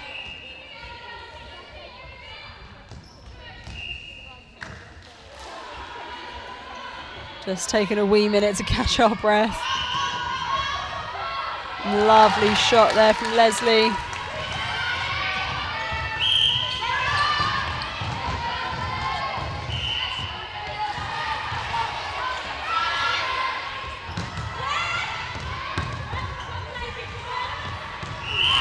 Oh, and Hine with a hand in.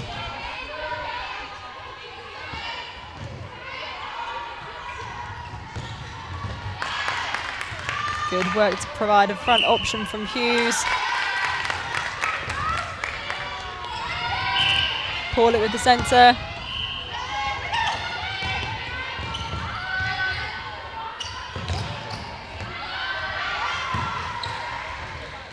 Oh, big step forwards on one leg.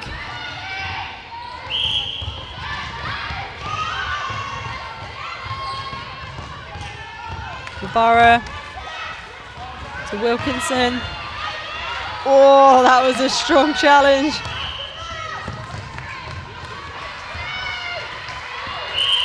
There are just no options for Lightning at the moment, and the 3-second call has been made. Just over 2 minutes on the clock. Can Thunder extend their lead?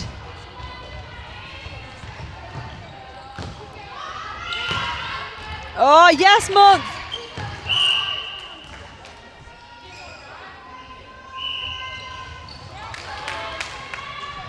A nice mid-ranger from Leslie.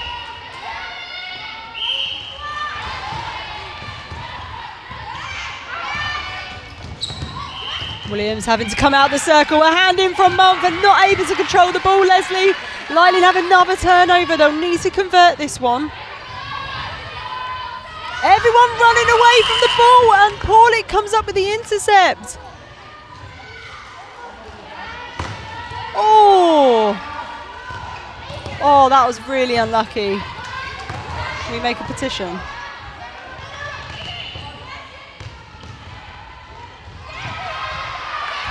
Yes, sure. In wing defence. It's a long shot.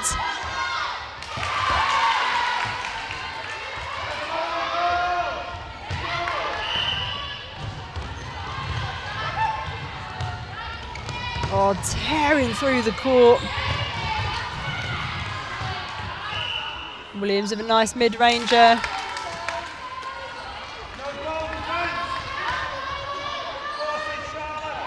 Lightning currently down by 3, just over 30 seconds on the clock. Oh, but it's a breaking call. Absolute coach killer. Right, Thunder will need to work hard and fast to get this down court in time to get another one on the board before the first quarter break. Williams dictating play, directing her teammates. It's going to be a big shot from Leslie. It's too much. She could have worked it out. She had time. She had 10 seconds on the clock. Absolutely no options for Month whatsoever. And that is that for the first quarter. Blimey O'Reilly. That was absolutely electric. It is 8-5 in favour of Manchester Thunder. Lightning just struggling to convert the turnovers, that they're able to get their defence working really, really hard, but slight breakdown in attack. What has this second quarter got in store for us? Don't go anywhere, we'll be back in a minute. Remember, of course, winners will go to our gold medal match tomorrow at midday. Tomorrow at 10 o'clock, we'll see the losers battle it out for the bronze medal. We'll see you there in a couple of minutes as we get going for the remainder of the second quarter. Final 8 minutes of the first half.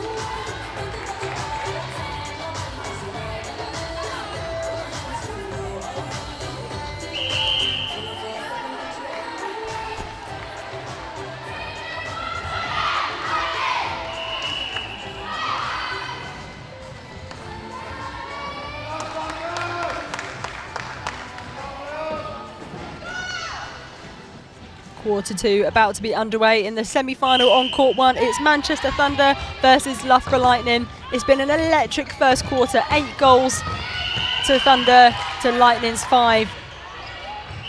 Oh, Williams just missing the shot. Month on the rebound and they gain possession.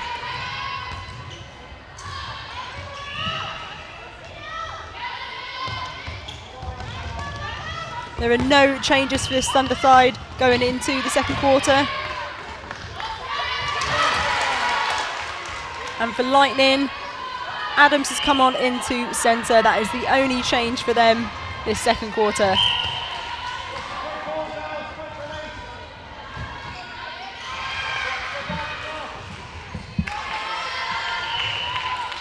Hughes as solid as ever in that goal shooter position for Lightning.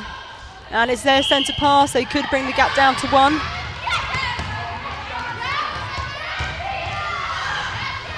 Oh, Adams with such a great feed into Hughes. She has come to this court to play.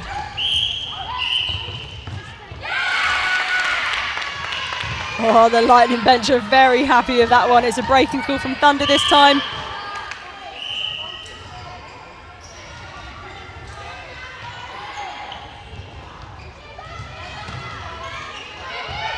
Oh, a bit of bunching for Lightning. Need to just open up the court a little bit. Like to see Mabara provide an option. Nice take from Hughes.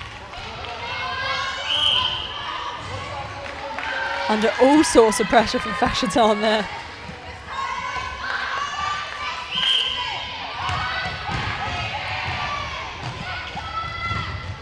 Oh, that was an ambitious ball between 2 defenders. Oh, but they still maintain possession. I think it did come off a Thunder player. I think, fair enough. Good call there from the umpire.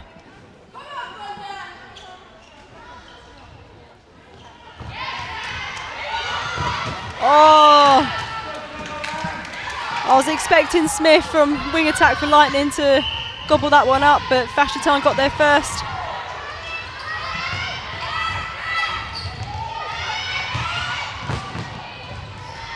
Difficult take for Williams. It's a long shot. Oh my goodness. Someone sign her up to SSN. She'd be great for the super shot. Oh yes, Mabara. Oh, and they come out with possession. Look at them. They are absolutely elated. You can tell how much this means to them. This is everything. Brilliant connection between Smith and Adams. A nice shot on 1 foot from Hughes. Absolute rock in that attacking end.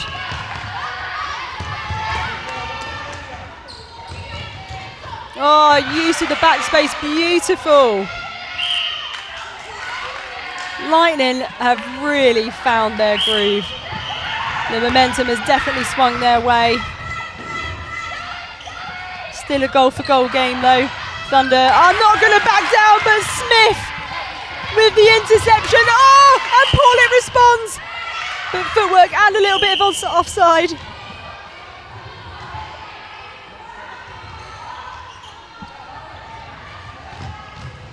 A nice front option from Hughes. It's a mid-ranger. She's going to pass off to West. Hughes for the rebound. When you've got someone as dominant as Hughes in that goal circle, you may as well try and take the shot. Good depth on the second phase. That's strong, not quite the placement though. Good game smarts from Fashatan to protect the ball space.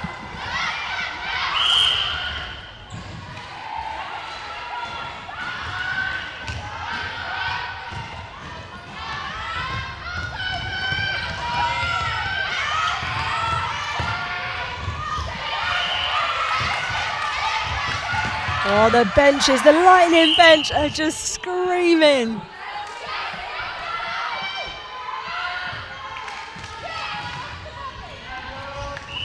Williams giving Thunder just their second goal of the quarter so far. Very, very quiet from the northern side.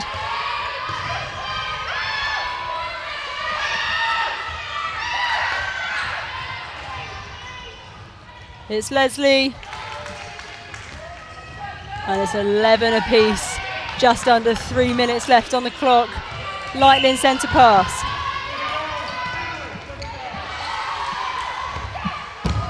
Oh, strong challenge from Shaw in wing defence. And the take from Hughes. Beautifully done.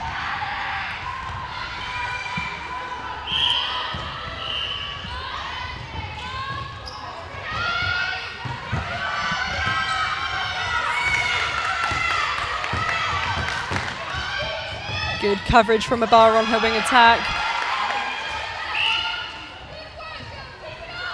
Oh, it's just off from Leslie. Williams with the scraps. Oh, and he's off again. It's Month with the rebound.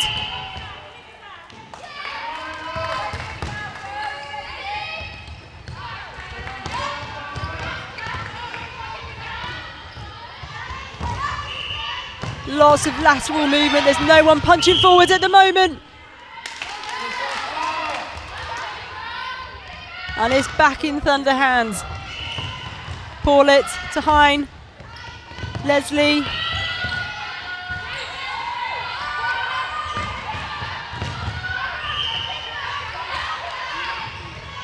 This is good patience from Thunder. They're really having to work for it.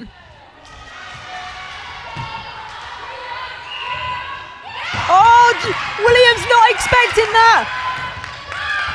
Oh, Leslie will rue that. She'll regret having passed that off.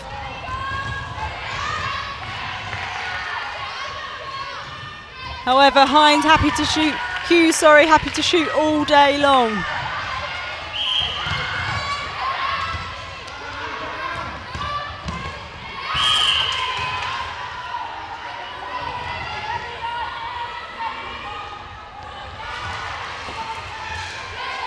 Lovely hold from Hughes. She had so much space in the back.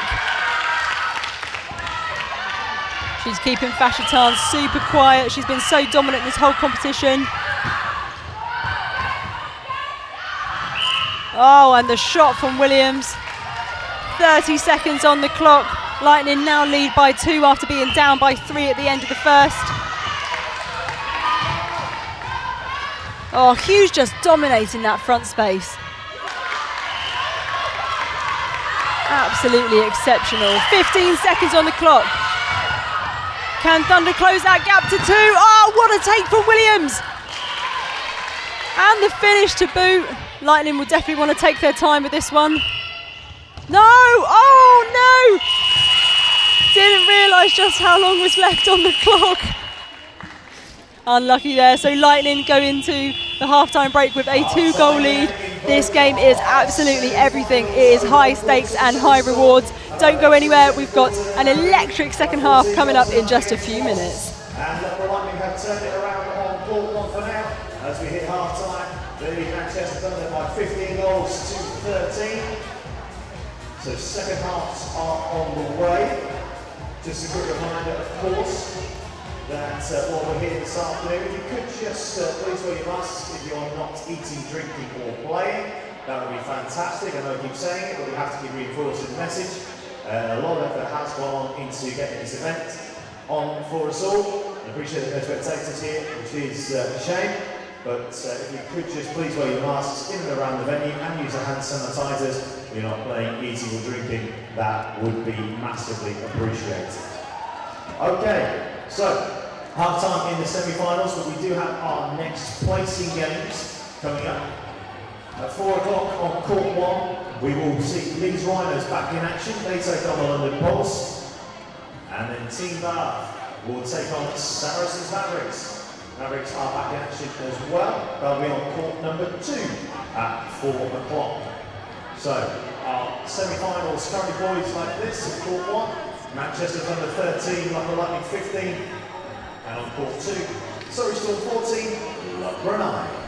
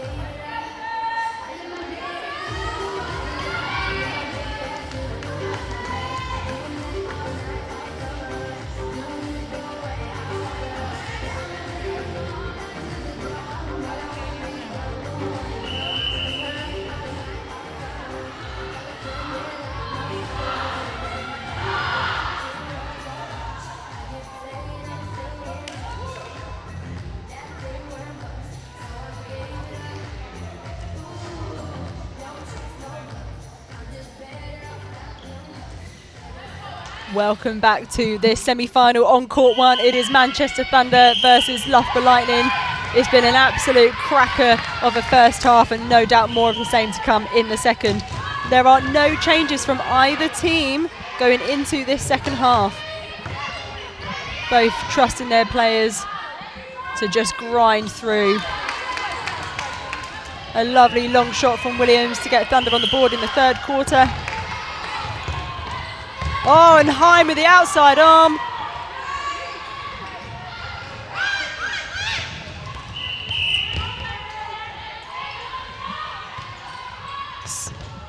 Lee's pleading innocence with the umpire there.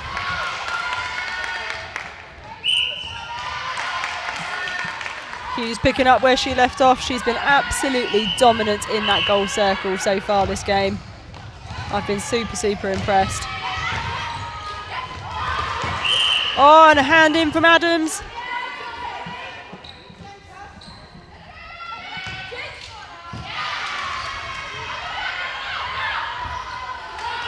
Good work from Jennings.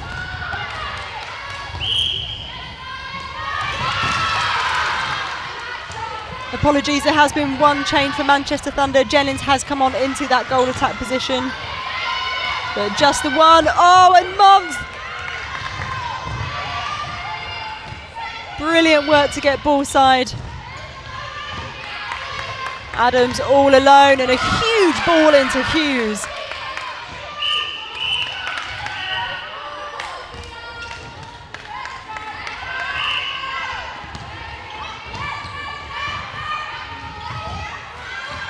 Quick hands from Williams. A good take from Jennings. And the finish.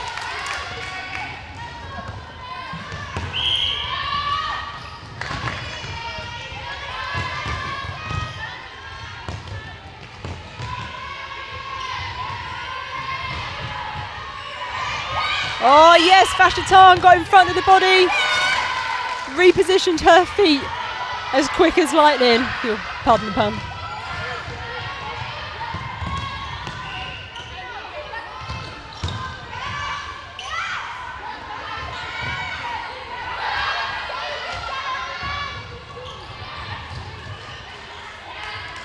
Nice little 1-2 from Jennings. She has come on with great confidence this quarter. Thunder have brought it back equal. And now the opportunities go ahead. She is doing so much playmaking, Jennings. Oh, yes. Ball into Williams. You've got a little bit of a hand to the face. Not particularly happy with that one. Hasn't affected her shot, though. Oh, pressure from Hine in goal defence.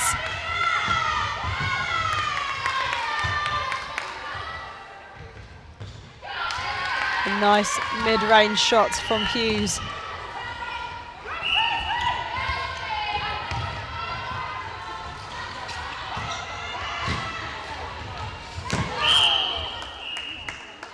Lots of options available to Manchester Thunder in this attack. Multiple options at the same time. Williams definitely not happy with the physicality in that circle. It is super spicy in there.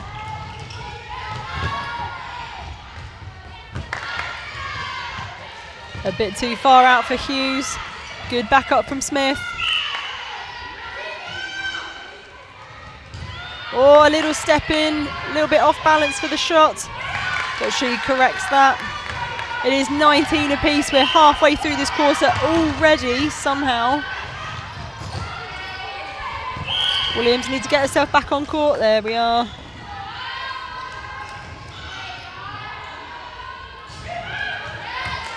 Good rebound. I'm loving this Monk-Williams matchup.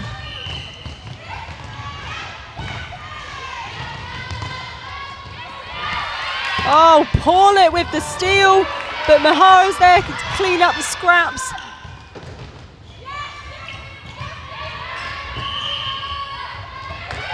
Brilliant ball into Hughes. She's so strong on the hold.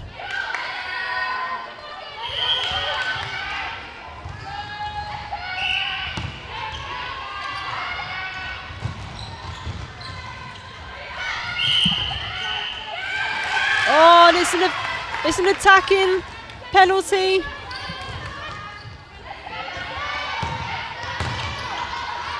Thunder will have to go into overtime to try and get this back. No forward options at all for Lightning. Everyone running away and behind their player. Just recollecting the ball.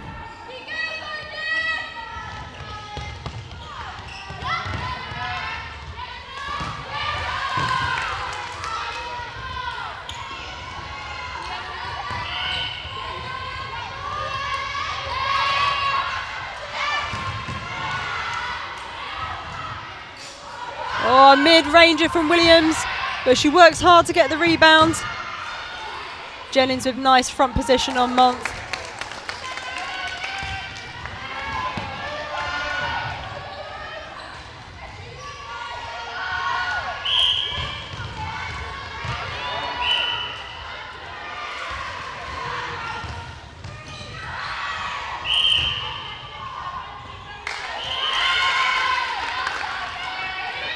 Oh, Adams really unhappy with herself there.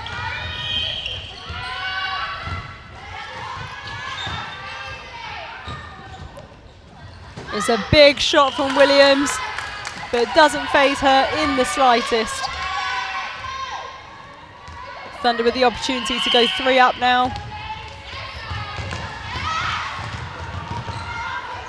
Oh, she's lost her footing. Helped off her feet perhaps by Adams. Oh, I wanted a stronger take there from Jennings. Monk will clean that up.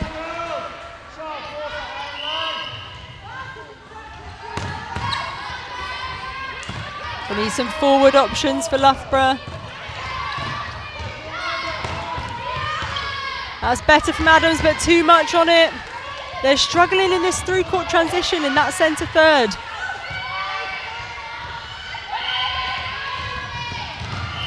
Feels like Thunder have got the momentum swing now. Oh yes, that was a beauty.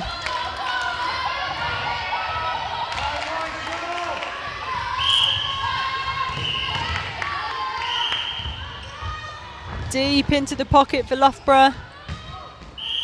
And a nice, strong front hold from Hughes again. That is her trademark today. Gap down to 2 with just 12 seconds on the clock. Thunder will need to be quick about this. Oh, and they have been. Is she going to take the long shot? Yes, she is. Can Jennings mop up? Yes, she can. Oh, that was outstanding work. It is 24-21 in favour of Manchester Thunder. This last quarter is going to be everything. It's fiery, it's spicy, and I cannot wait to see who takes it and secures their spot in the final. Don't go anywhere, we'll be back momentarily. 24 points to 21 against Loughborough Lightning. As we say, we have our placing games still to come this afternoon. We've still got 3 more games for you. We've got ourselves 4 games, excuse me. Leeds Rhinos against London Pulse. That is from 4 o'clock on court 1. And on court 2, it'll be Team Bath against Saracen Mavericks. And just a quick reminder that the games that are currently scheduled for 5 o'clock on courts 1 and 2 will now be staggered. So at 5 o'clock on court 1, it will be 7 Stars against North East. And then at 6 o'clock, it will be Leeds Rhinos against Saracens Mavericks over on court 1, rather than both playing at the same time to allow the guys to have a little bit of rest. But we still have 8 minutes left of our semi-finals. Who will be going through to the gold medal match? Who will be playing for the bronze medal? It's time to find out.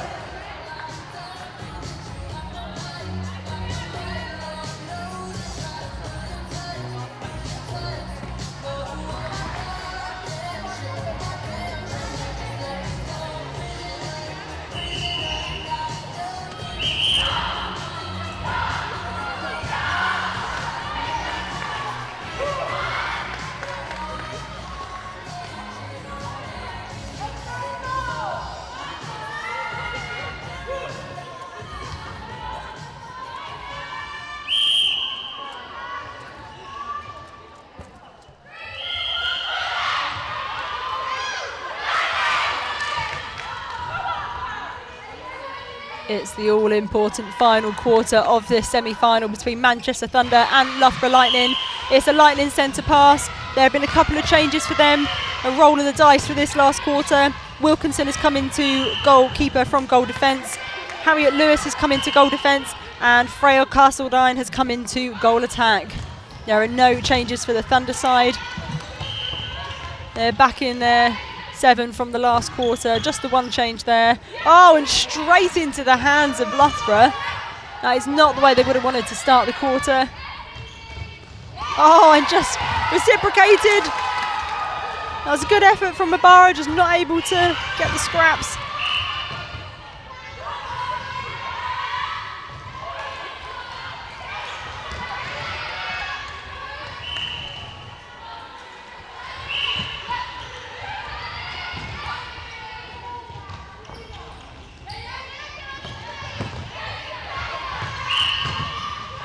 Oh, a nice challenge there from Lewis in goal defence. Oh, Mabara with the pickup. Oh, that was outstanding. A big old ball into Lewis. Mabara again, she's in everything early this quarter. Oh, yes, what a feed. Fantastic work from Lightning. Gap remains at 3 now. Good backup from Mabara. Oh, goodness me. Hind just cuddling the goalpost there, making sure it doesn't feel too left out.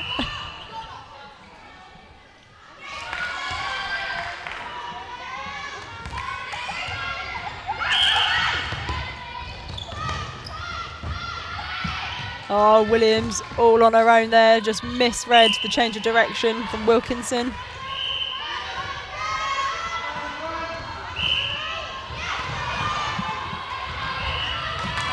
Oh, way too much on that one for Lightning.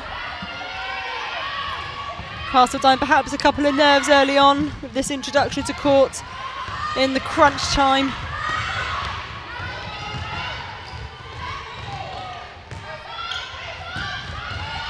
Oh, Williams, that change of direction on the baseline.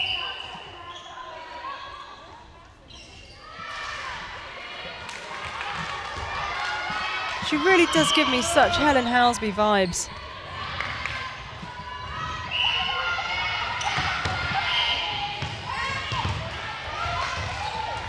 Nice swing across the circle. Oh, the change of pace.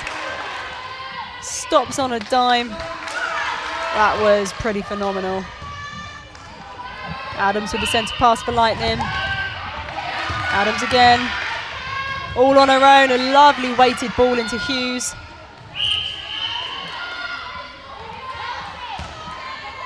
That was really clinical centre pass from Lightning.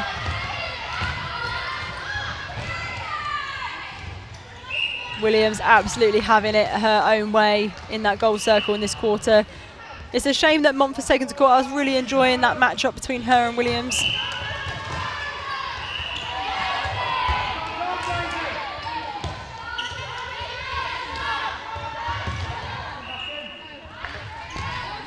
Oh, that's a big ball.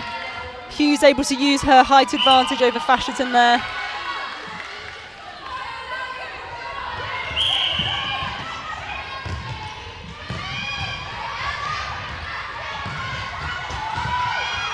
I'd like to see Wilkinson get a bit tighter on the body just to shut down Williams.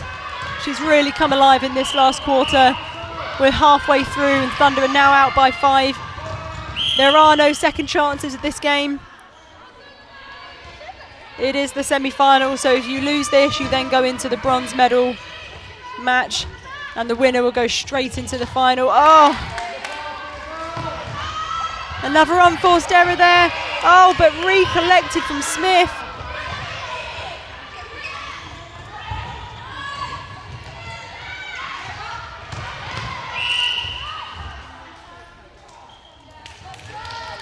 Oh, it's an attacking contact for Lightning. That's devastating. They needed that goal. It's still possible for them to get the win here, but they're going to have to work really hard and pull something out the bag. Oh, Williams, honestly.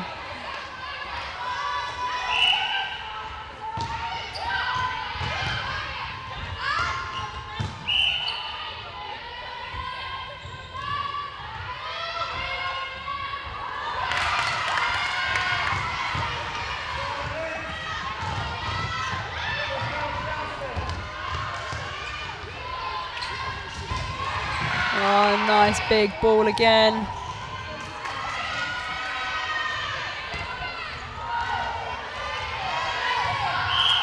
If the game does end on a draw, we will go into extra time. Oh, yes, straight into the hands of Hine.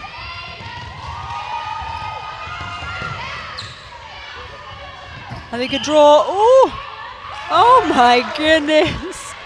Showtime at the Apollo. I am loving this Williams-Jennings combo for the Thunder attacking end. Absolutely outstanding. Too much on that for Jennings.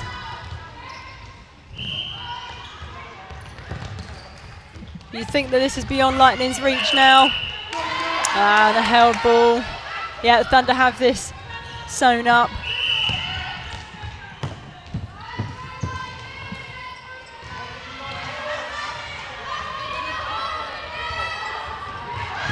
Oh, yes, Wilkinson.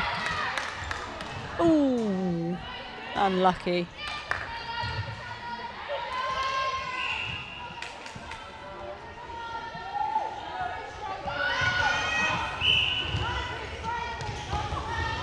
Oh, yes, take from Ibarra.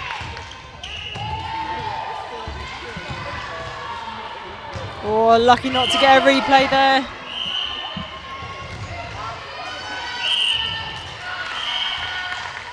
We are under a minute to go. It is a 6-goal lead. Thunder have won this, so they will be going into the final, and Lightning will be playing in that bronze medal match. And it looks like they will be playing Wasps, as Storm are currently in the lead by 9.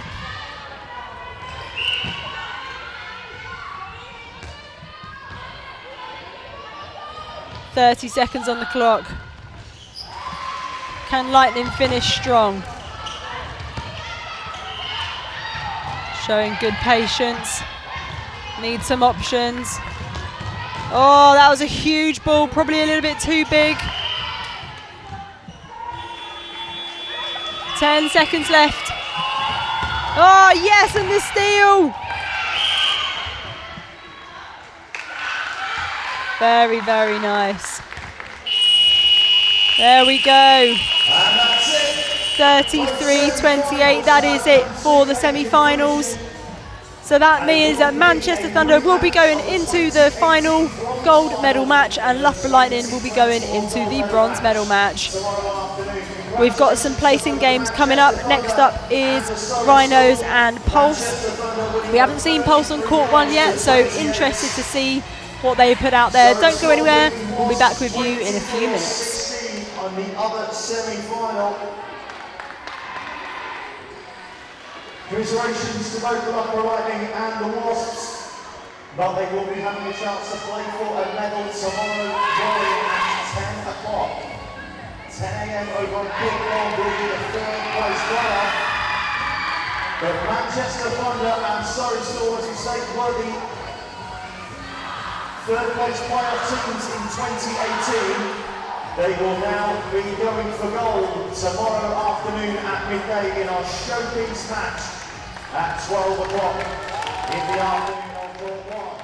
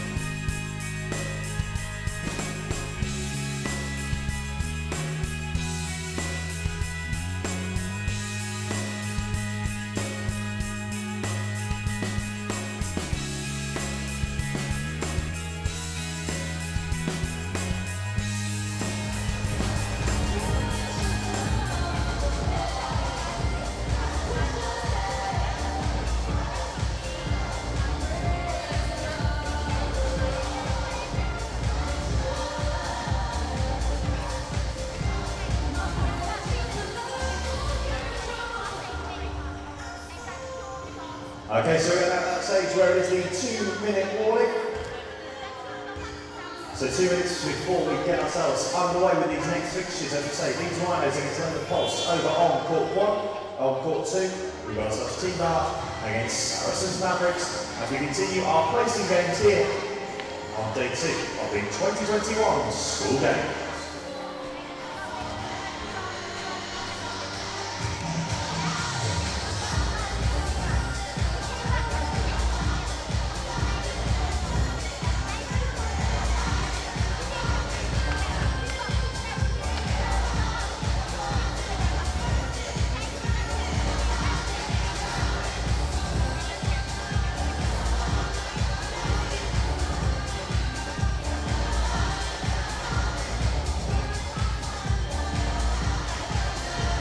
Welcome back everybody, this is game 6 of day 2 of 2021 school games for netball. It's been an absolutely incredible morning and start to the afternoon. We've just had our semi-final on court. It was Manchester Thunder and Loughborough Lightning, with Thunder coming away victorious with a 33-28 win.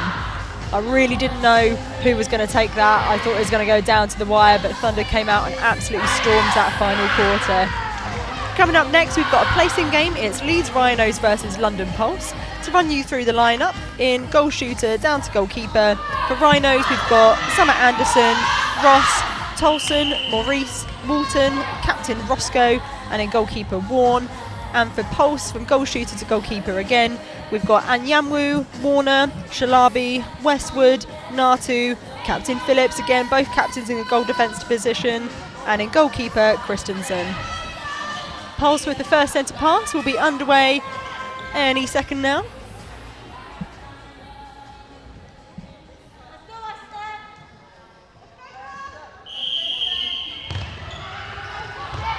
Just resetting, that was the whistle for the first court.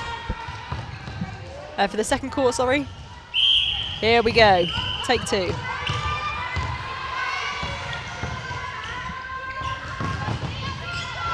Oh, nice tip there from Tolson, I think that was. She's been excellent today.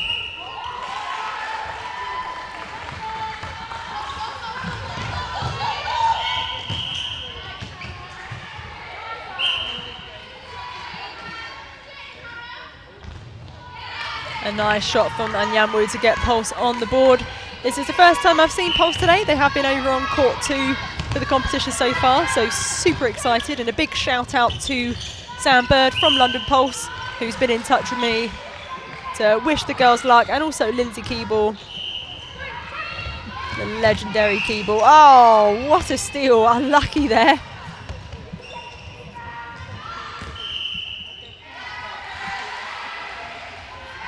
A nice settling shot from Ross, both teams on the board.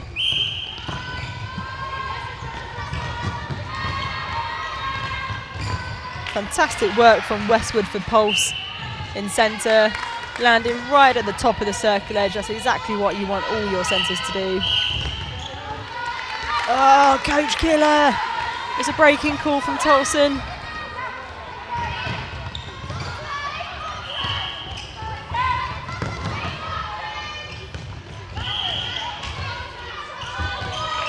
A nice take from Anyamwu, and the finish to boot.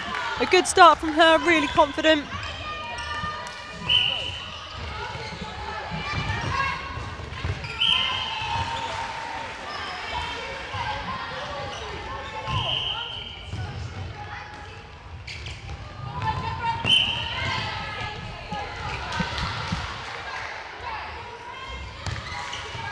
Having to revert back to the transverse line, Pulse.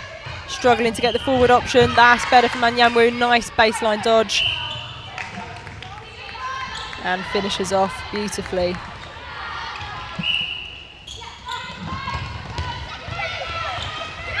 Oh, the outside arm. What a win from Christensen.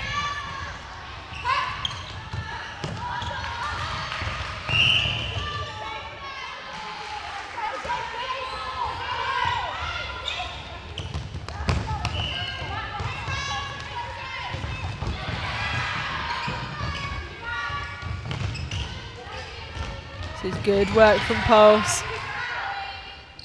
A nice strong feed and a good shot to match. And their centre pass are already out by 4.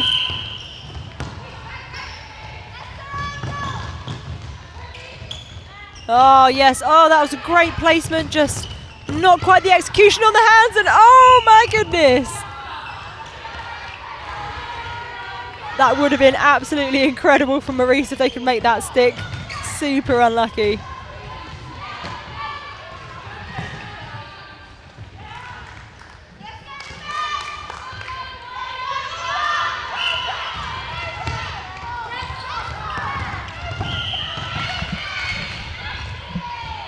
Picking up the scraps is Christensen.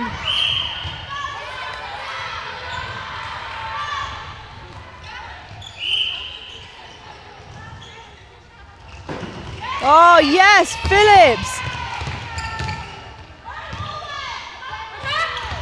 That was outstanding. Phillips again, putting in a lot of work in the through-court transition. Oh, but needed more on that if you're going to get it over the likes of Warne. Should have opted for the high option rather than flat and hard.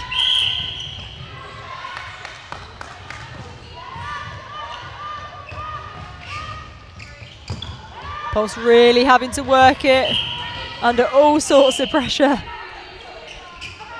Maurice just welcoming Westwood to court 1. Ah, what a shot.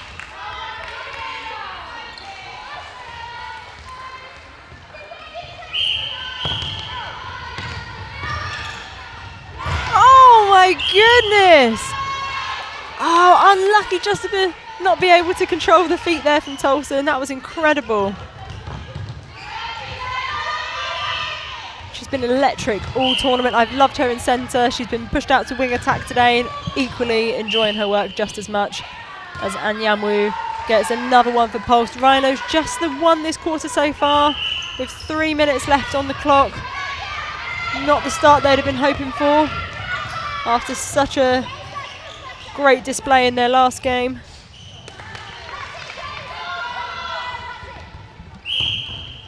The last game they played was Manchester Thunder, and they kept Thunder, who are now into the finals, to a draw. It was the first and only, I believe, draw of the day. So this is definitely not what Rhinos would have wanted to put out there.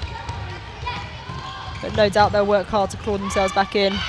Oh, fantastic work from Westwood, from Natu, sorry.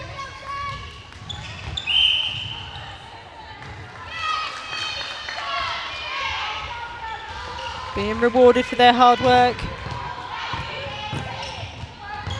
Can they really punish with a feed like that? You bet they can.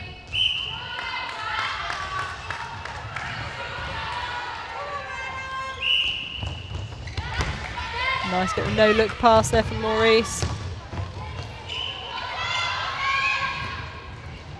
Oh, a bit hesitant on the shot there, but dribbles in for Anderson.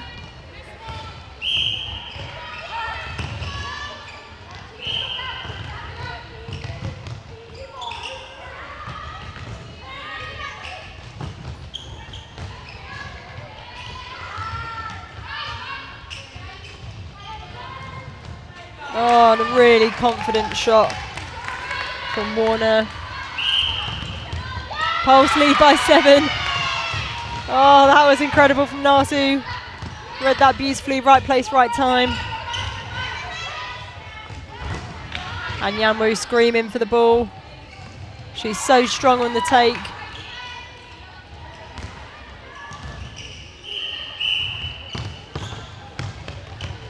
Oh, it's a big ball. Not enough on it. Warne picks that one out. Ross hadn't come up really high to support.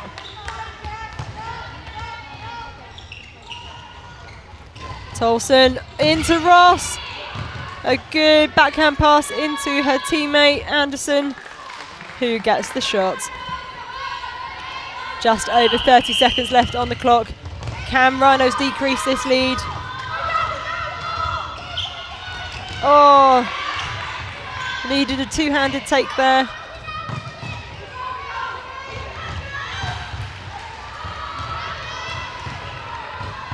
Plenty of time for Pulse if they want to take this to goal. Don't need to rush. Nice weighted ball.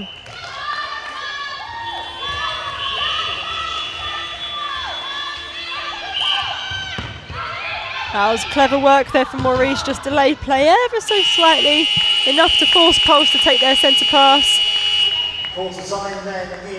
And what a quarter that was, an 8-goal lead early to London Pulse. The London side really showing Rhinos what they're made of. They haven't met each other today yet so far, so Rhinos no doubt didn't really know what to expect, but they'd have got the measure of Pulse now and will know what to do in the second quarter to try and counteract this lead. Don't go anywhere, we'll be back with you in a moment. 8-minute quarter will begin in just a few moments.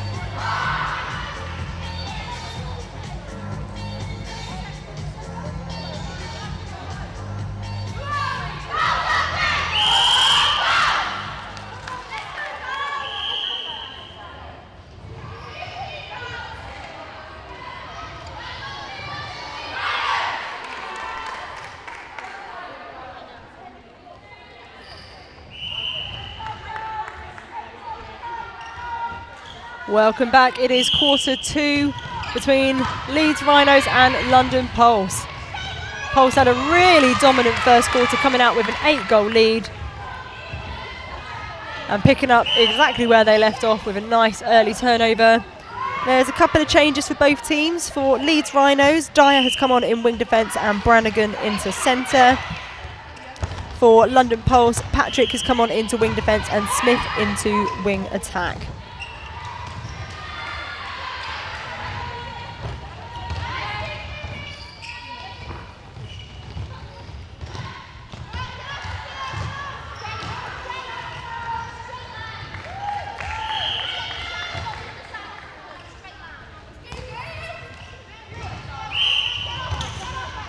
Oh, Pulse with the centre pass, but just some sloppy hands on the centre pass received there. Rhinos absolutely tearing down court. This is good defensive pressure from Pulse. Oh yes, what a ball. That was beautifully crafted, that goal.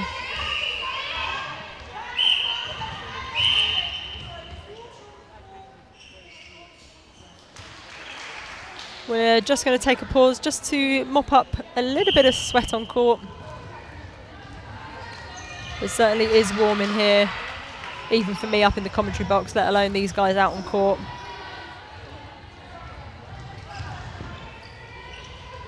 Okay, we are underway.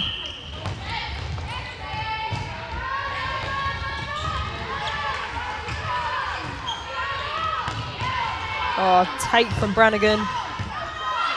Oh, great movement from Ross.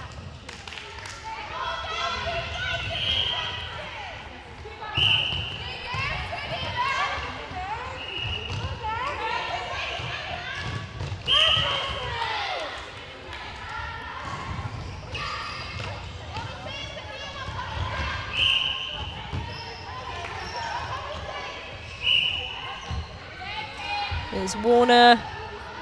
Oh, lovely shot from her, from range as well.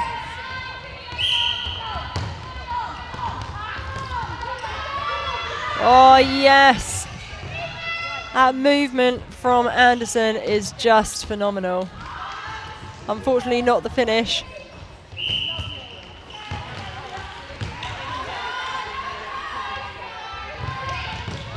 Oh, great defensive pressure from Rhinos.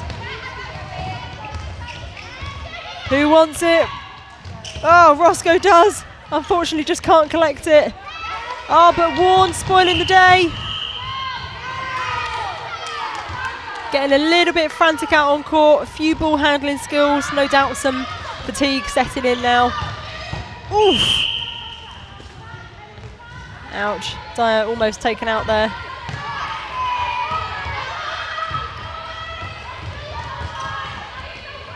I'm really enjoying Brannigan in centre so far. Oh yes, well done Christensen.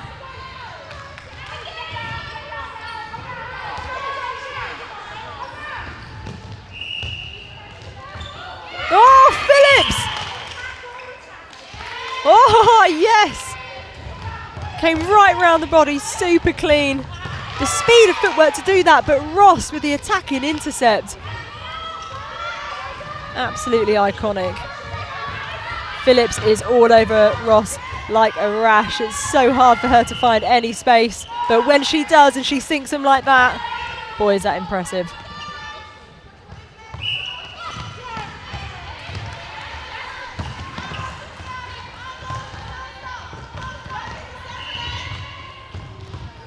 Good ball into Anyamwu.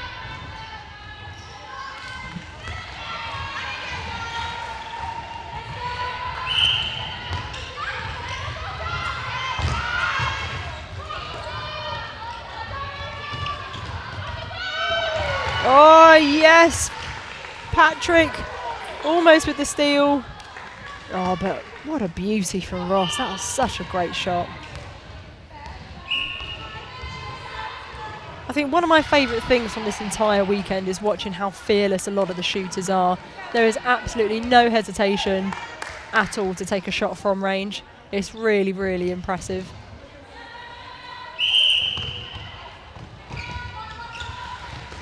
Good challenge from Roscoe.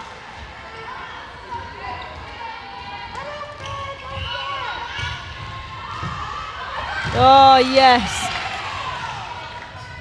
Oop. She'll get another crack. And another one. There we go.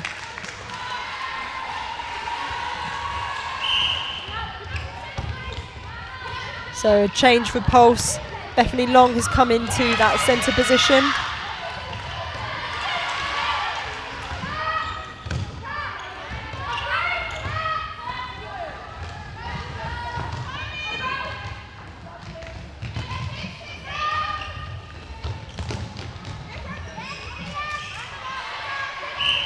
Oh, lovely pressure from Warren, but Anyamwu is just fearless. That was textbook shooting right there. Good backup from Phillips.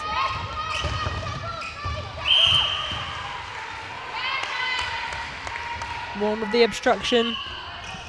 Warner with a long shot. No problem, but collects her own rebound.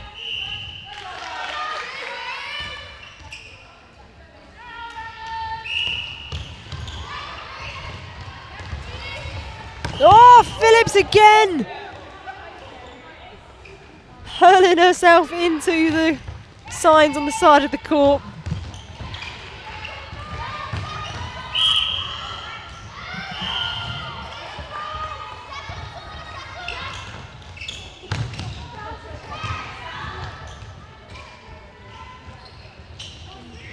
Oh, who's going to get it? It's fallen into Rhino's hands.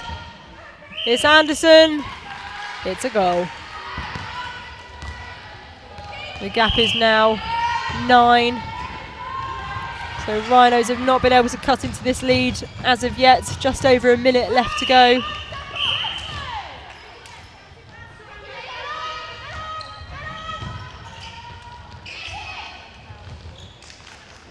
And Yamu's so strong. Oh, but it's a footwork call. It's a no goal.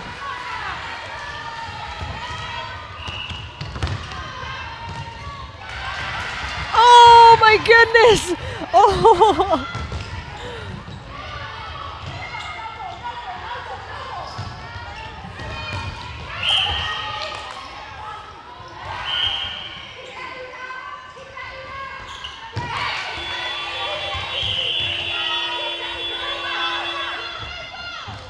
Just under 30 seconds left on the clock. Rhinos get themselves into double digits going into the half. Can they get another one and close that lead even more? Anderson, reliable as ever, happily obliges. 8 seconds, they're going to have to take this. They're going to have to be quick about it. It's going to be a big ball in, but it's going straight into the hands of Warren, and it's being brought back. It is 11-18 in favour of London Pulse. Just the 7 goals in it. It's not out of reach yet for Rhinos, but they'll need to pull something out of the bag in this second half. Don't go anywhere. We'll be back with you in just a few minutes. 15 goals apiece between Team Bath and Saracens Mavericks. So just a quick reminder throughout the day, as we have been, so thank you very, very much for your cooperation on this. Again, so that's to say, please can you wear your masks when you're not playing, eating or drinking. That would be a massive help for us and a massive help for everybody else here. Appreciate that you've probably heard this message about 100 times, but you still have to keep repeating it. So please make sure that you do wear your masks whenever you are not playing, eating or drinking, and make sure, of course, you use those hand sanitisers that have been provided in the venue this afternoon. Okay, now just a quick reminder about what's going to happen then after these 2 games. This is the last game on court number 2, because on court number 1, we're going to have the remaining games of the day.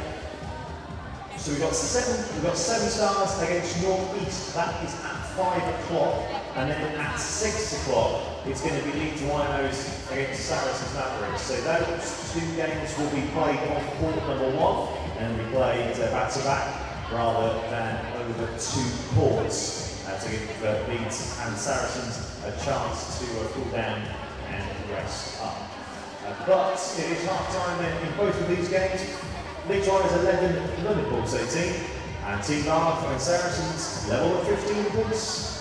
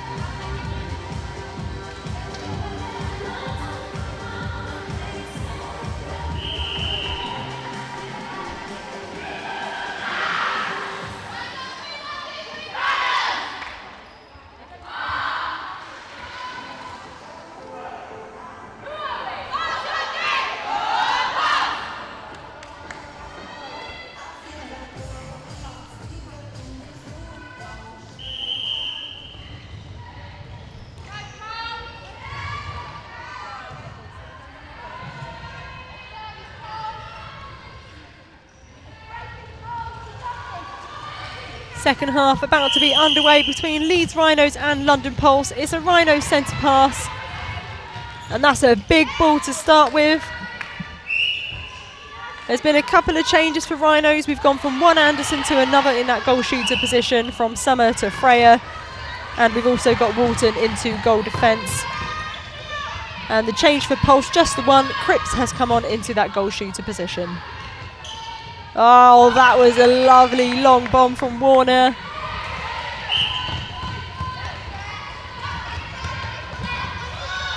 Good pressure from Pulse, causing Rhinos to bunch in the middle a little bit. Need to open up the court. That's better from Ross. Good work from Brannigan.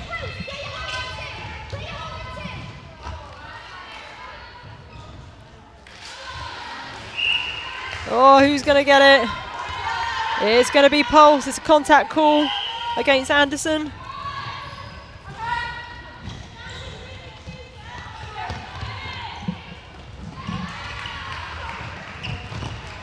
Oh, the speed of play from Pulse. Crikey.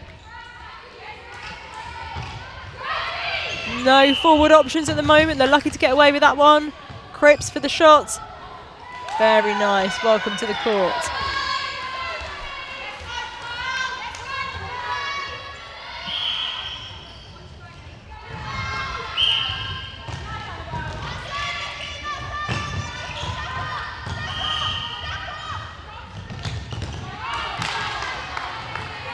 Nice work from Smith in wing attack there. That was beautifully crafted, that goal. Oh, Phillips with the deflection and the intercept. Yes, lovely stuff. Long in centre. Throws it long to Cripps. Oh, Pulse are just flying.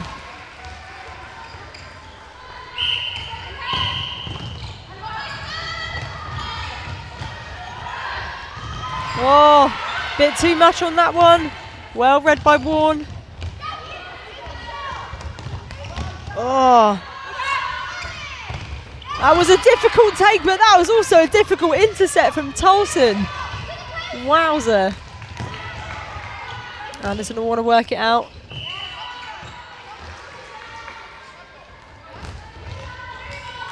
Unlucky from Ross.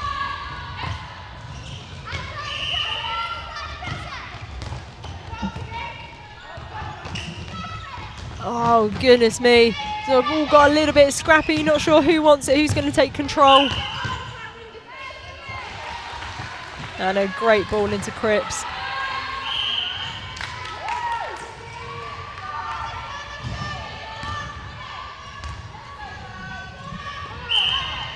The gap is now out to 11. Rhinos will definitely want to keep this within touching distance, but not if Christensen has anything to say about it.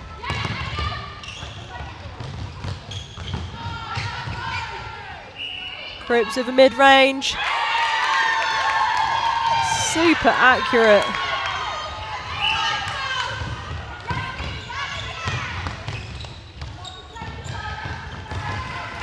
Oh yes, beautifully read by Warren. Oh, just the replay. Oh, and she's taking a little rest on the floor. Cripps not happy with the attention she's receiving. It's all getting a little bit spicy out on court. Yes, Phillips. Oh, I thought she was going to have that then. Nice ball into Anderson.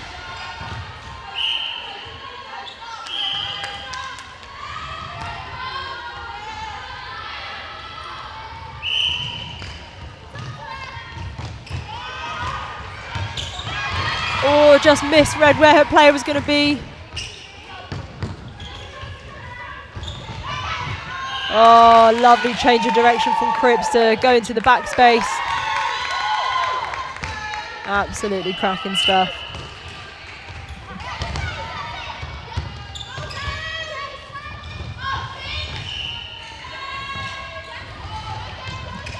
Brannigan to Dyer, back to Brannigan.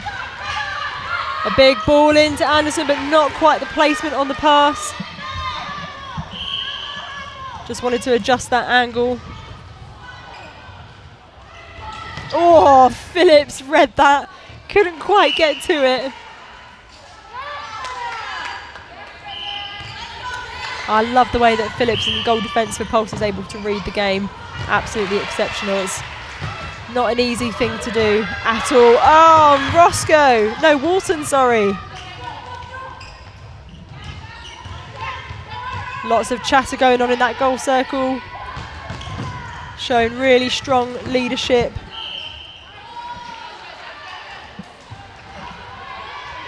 Oh, nice rebound.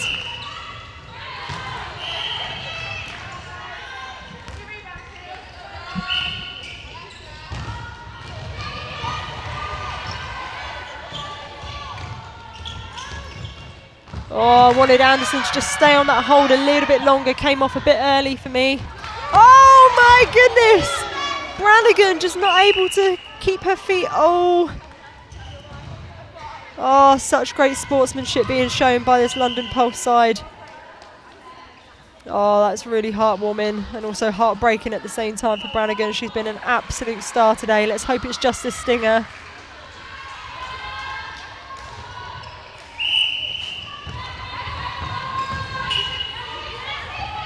These guys are really showing they are athletes in the truest sense of the word. Such great sportsmanship. Oh, yes, the tip from Warren.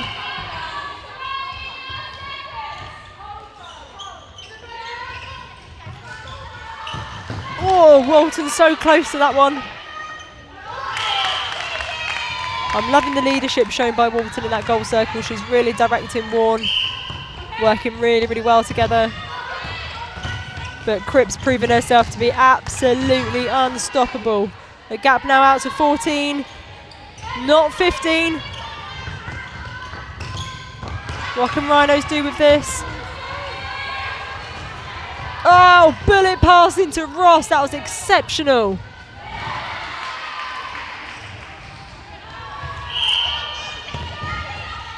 Oh my goodness.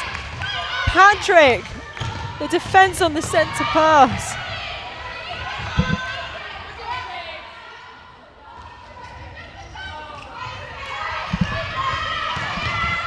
Second chance saloon for Rhinos. Oh.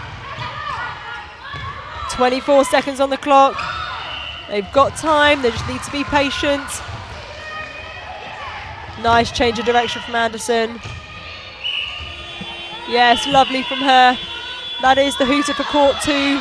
We still have 10 seconds left on the clock. London Pulse will want to be quick, they've got to take it. Oh! It was the steal, but it's Rhinos' possession anyway. It was a breaking call. Wowzer, what a quarter that was. It was a 5-10 quarter, Pulse doubling Rhinos' quarter score there. Wow, wow, wow. This is going to be an awesome fourth quarter. If you're watching, get in touch with us on social media. It's at QuarterTime Pod, that's QTR for quarter, at QuarterTime Pod or at School Games. Let us know who you're rooting for or which players have been a real standout for you, and we'll be back with you in a couple of minutes. Court 2 for today between Team Bath and the Saracens Mavericks. Court 1 will have the remaining 2 games of the day. 7 Stars against North East at 5 o'clock, and then at 6 o'clock we'll have the Leeds Rhinos against the Saracens Mavericks. But we'll see what happens for the rest of the day. This is the fourth quarter coming up.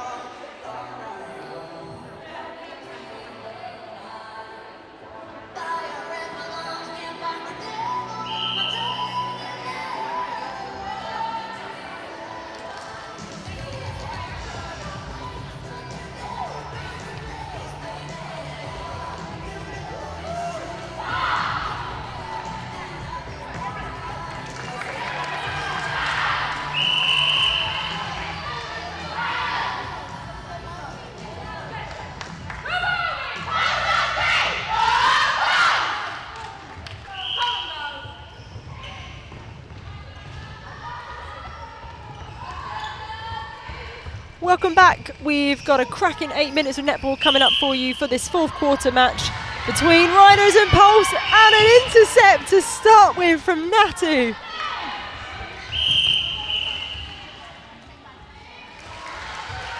Oh, unlucky. She got the contact there. There's a couple of changes for each team. For London Pulse, Natu has come on in that goal defence position, which we've just seen her come out of a cracking intercept.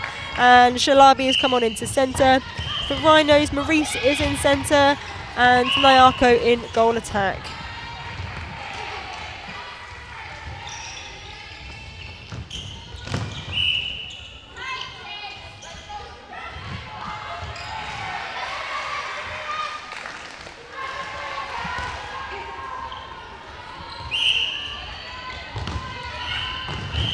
Okay, the gap is at 12. Rhinos will definitely want to decrease this to give them a bit more confidence going into their next game, which will be at 6 o'clock. There's a slight change to the schedule today. We've got an additional game at 6 o'clock, which will be Rhinos and Mavs. So I want to go into that one full of confidence. Nice ball into Anderson. And a long shot, not quite able to sink that one. There we go.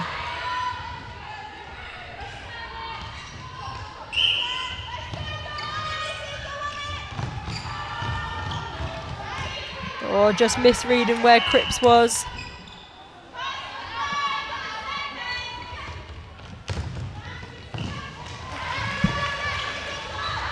Oh, but the beautiful hands over pressure from Shalabi.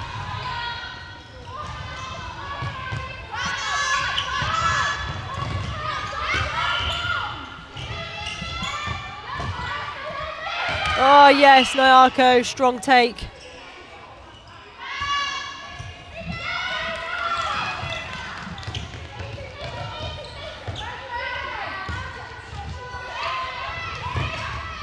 Lots of lateral movement happening from Pulse at the moment. We need some forward, strong drives. Oh, well picked up by Patrick. Coming in to save the day. Lovely ball.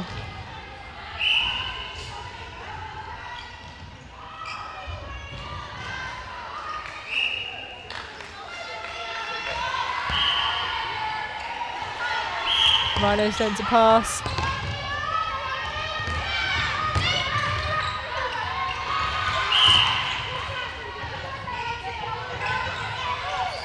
Lovely movement from Nyarko. Oh, just not quite able to control that and bring that one in. Oh, but the challenge from Tolson. Goodness me, she's been exceptional today.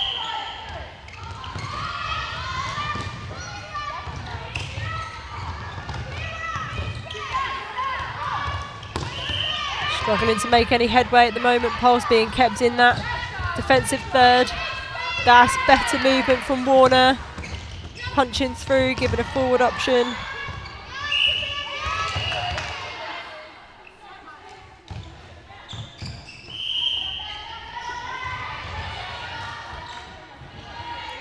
Backed out of that decision to shoot at the last second. Walton just batted that away. It's a really long shot. Oh my goodness! Talk about a long bomb queen from Warner. And a bit of footwork there. Rhinos will need to make the most of this. Oh, we've got a pile up in the middle. Clean up on R2, please. Oh my goodness! Oh, where did she come from? Natu, that was outrageous.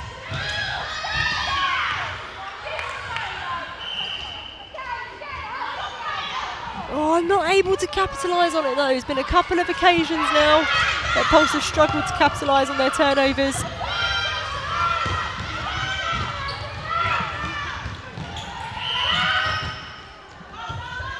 Good work from Nyarko. And a solid shot, rolls around the rim.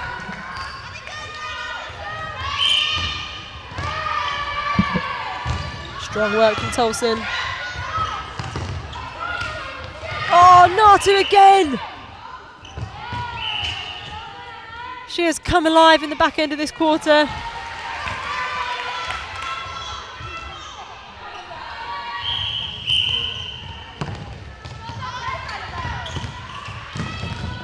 Oh, well kept in by Smith.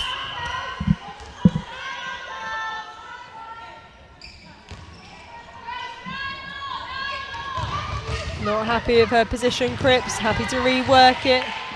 This should be an easy one, and it is.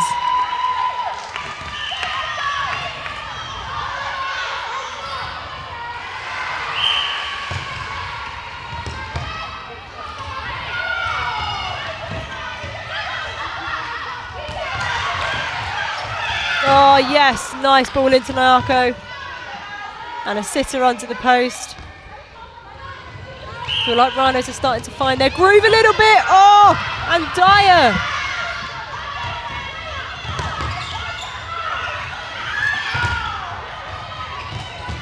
Oh my goodness, and Christensen. It's just intercepts galore this game. I've lost count of how many we've had.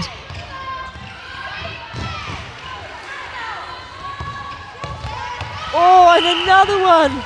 Just a toe out of court. We've got 90 seconds left on the clock. The gap is now 11.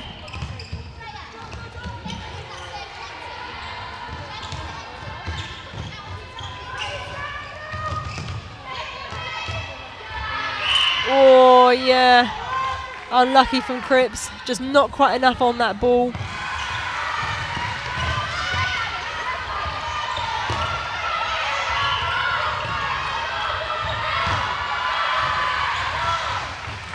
Lovely ball into Anderson. Under a minute to go, the gap now back to 10. This is confident from Rhinos. Patrick just having a wee sit down. Catching a breath. Oh, and it's a held ball. Oh, that's unfortunate. I think there was a bit of confusion around whether she was in the right spot. She was looking for confirmation. What a take from Cripps.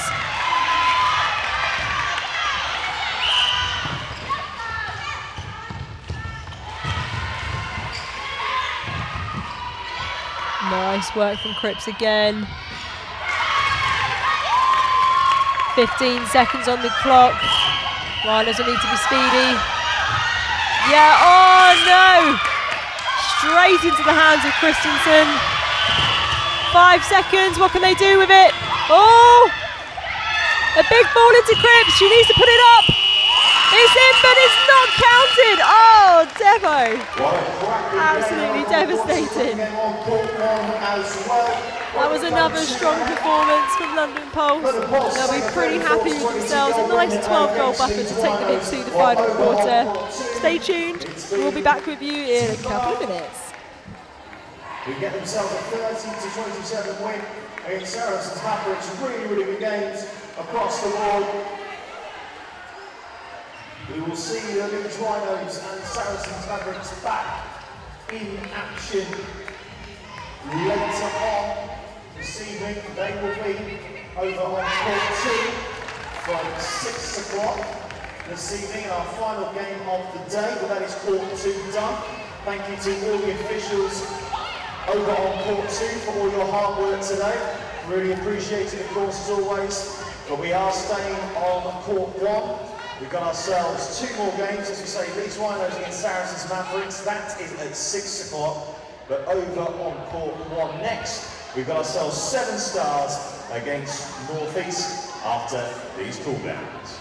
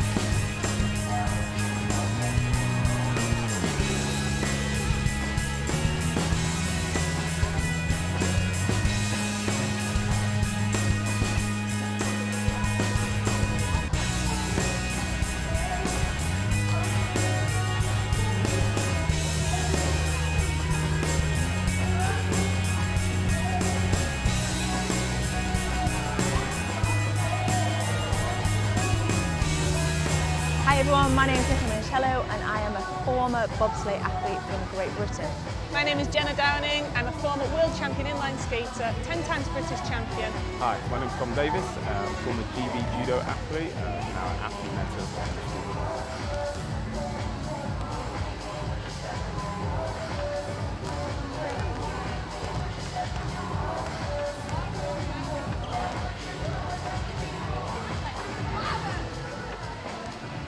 Important. For me, it was always crucial to maintain a work-life balance. I always studied throughout my sporting career, so I went to university, really prioritised my exams, tried to see my friends, but also tried to get involved in a range of sports outside of my sport. And that just helped me, my identity, and just helped me with a life outside of sport, feel like myself and maintain my well-being. The transition. It's always good to have foresight. For me, we're transitioning through all walks of life, whether that be from going to school, primary to secondary school, from one job to the next, and just to make your life that little bit more manageable and more comfortable, being aware of these transitions and being ready for them is the best place. Amazing. For me, work-life balance has been crucial. So when I was an athlete, I always worked full-time or studied or did something. I actually think I was a better athlete because I always created balance. Only focusing on one thing leaves you really vulnerable and susceptible.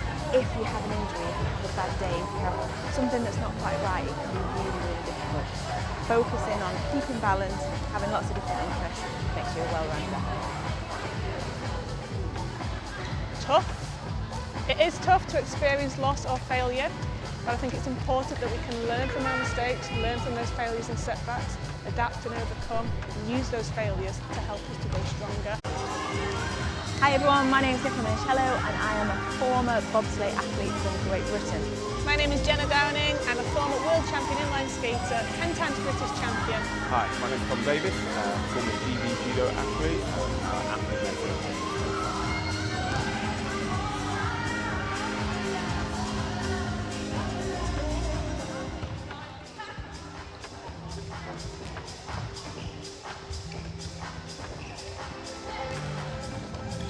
Important.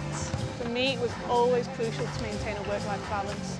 I always studied throughout my sporting career, so I went to university, really prioritised my exams, tried to see my friends, but also tried to get involved in a range of sports outside of my sport. And that just helped me, my identity, and just helped me with a life outside of sport, feel like myself and maintain my well-being. The transition. It's always good to have foresight. For me, we're transitioning through all walks of life, whether that be going to school, primary to secondary school, from one job to the next, and just to make your life that little bit more manageable and more comfortable, being aware of these transitions and being ready for them is the best place to maximise those opportunities. Amazing. For me, work-life balance has been crucial. So when I was an athlete, I always worked full-time or studied or did something. I actually think I was a better athlete because I always created balance. Only focusing on one thing leaves you really vulnerable and susceptible. If you have an injury, if you have a bad day, if you have something that's not quite right, it can be really, really difficult. Focusing on keeping balance, having lots of... Important that we can learn from our mistakes, learn from those failures and setbacks, adapt and overcome, and use those failures to help us to go stronger and become better as people and as athletes. So don't be scared to get that last place, to experience that setback, that tough time. We all go through them. Use these tough times to enable you to move forward and become a better, stronger person. So necessity. But for me also than that, when you get older, I realised that it was a real added benefit. So I chose. Also didn't have to go into college. So a real big benefit to work alongside my school, which left me better placed when I transitioned out into what I do.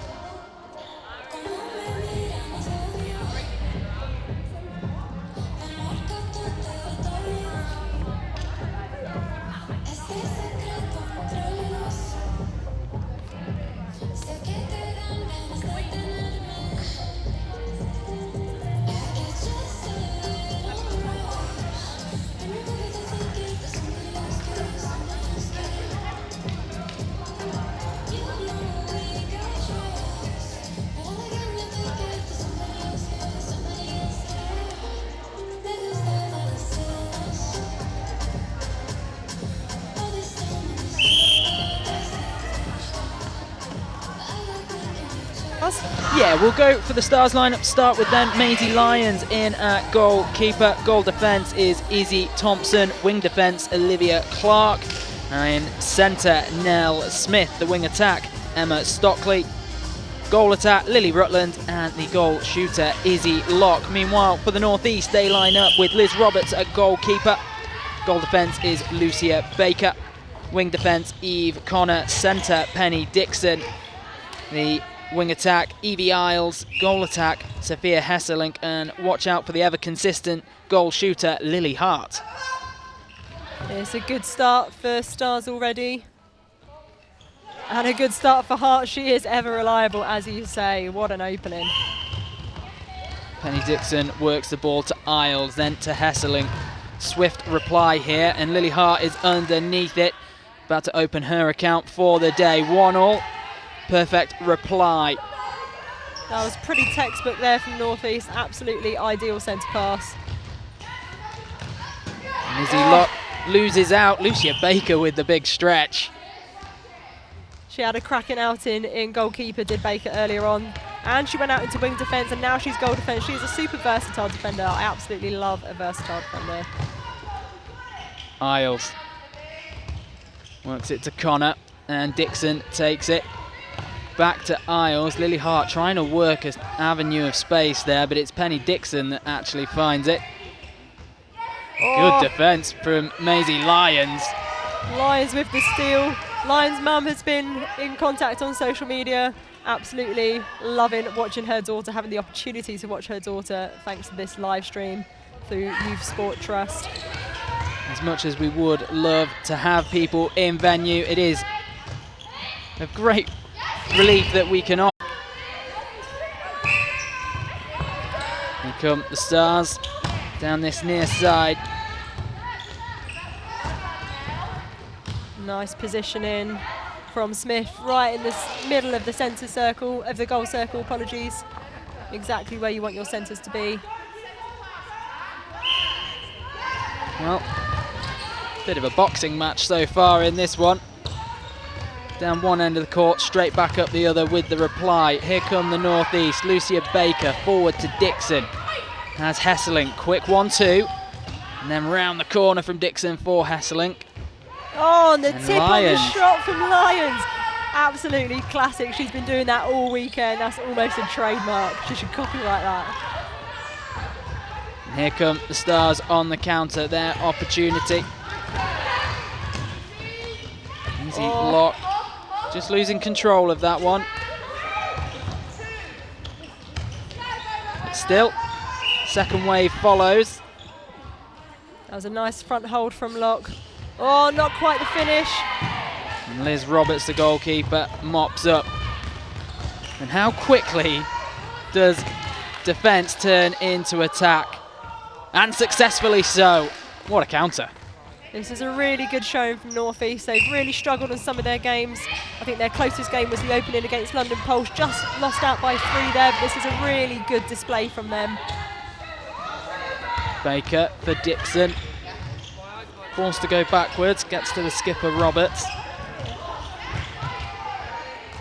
Nice touch on the ball there from Clark. Stemming that flow of the North East. Having to reset back to the transverse line. No forward options at the moment for North East. That's better movement. Lucky to maintain possession of that one. Oh, goodness me, who wants it? It's Hesselink. And Dixon with it now, back to Hart. And Hesselink will take the shot and tips it just in. And the North East just ahead now. Penny Dixon forward to Evie Isles. Good defending, tipped away, but North East still have it in the danger zone. Isles round the corner. Hart to Hesselink. Good little dummy there. Nice little pass off, little shooter play. Worth pointing out as well, we've got the icon that is Gary Burgess officiating this match. Not only have we got top quality talent out on court, we've also got top quality officials. And the ball works its way into the attacking circle. Beautiful baseline drive there from Rutland. She's been an absolute star this weekend. Dixon forward for Isles. Hesselink takes control, switches it. Dixon in space, and that is well worked through to Lily Hart. That was fantastic court craft there. Just needs the finish. Happy days. So 2.5 minutes left to go in this opening quarter. 2-goal cushion for the Northeast. Ooh. Big contact there. There's Robert. Caution there. That was a late and borderline dangerous challenge, but no malice in it at all, I'm absolutely certain. Credit to Nell Smith for getting up so quickly. And the Stars rally. 1-goal deficit. Evie Isles knocks it down the channel. Dixon into Hart. Back to Hart, and then for Hesselink. She's looking very composed in this game. Came out of the blocks, raring to go in her first performance of the tournament. Slowed up, and the Northeast have relied on the performance of Lily Hart somewhat. Hesselink definitely found her scoring shoes today. Yeah, she was mighty impressive in the previous game that Northeast played. Isles for Baker. It's good movement from the Northeast. And Hesselink again. That was a good jump on the shot from Thompson, putting them under all sorts of pressure. Here come the Stars. And switch that. Just overcooked. It's a nice win for Northeast.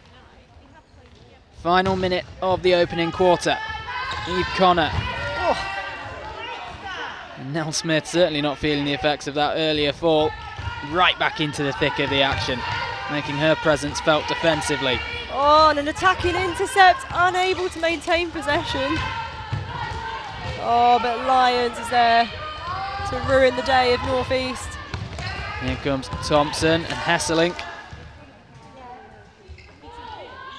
Going as deep as she could go defensively and disrupting the flow of the Stars. Here comes Smith, and then it's worked back to her. Easy lock, trying to work an angle. Yeah, she was looking for that pass off to her attacking buddy in Rutland. Second bite of the cherry, and this time successful as the clock ticks down. We will head into the second quarter with this game finally poised. Just 1 goal between them. So a reminder, we have 9 other sports featuring this weekend, and there's one more day of action to come as well. So do keep tuning in to the YouTube live streams and head over to social media to let us know who you're supporting, what you're supporting, and where you're supporting from. Don't forget to use the hashtag 2021SG for school games. So if you're a coach in these moments, Lucy, what are you telling your side? It's so early in a game, but it's so tight. You've already played several games. You're at the end of a long day. How'd you rally them? Oh, it's a tough one because they will be absolutely knackered. But particularly for Northeast, they'll be itching to get that win on the board. So they're playing for pride more than anything else. So they'll want it even more than the coach will. I think you just want to reiterate not to have any unnecessary movement. You don't want to expel all your energy with too many prelim movements or drives that are a little bit weak. You're just running around without intention. You want really strong, short, sharp drives.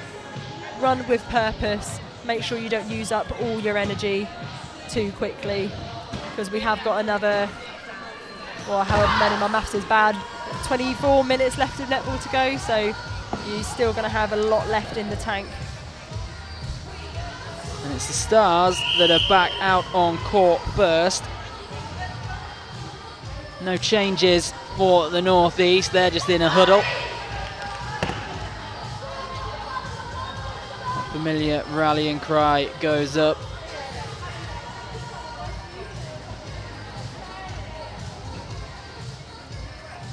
Gary Burgess bringing the ball back out on court. It's going to be a Northeast centre pass to get this second quarter underway. Dixon to Isles. Isles with both hands overhead. Oh. Hesselink just can't work it round the corner. Maisie Lyons, thorn in the side there. Just the one change for 7 Stars coming into this quarter. Lambert has come back on into centre. She has been absolutely phenomenal for Stars this entire tournament. I'm glad to see her take to the court again in this game. And they've levelled things up here.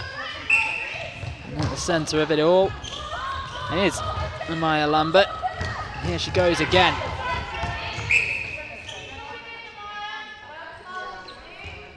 Back with Lambert. Easy lock. A little bit of needle between her and Roberts. Shot just off target. Connor to Baker. And Baker's a prime example of someone that doesn't exert any more energy than they need to, but just so consistently gets the job done. Good game IQ. Yeah, absolutely. Knows when to go that little bit further and come out on the fly, just like Thompson did there. But then also knows when she needs to rein it in and conserve her energy. Really good game smarts. Dixon gets us back underway. To Hart. Hart off target. That's another go. Makes it on the second attempt.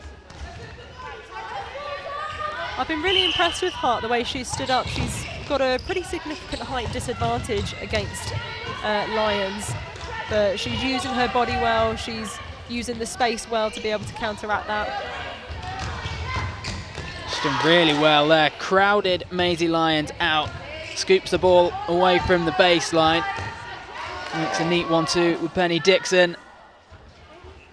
Can't follow up with the finish, but Hesselink is there for the rebound. Yeah, Lyons just got a couple of fingertips to that ball to disrupt the shot.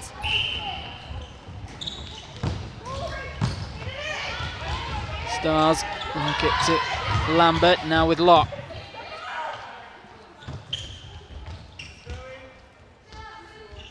Throw in for the Stars.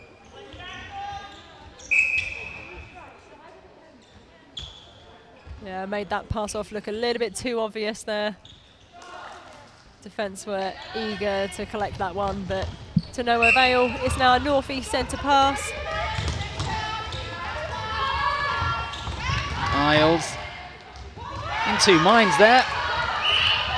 But the ball did stay in. Yeah, thanks to the hard work of Clark there. 7 Stars coming away with it. Thompson knows it. The frustrating ones, watching them into your hands and it just wriggling free. Northeast come away unscathed. Roberts to Connor, back to Dixon in the centre. Forced backwards, good defensive shape here from the Stars. Yeah, they got some really tight man on pressure and that pressure has paid off. They've now got a turnover. Just having to reset to bring it back into the centre third.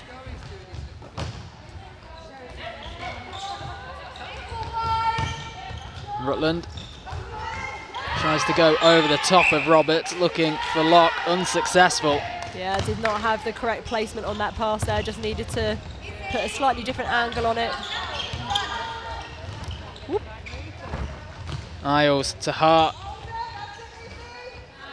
Unorthodox, but they get it into the circle, and Hart duly dispatches 11-9 to the northeast.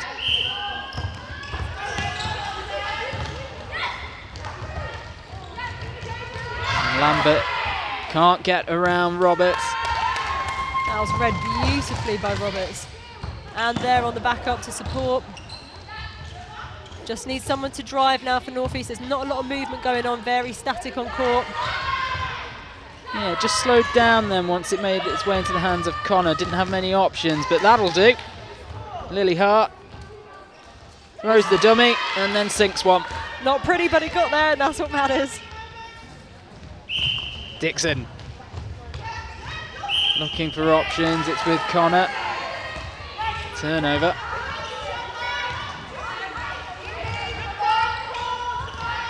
Lambert to Thompson. And with Rutland.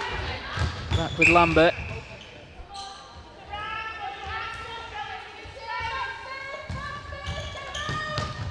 Maisie Locke.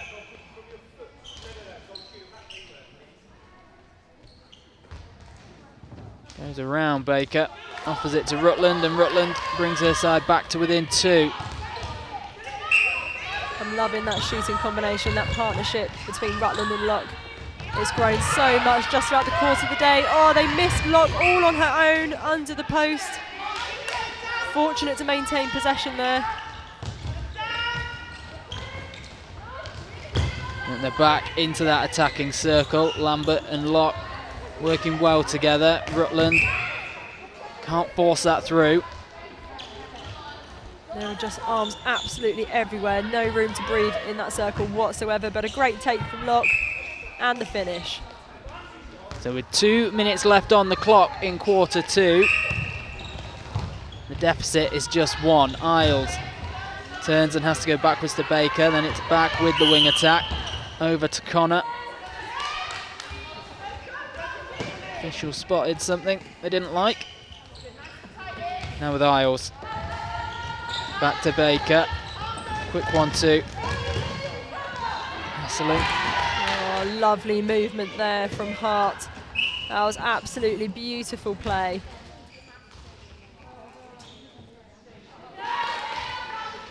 That 2-goal cushion restored. Less than 90 seconds to play here. And that's loose and pounced on by Lucia Baker. Back with Isles to Liz Roberts. Now Baker again. Dixon. Isles makes herself available. And Dixon spins away. Great movement. And Maisie Lyons again. Read that one like a book.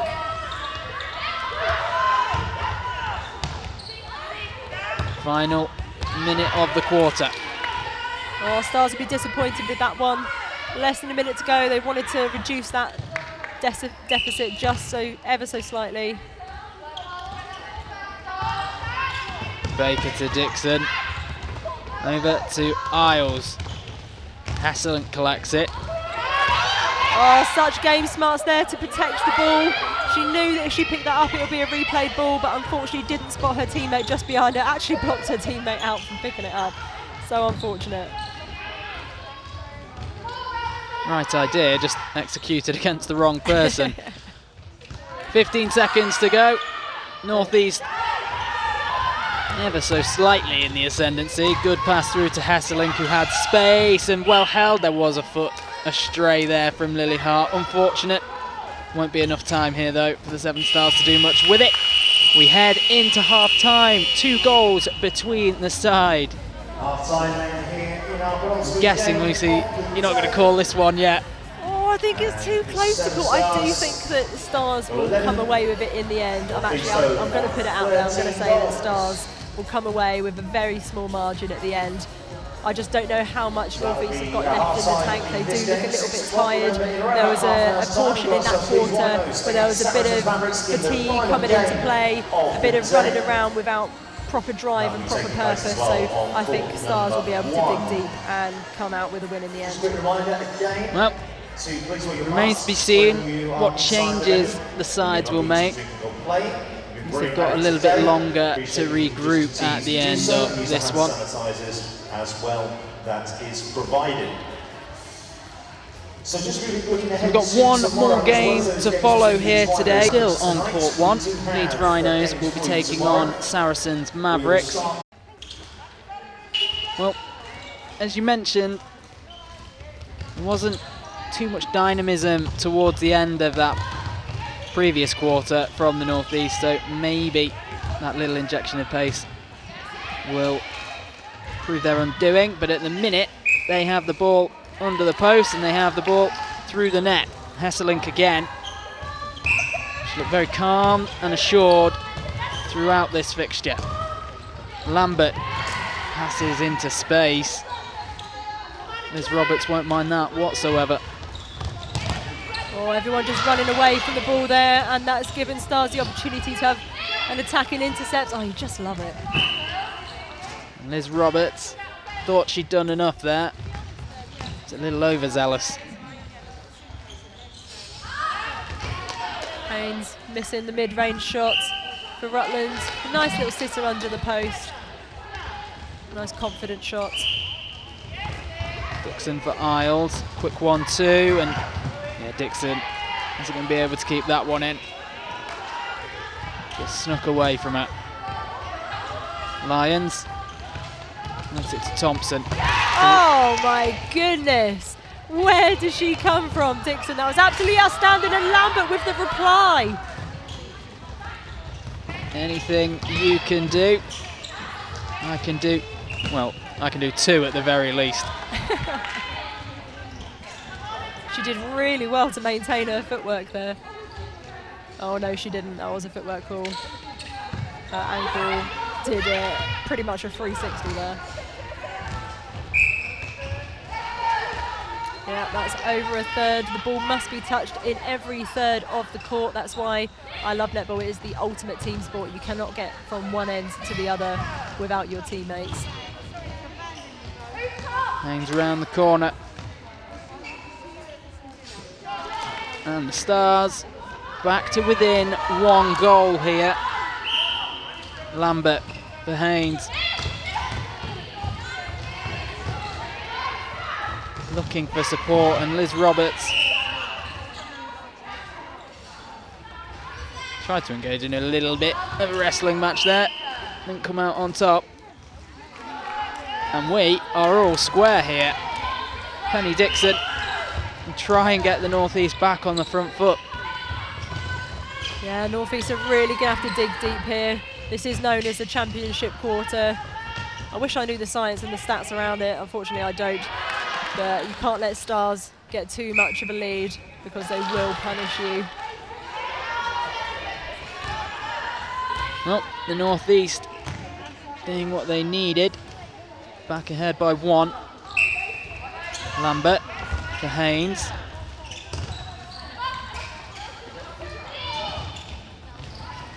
Working it well here. Good foot placement. Not so much the second time. No, slightly too close, not giving herself enough space on the goal line. Connor over to Roberts. Roberts and straight ahead of it. That was a risky pass. Does well to get the rebound back. Dixon now for Hesselink. Her legs were flying one way there, and she threw her arms out the other. Great take. Now with Lily Hart. And Hart restores a 2-goal cushion. 15-17, 3 minutes, a little over, remain in this third quarter.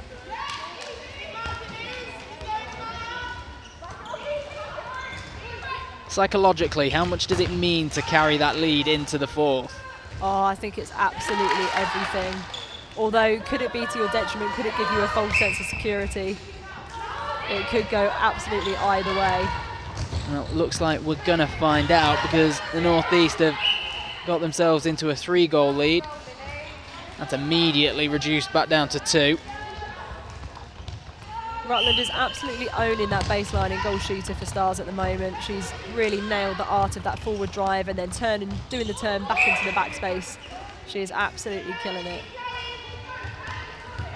Dixon looking for support. Hart gets it. That's really quick movement. Yeah, that was a cracking ball in, but the significant height of Lions just put Hesselink off her shot there. Hart takes the North East up to 19. 2 minutes left to play in the third quarter. This game still wide open.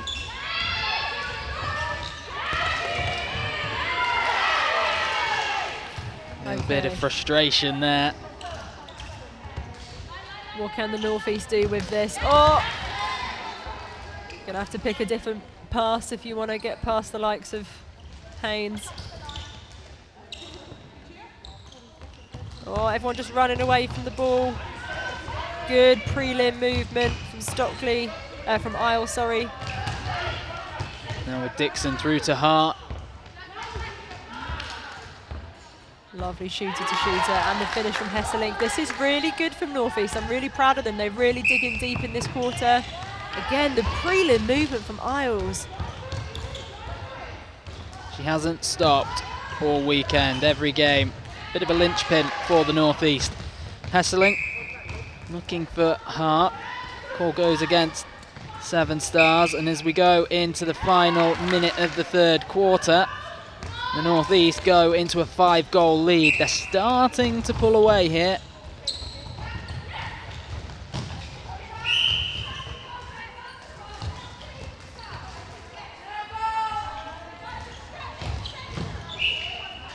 This is really good work from Roberts. She's putting on immense pressure. Lovely technique there from Haynes. That was textbook shooting. 20 seconds left on the clock. Can North East go into the final quarter with a 5-goal buffer? Not like that, they can't. 10 seconds, they're gonna have to be quick to get this down court. Hart to Isles. Isles off the face of Lions, but they do head into the dugouts for the break with a 4-goal cushion. Certainly won't get ahead of themselves. They've been involved with games where they were leading by narrow margins already. As we know, it hasn't panned out. Yeah, I am starting to wonder whether I should eat my words with my prediction of Stars. This is looking really good from North East. They've managed to maintain a decent level of intensity throughout that quarter. They dropped off a little bit in the second, but they've brought it back in the third. They've been pretty consistent. And a nice little 4-goal cushion to take them into the last quarter. I just hope that they can maintain composure and just get that win under the belt. Be absolutely buzzing for them. Yeah, solid game management so far from the North East. Seven Stars though, they're not out of this, but they're going to have to dig deep into the reserve tanks, find some energy, start taking the game to the North East. Once you're in that final quarter, those seconds start to roll by ever so fast when you're trailing. Absolutely, they're going to really need to come out of the blocks firing. 4 goals is not impossible by any stretch of the imagination, but it is still 4 goals. They will need to get some early turnovers, give them that confidence going into the latter part of the quarter. So both teams starting to return to court. We'll bring you changes momentarily. Well, for the North East, they've introduced Eve Sheridan at centre. Penny Dixon drops to the bench. Meanwhile, Shani Cora at goalkeeper, while Liz Roberts has moved into goal defence. The Stars on the march here. Haynes. Contact from Connor. And then from Roberts with an important touch. Too close.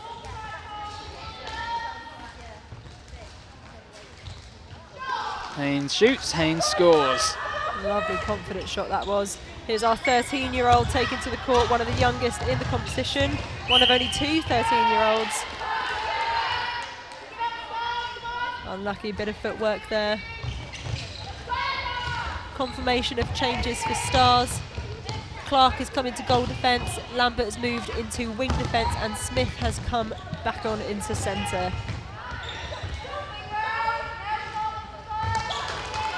And they're back to within 2 here.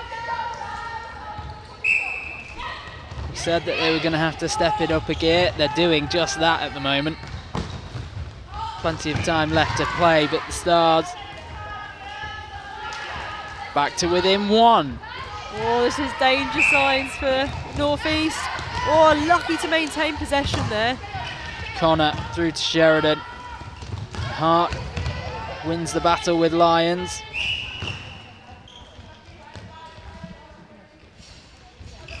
Hesseling. Back with Hart. She goes for the pass there. Might she have been better? Oh, yeah, I definitely would have gone for the shot. In the words of Tracy Neville, if you want to be a shooter, shoot. She's more than capable. She's taken shots longer than that today. Just needs to back herself.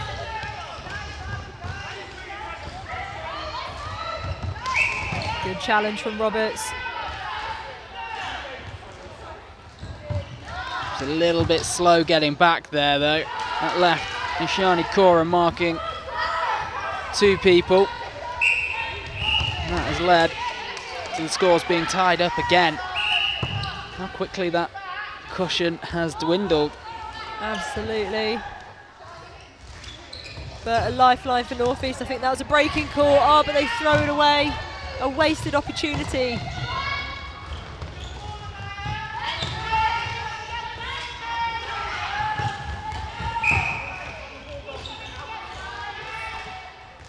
The Stars working themselves into a good position to take the lead.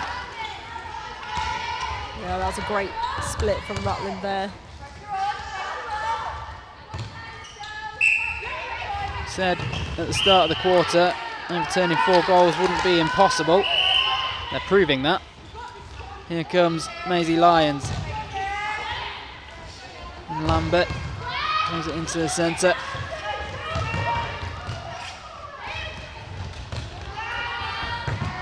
Oh, that was lovely shooter-to-shooter play.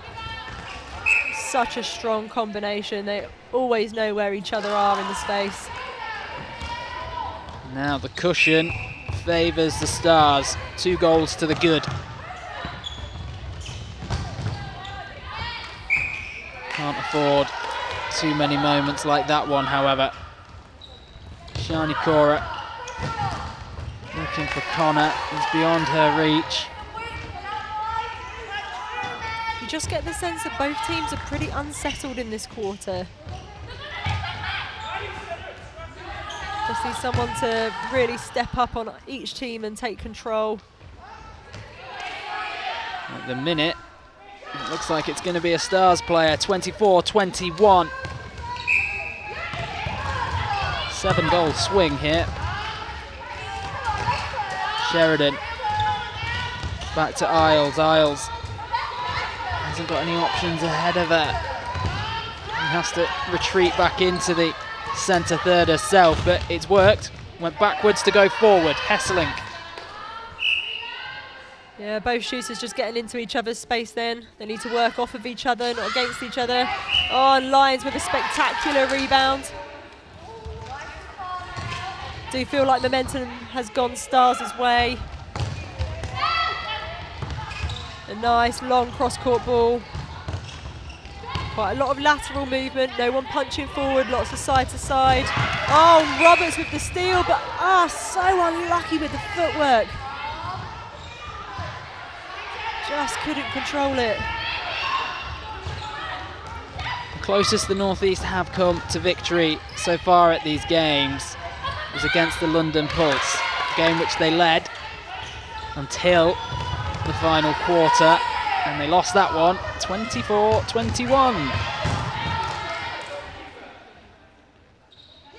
And that won't be the same story here. 25-21 now. 7 Stars firmly in control with 2.5 minutes to play. Oh, just spent that before she'd earned it. Cora, Sheridan. Perhaps trying to move a little bit too quickly there. Yeah, the North East turnover to goal rate for this quarter will be probably a little bit on the low side, a little bit poor. They're definitely getting opportunities. Their defence are working really hard to give them the opportunity, but just not able to convert it. Struggling with that mid-court transition. There we go, classic example. Nice take from Lambert. You see the stamina is with the Stars.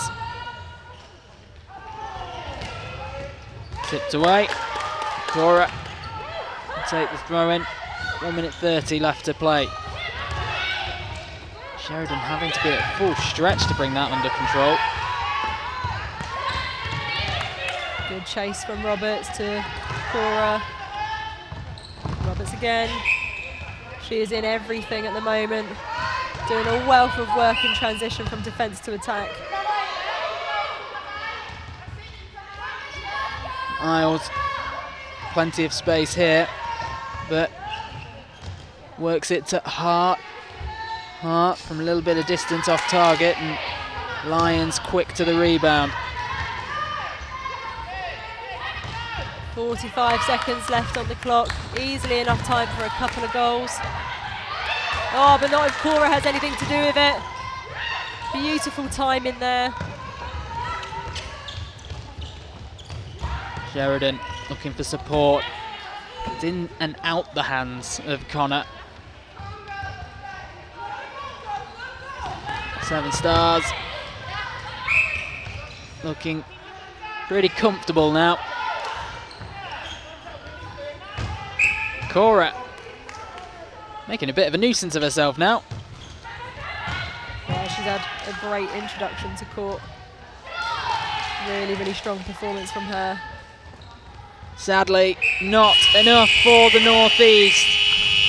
Their search for a win not fulfilled here in this one. 27-21. The victors, the 7 Stars. So we have one more game to come here on court number 1. That is Leeds Rhinos against Saracens Mavericks. It's due to start in 20 minutes time. Don't go anywhere, or at least don't go far.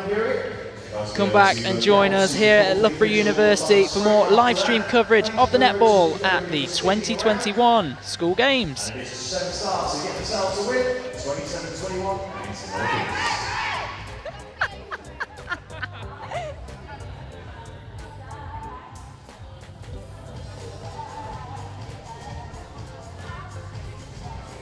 Hi, my name's Louise Hunt and I'm a Paralympic wheelchair tennis player. I'm Rachel Mackenzie, World Thai Boxing Champion, British Boxing Champion and England Boxer. My name's Jenny Warwick. I'm a former GB badminton player. I've been lucky enough to travel around the world competing at a sport I love. I've been an athlete mentor for the Youth Sport Trust for many years now and I'm super excited to be a part of the School Games Nationals Finals.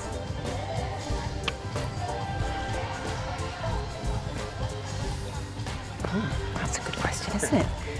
I set up a community interest company which is called the Now Project, which stands for No Opportunities Wasted. It's something that every day I hope inspires people and also makes them feel like they can get the very best out of themselves.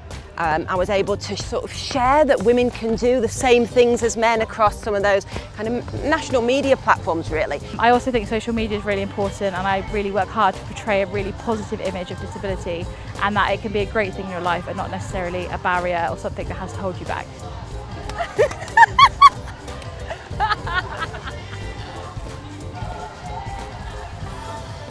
So I would say that my biggest achievement outside of sport has to be the work I do in terms of breaking down barriers and changing stereotypes and just trying to make a difference to how the world sees people with disabilities. It really doesn't matter where you come from, what your background is, what you may feel is holding you back. Actually, you can use those things to your advantage and achieve whatever you want to achieve.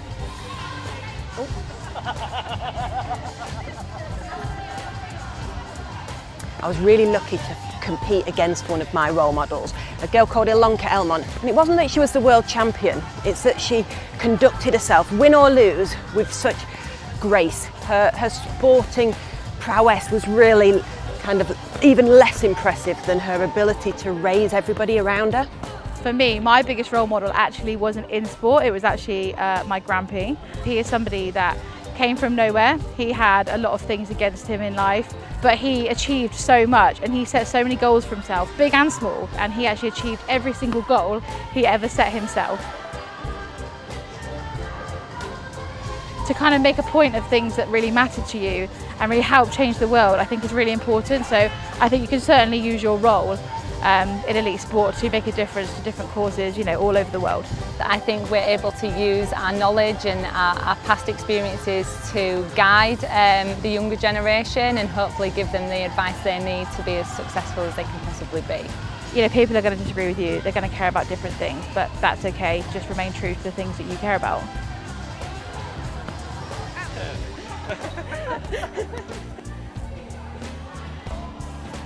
So I would never share anything that I felt didn't fit with my values and the values that I'm hoping to inspire across all of the young people that I work with.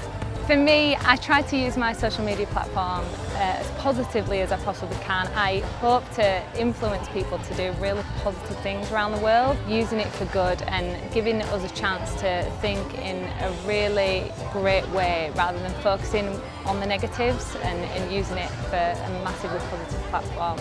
I think social media is really, really important, and it's something that I personally use a lot, and I like to use it as a platform to really show kind of the positive things in my life and promote what I do, and hopefully people can use that as somewhere to go and to look and see that actually disability or not, adversities or not, you really can achieve what you want to achieve.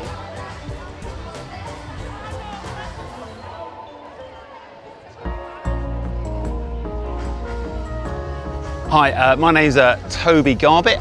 I'm Alistair Patrick Heselton.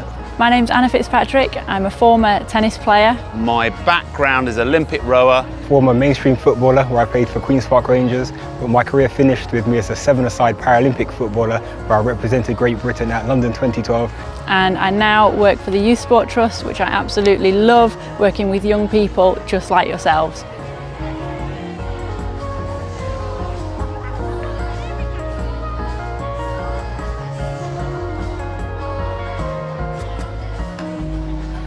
As an athlete, I hadn't appreciated that when you look at all these athletes on TV, they make it look easy.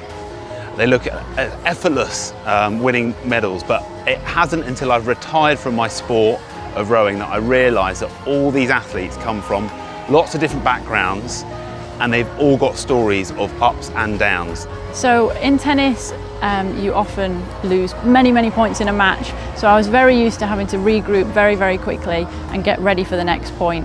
It was often moving to the back of the tennis court, taking 1 or 2 big deep breaths and starting to think about the positive things that I wanted to happen in the future.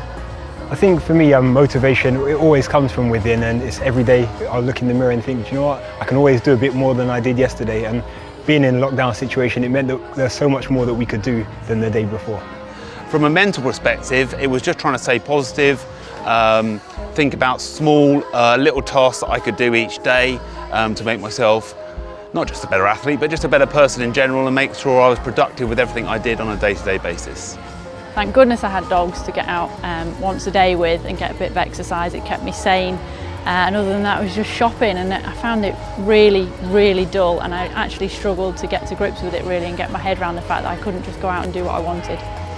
My advice would be communication, so making sure you're having open conversations with all those people so they're all linked in together, and then also just making sure that the really important people that help you along your journey to success are there, the ones that are beside you. Well, you know, I always say that you've never lost or failed if you don't give up. So for me, it's always a case of reflecting on what happened, being really sure of what I could do better and focusing on that and trying to develop it within the next things I do.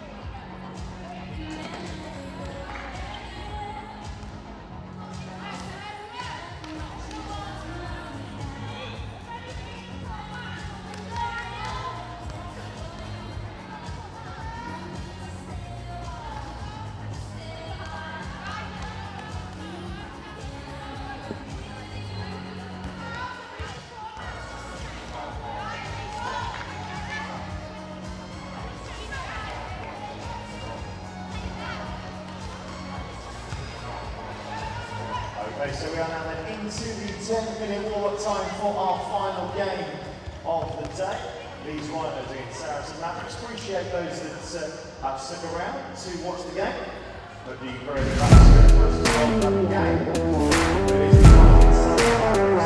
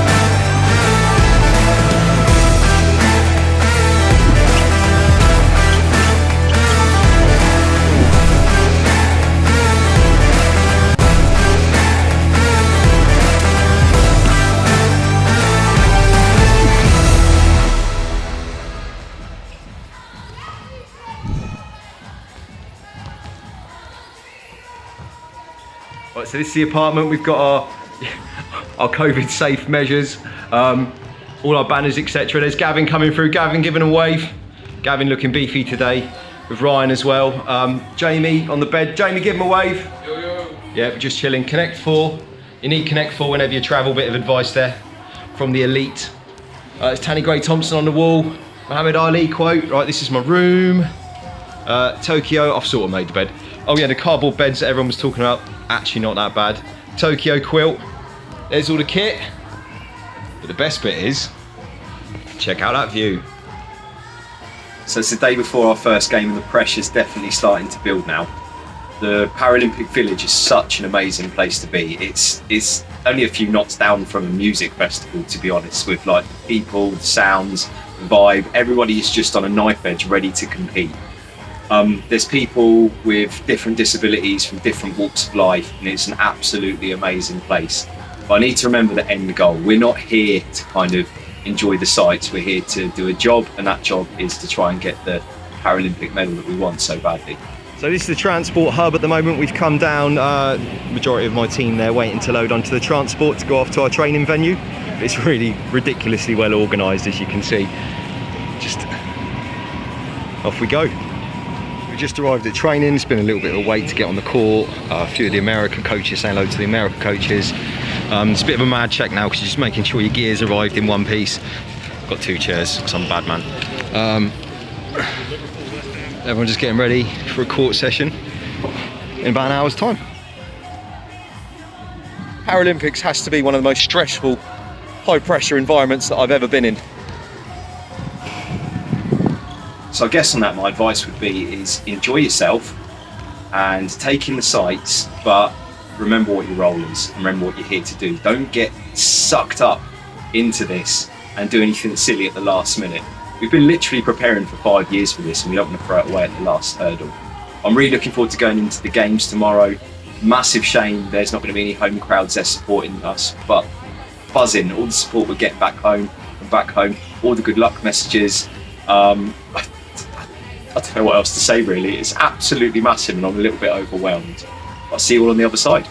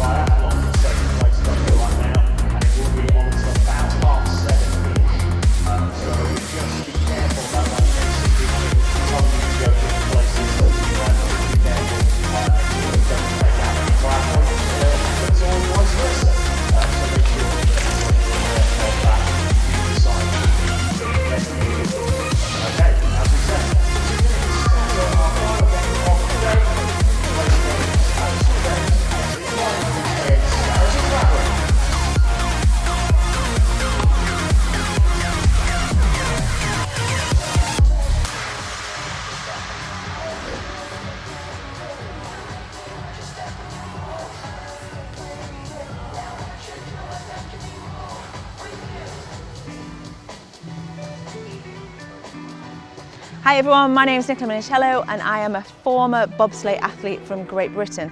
My name is Jenna Downing. I'm a former world champion inline skater, 10 times British champion. Hi, my name's Tom Davis. I'm a former GB judo athlete, now an athlete mentor for the Youth Sport Trust.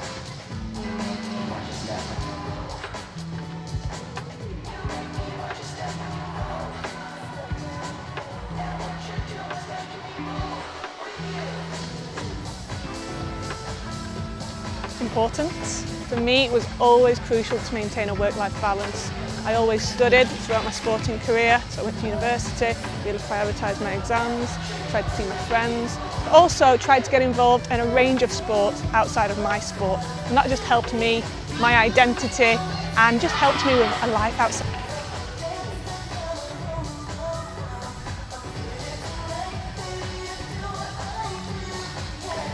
Okay, thanks for joining us for our final game of the day here. We won't waste any time. We've got Leeds Rhinos taking on Saracens Mavericks. Saracen Mavericks team, they start with Rihanna Luke at goalkeeper. At goal defence, Eden Hill. Wing defence is May Seldis. At centre, the captain, Brooke Bartlett. At wing attack, Melissa Zarway. Goal attack, Elizabeth Standen. And the goal shooter, Catherine Mansfield. Already underway here. And it's Rhinos on the charge. The lineup for Leeds Rhinos: in goal shooter, we've got Nyarko. In goal attack, it is Ross. In wing attack, it's Maurice. Centre is Tolson. She's been solid today. Wing defence, Brown Carrera. In goal defence is Warren and goalkeeper Roscoe. Interested in that defensive combination. Usually we see Roscoe out of goal defence and Warren in keeper. So curious to see they've done that switch. We'll see how that plays out on court. And it is the Rhinos who head into the early lead.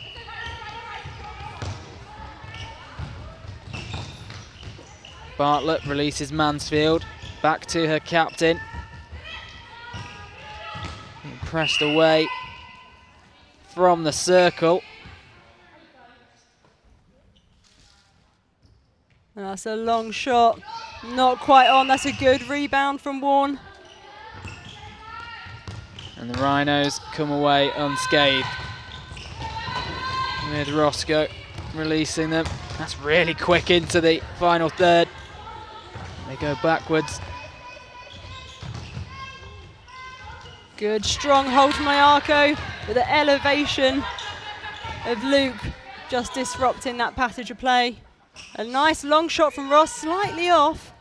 Not quite got their eye in early.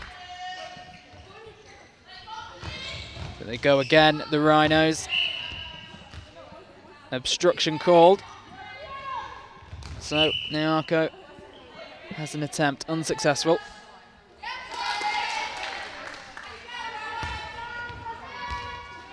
This is a really strong start from Rhinos, 3-0 at the moment. Just over 2 minutes has gone already.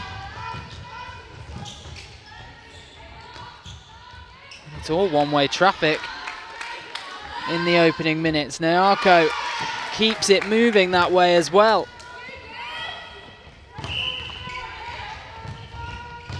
Zarway looks right, then looks left and finds Bartlett and then swatted away, but Mavericks go again. Mansfield can't take control of it. It will be Mavericks' ball though.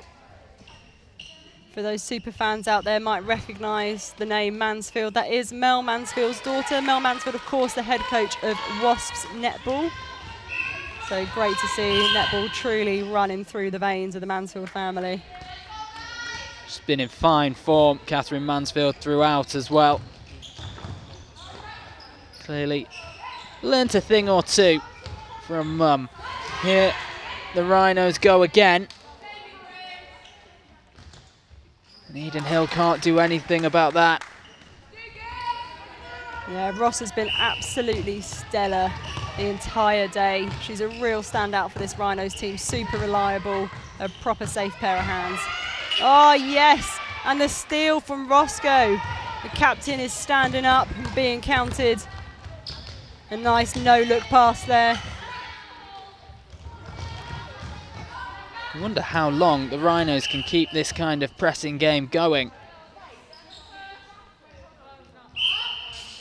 Coming into this one, they certainly wouldn't have been the favourites, but the way it's gone so far, you wouldn't think that at all. Absolutely, they've come out of the blocks firing. Just need to see what response Mavericks had. That's a good start from Brooke.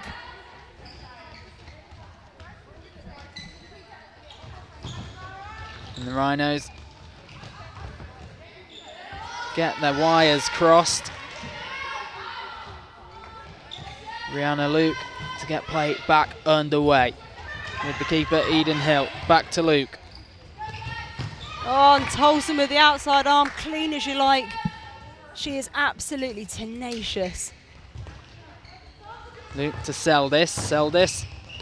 Pivots and gets it to Zawe. Zawe to Bartlett. Mavericks will benefit from the call. Chance to go again. Zawe in the space. Mansfield with her second.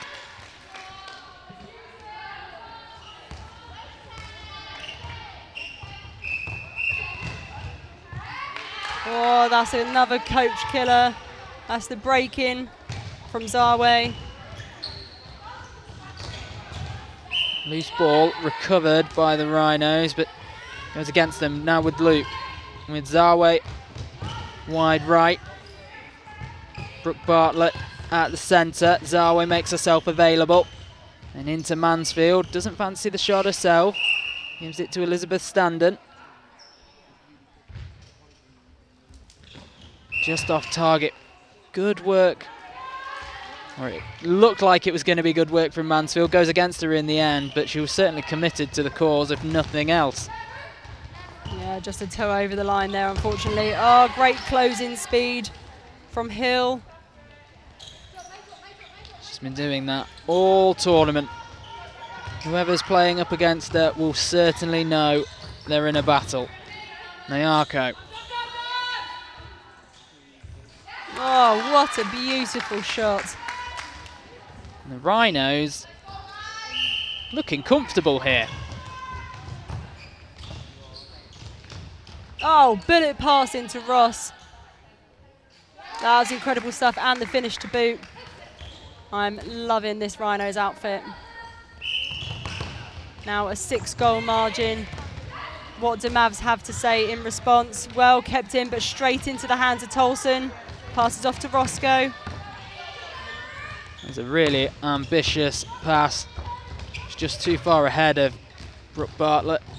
Rhino straight down the other end. Good fingertip from Luke, but can't keep it away from the Rhinos for long. Nyarko stretches out. Luke this time does ensure the ball is recovered for the Mavs. Yeah, a bit of a sloppy passage of play there from both teams. Oh my goodness, and Roscoe with the intercept. That was Givamental-esque. Read that like a book. Oh, and Nyarko got a little helping nudge off of her hold there by Luke. Spotted by the umpires though. They don't miss a trick, these guys. Collects her own rebound. Anna Settler.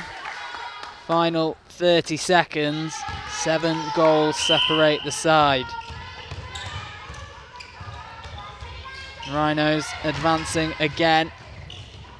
Just get the feeling that maybe the Mavericks are a little bit tired at the end of 2 long days of intense competition. They're heading into the interval at the end of the first quarter here, trailing by 7.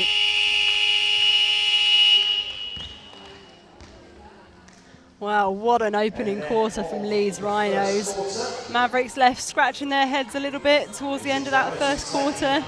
They'll need a really strong response at the start of this second quarter to get themselves back in the game.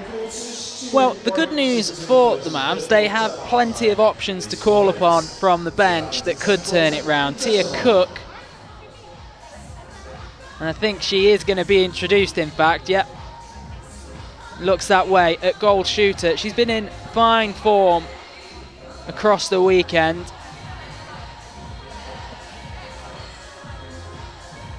And they'll need some spark putting into the side. Darcy Everett as well has commanded things from a defensive role.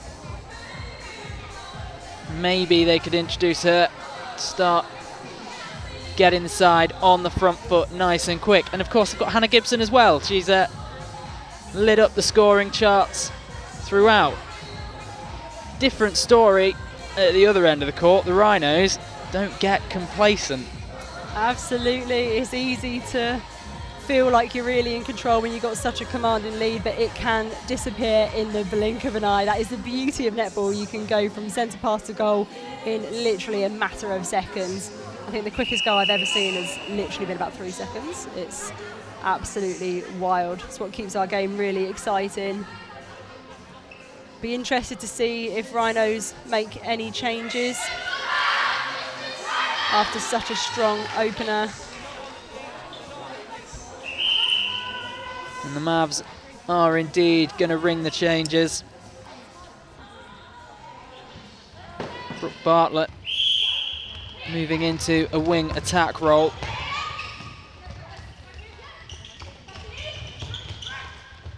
There are no changes for Rhinos in the second quarter. Obviously very happy with what this lineup put out in that first quarter, and why wouldn't you be? Tia Cook is on at goal shooter. Her first attempt doesn't come off, but pouncing on the afters is Catherine Mansfield, 9-3.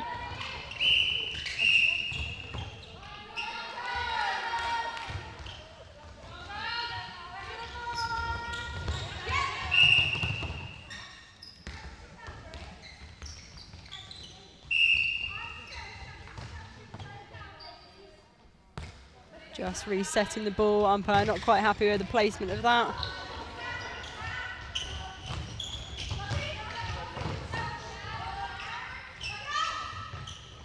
Mavericks just struggling for options in this attacking end. Oh, that was a good challenge by Roscoe. And Cook have got herself on the board. That is why Tia Cook was introduced. And have to say, the changes, they're working. A few minutes in, and the Mavs looking a different team.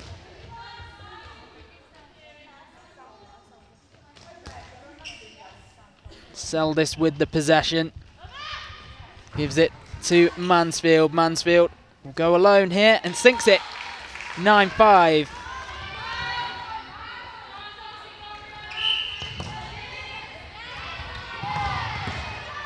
The Rhinos emerge back down the other end of the court, but they can't keep it. That's a little bit sloppy, if we're honest. Seldis stumbles, but still gets it away to a teammate just in time. Footwork not called. Brooke Bartlett.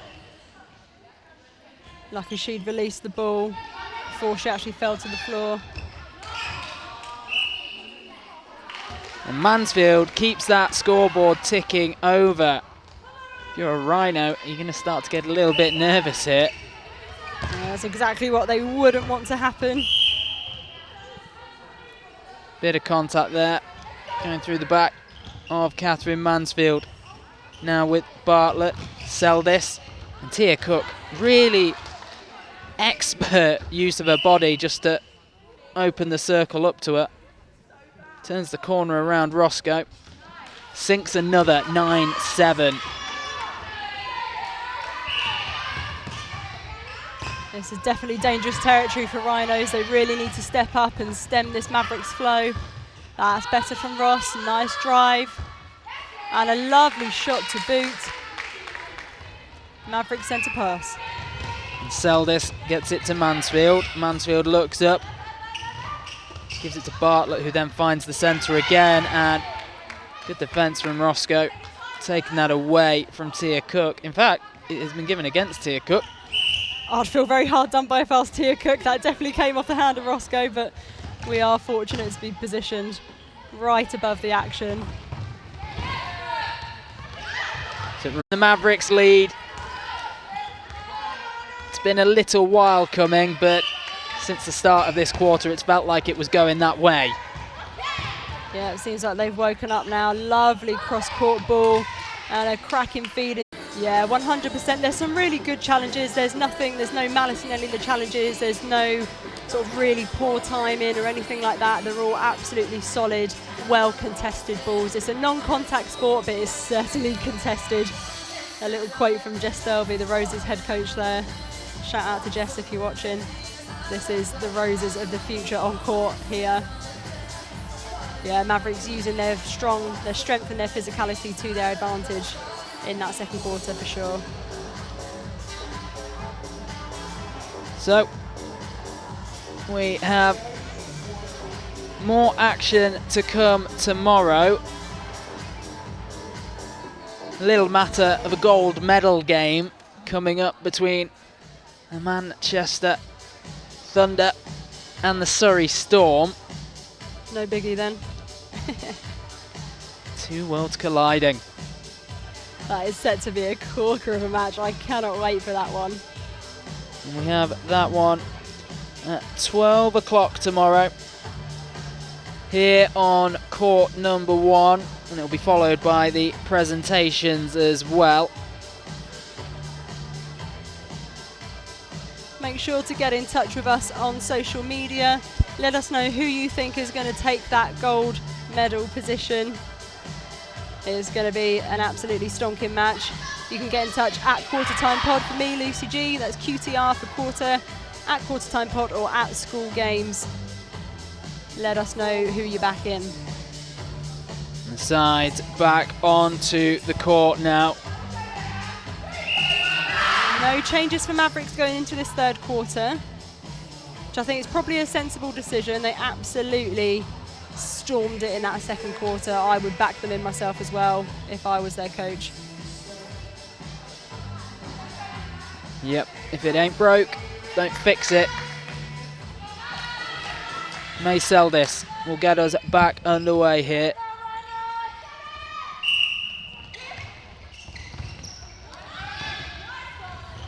Over to Bartlett now with sell this forward for Cook.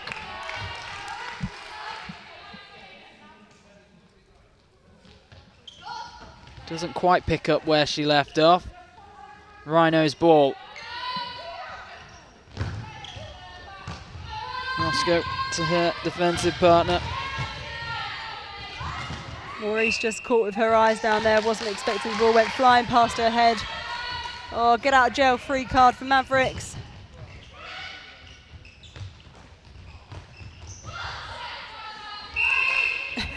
Who wants it?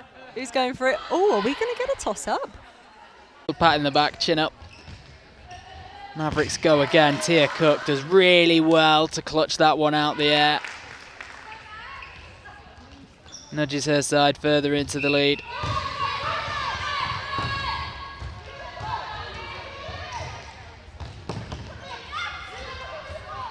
Here come the Rhinos. Contact from Eden Hill.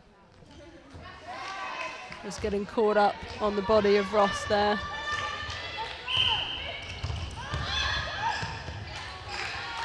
Right to the edges of the court, and Brown Carrera.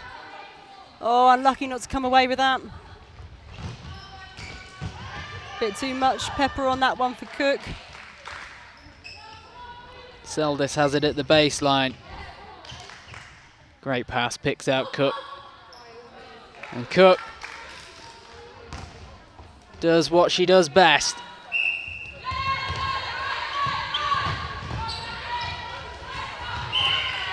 Oh, fantastic work from Everett. Outside arm. Brilliant contest. And with Bartlett into Seldis. Good movement into space from the captain, Mansfield. Didn't fancy that one. Tia Cook loses the wrestling match. Here come Rhinos breaking down court.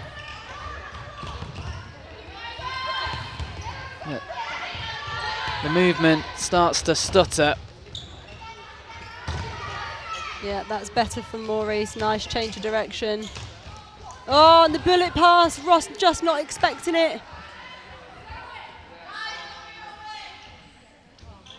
Needing help. Rihanna Loop switches the angle, a little bit sloppy there, but fortunately no one in support. Eden Hill recovers.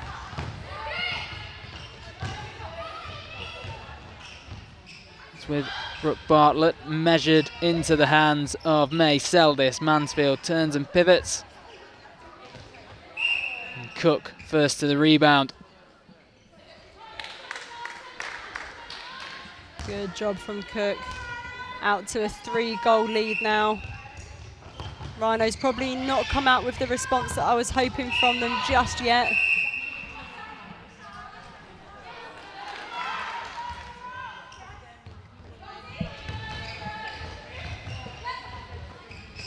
Darcy Everett.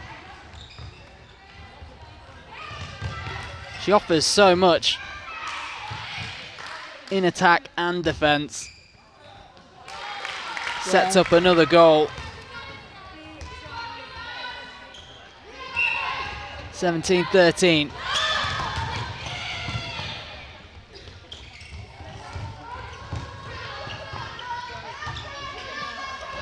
And here come the Rhinos.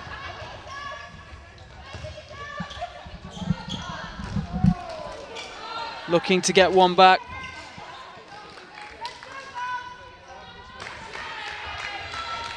May Seldis. Over to Darcy Everett. Rihanna Luke has options to her right in the form of Seldis. Seldis looks up and gives it to her captain. And Catherine Mansfield is just marshalled into the corner, but the Mavericks just pulling the Rhinos left and right here. Don't make it pay. Tia Cook and Catherine Mansfield almost getting in each other's way, in fact, there.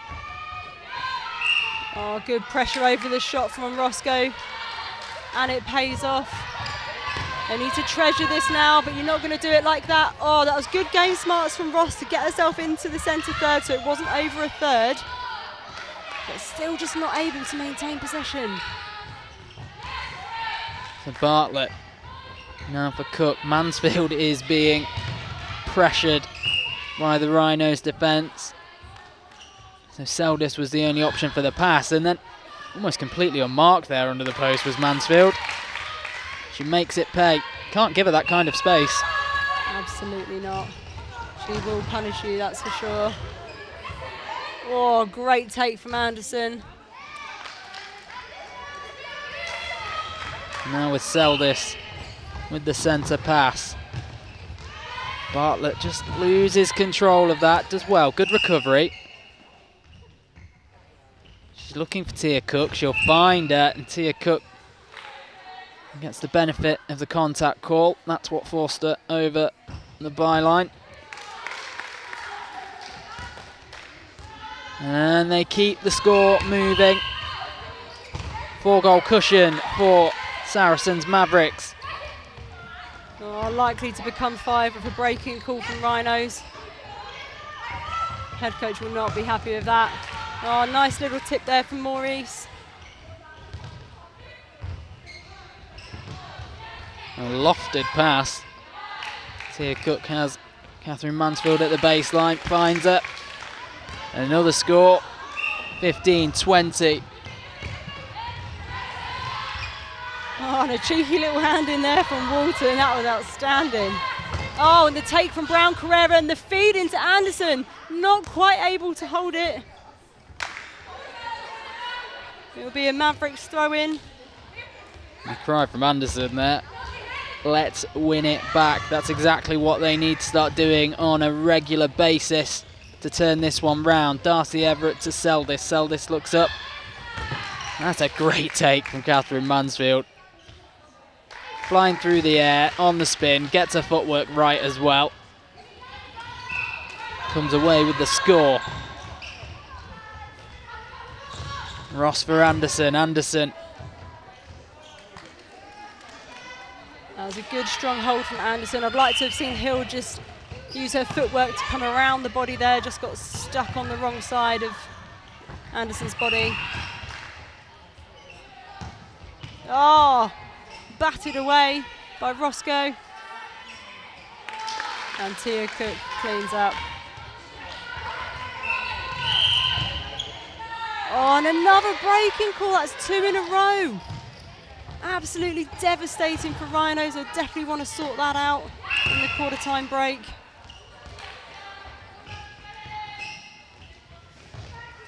Tia Cook. Little bit of distance, no problem. 23-16. Seldis goes for Everett wide right. A little bit of a shove there. Yeah, given a helping hand, of course.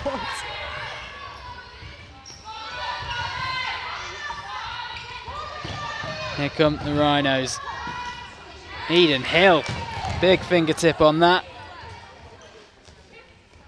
Goes against Anderson though. Rihanna Liu for Seldis. Now, as much as the Mavericks have proven lethal in front of goal, you have to say they might be winning this in the centre third at the minute. That's where they're finding all the space and pulling the Rhinos left and right.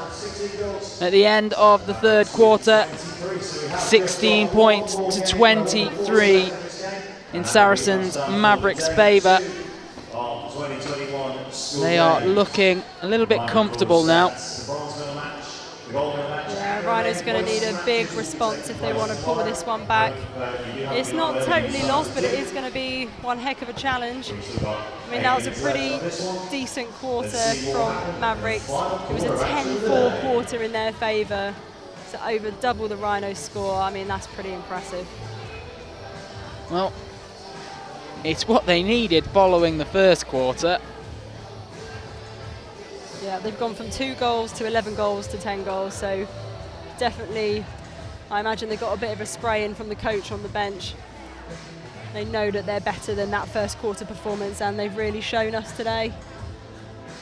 Well, taking their foot off the gas ever so slightly has already cost them quite big here at the school games.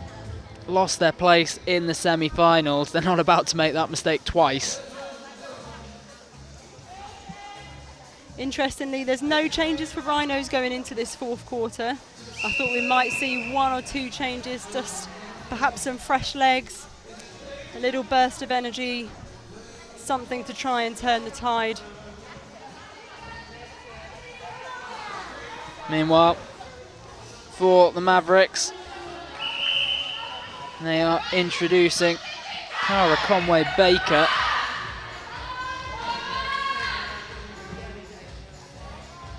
In at wing defence.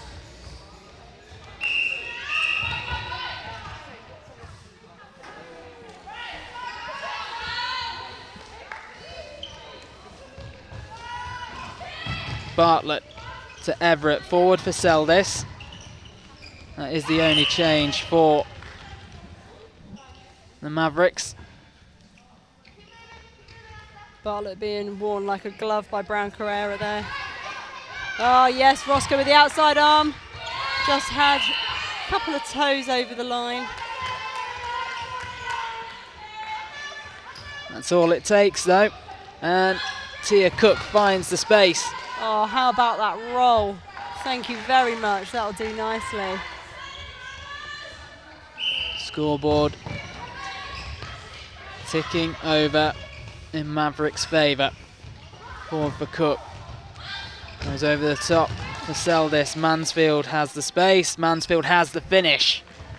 Yeah, Mansfield all alone there, totally undefended. Decided to do the double on Tia Cook.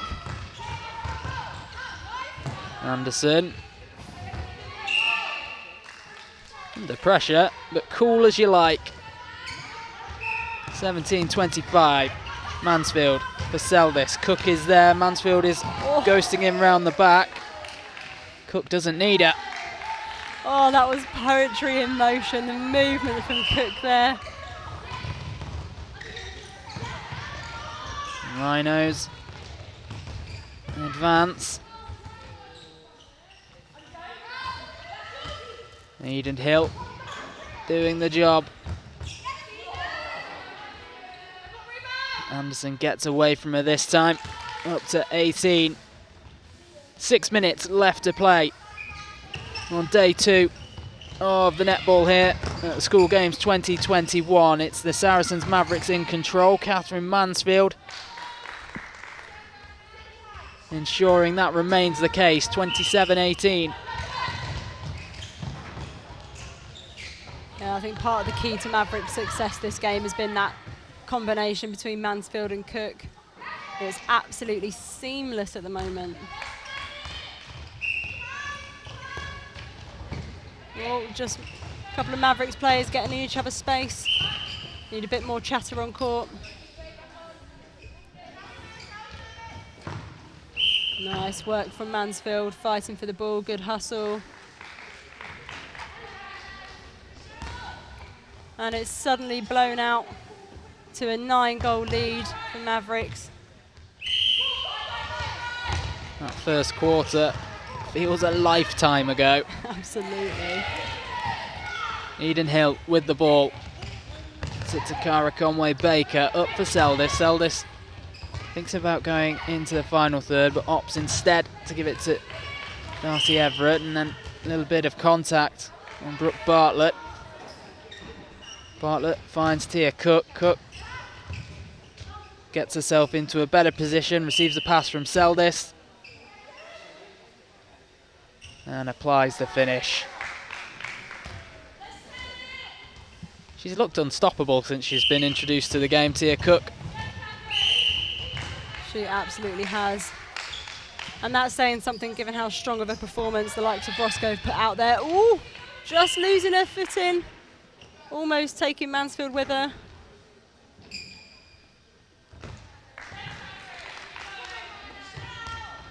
And Catherine Mansfield, a cool customer. Midway through this final quarter, it's still one-way traffic really. Mavericks firmly in control, 11 goals to the good. Ross is going to leave that for a teammate. Receives it, shoots from a little bit of distance and makes it look easy. Olivia Pitt incoming at wing attack to replace Brooke Bartlett. Darcy Everett for Mansfield, then Pitt, first touch of the ball, and straight into the hands of Tia Cook. That's great link-up play. 31 for the Mavericks. Didn't see what that call was for, but it's got the Rhinos moving the right way. Anderson.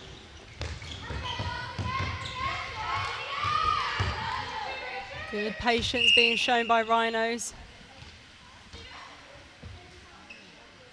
Ross started to walk away after that shot, thought she had it. Good backup option. No, she's opted for the shot. Bit of hesitation there, but just backed herself.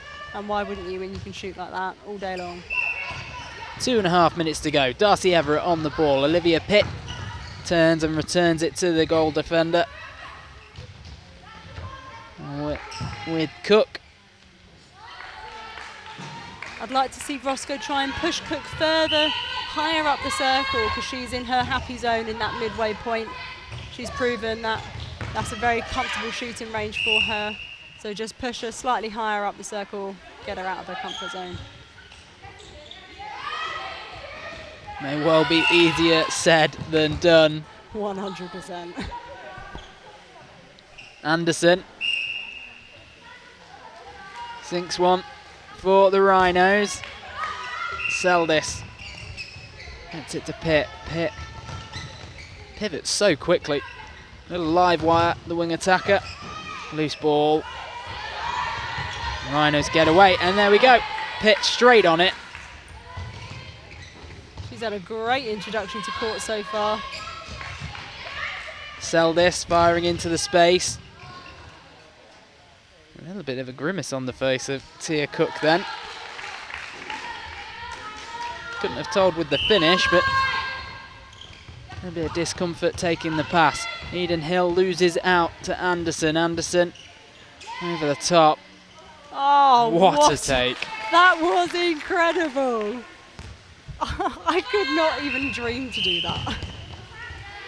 Oh, and another breaking call, this time for Mavericks.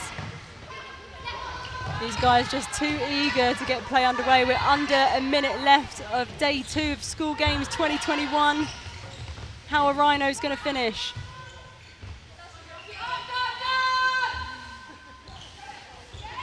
Eden Hill does her best to make sure that they'll finish with a 10-goal deficit. Seldis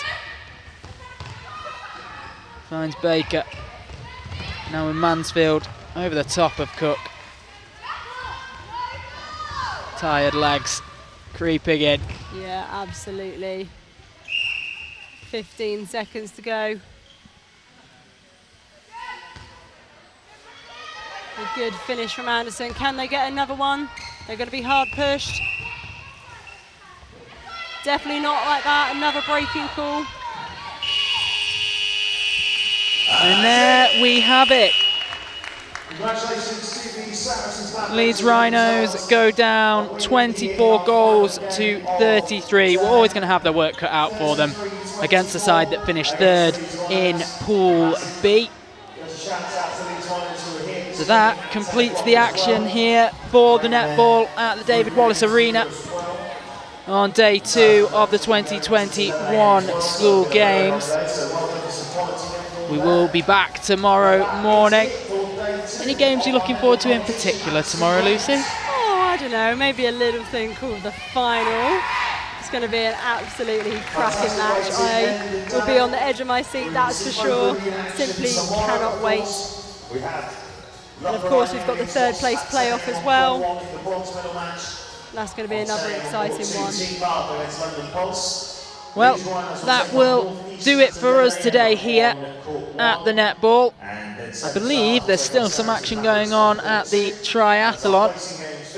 You do want to switch over your stream, but for me, Kieran Curtis, it is good night, and I will catch you tomorrow.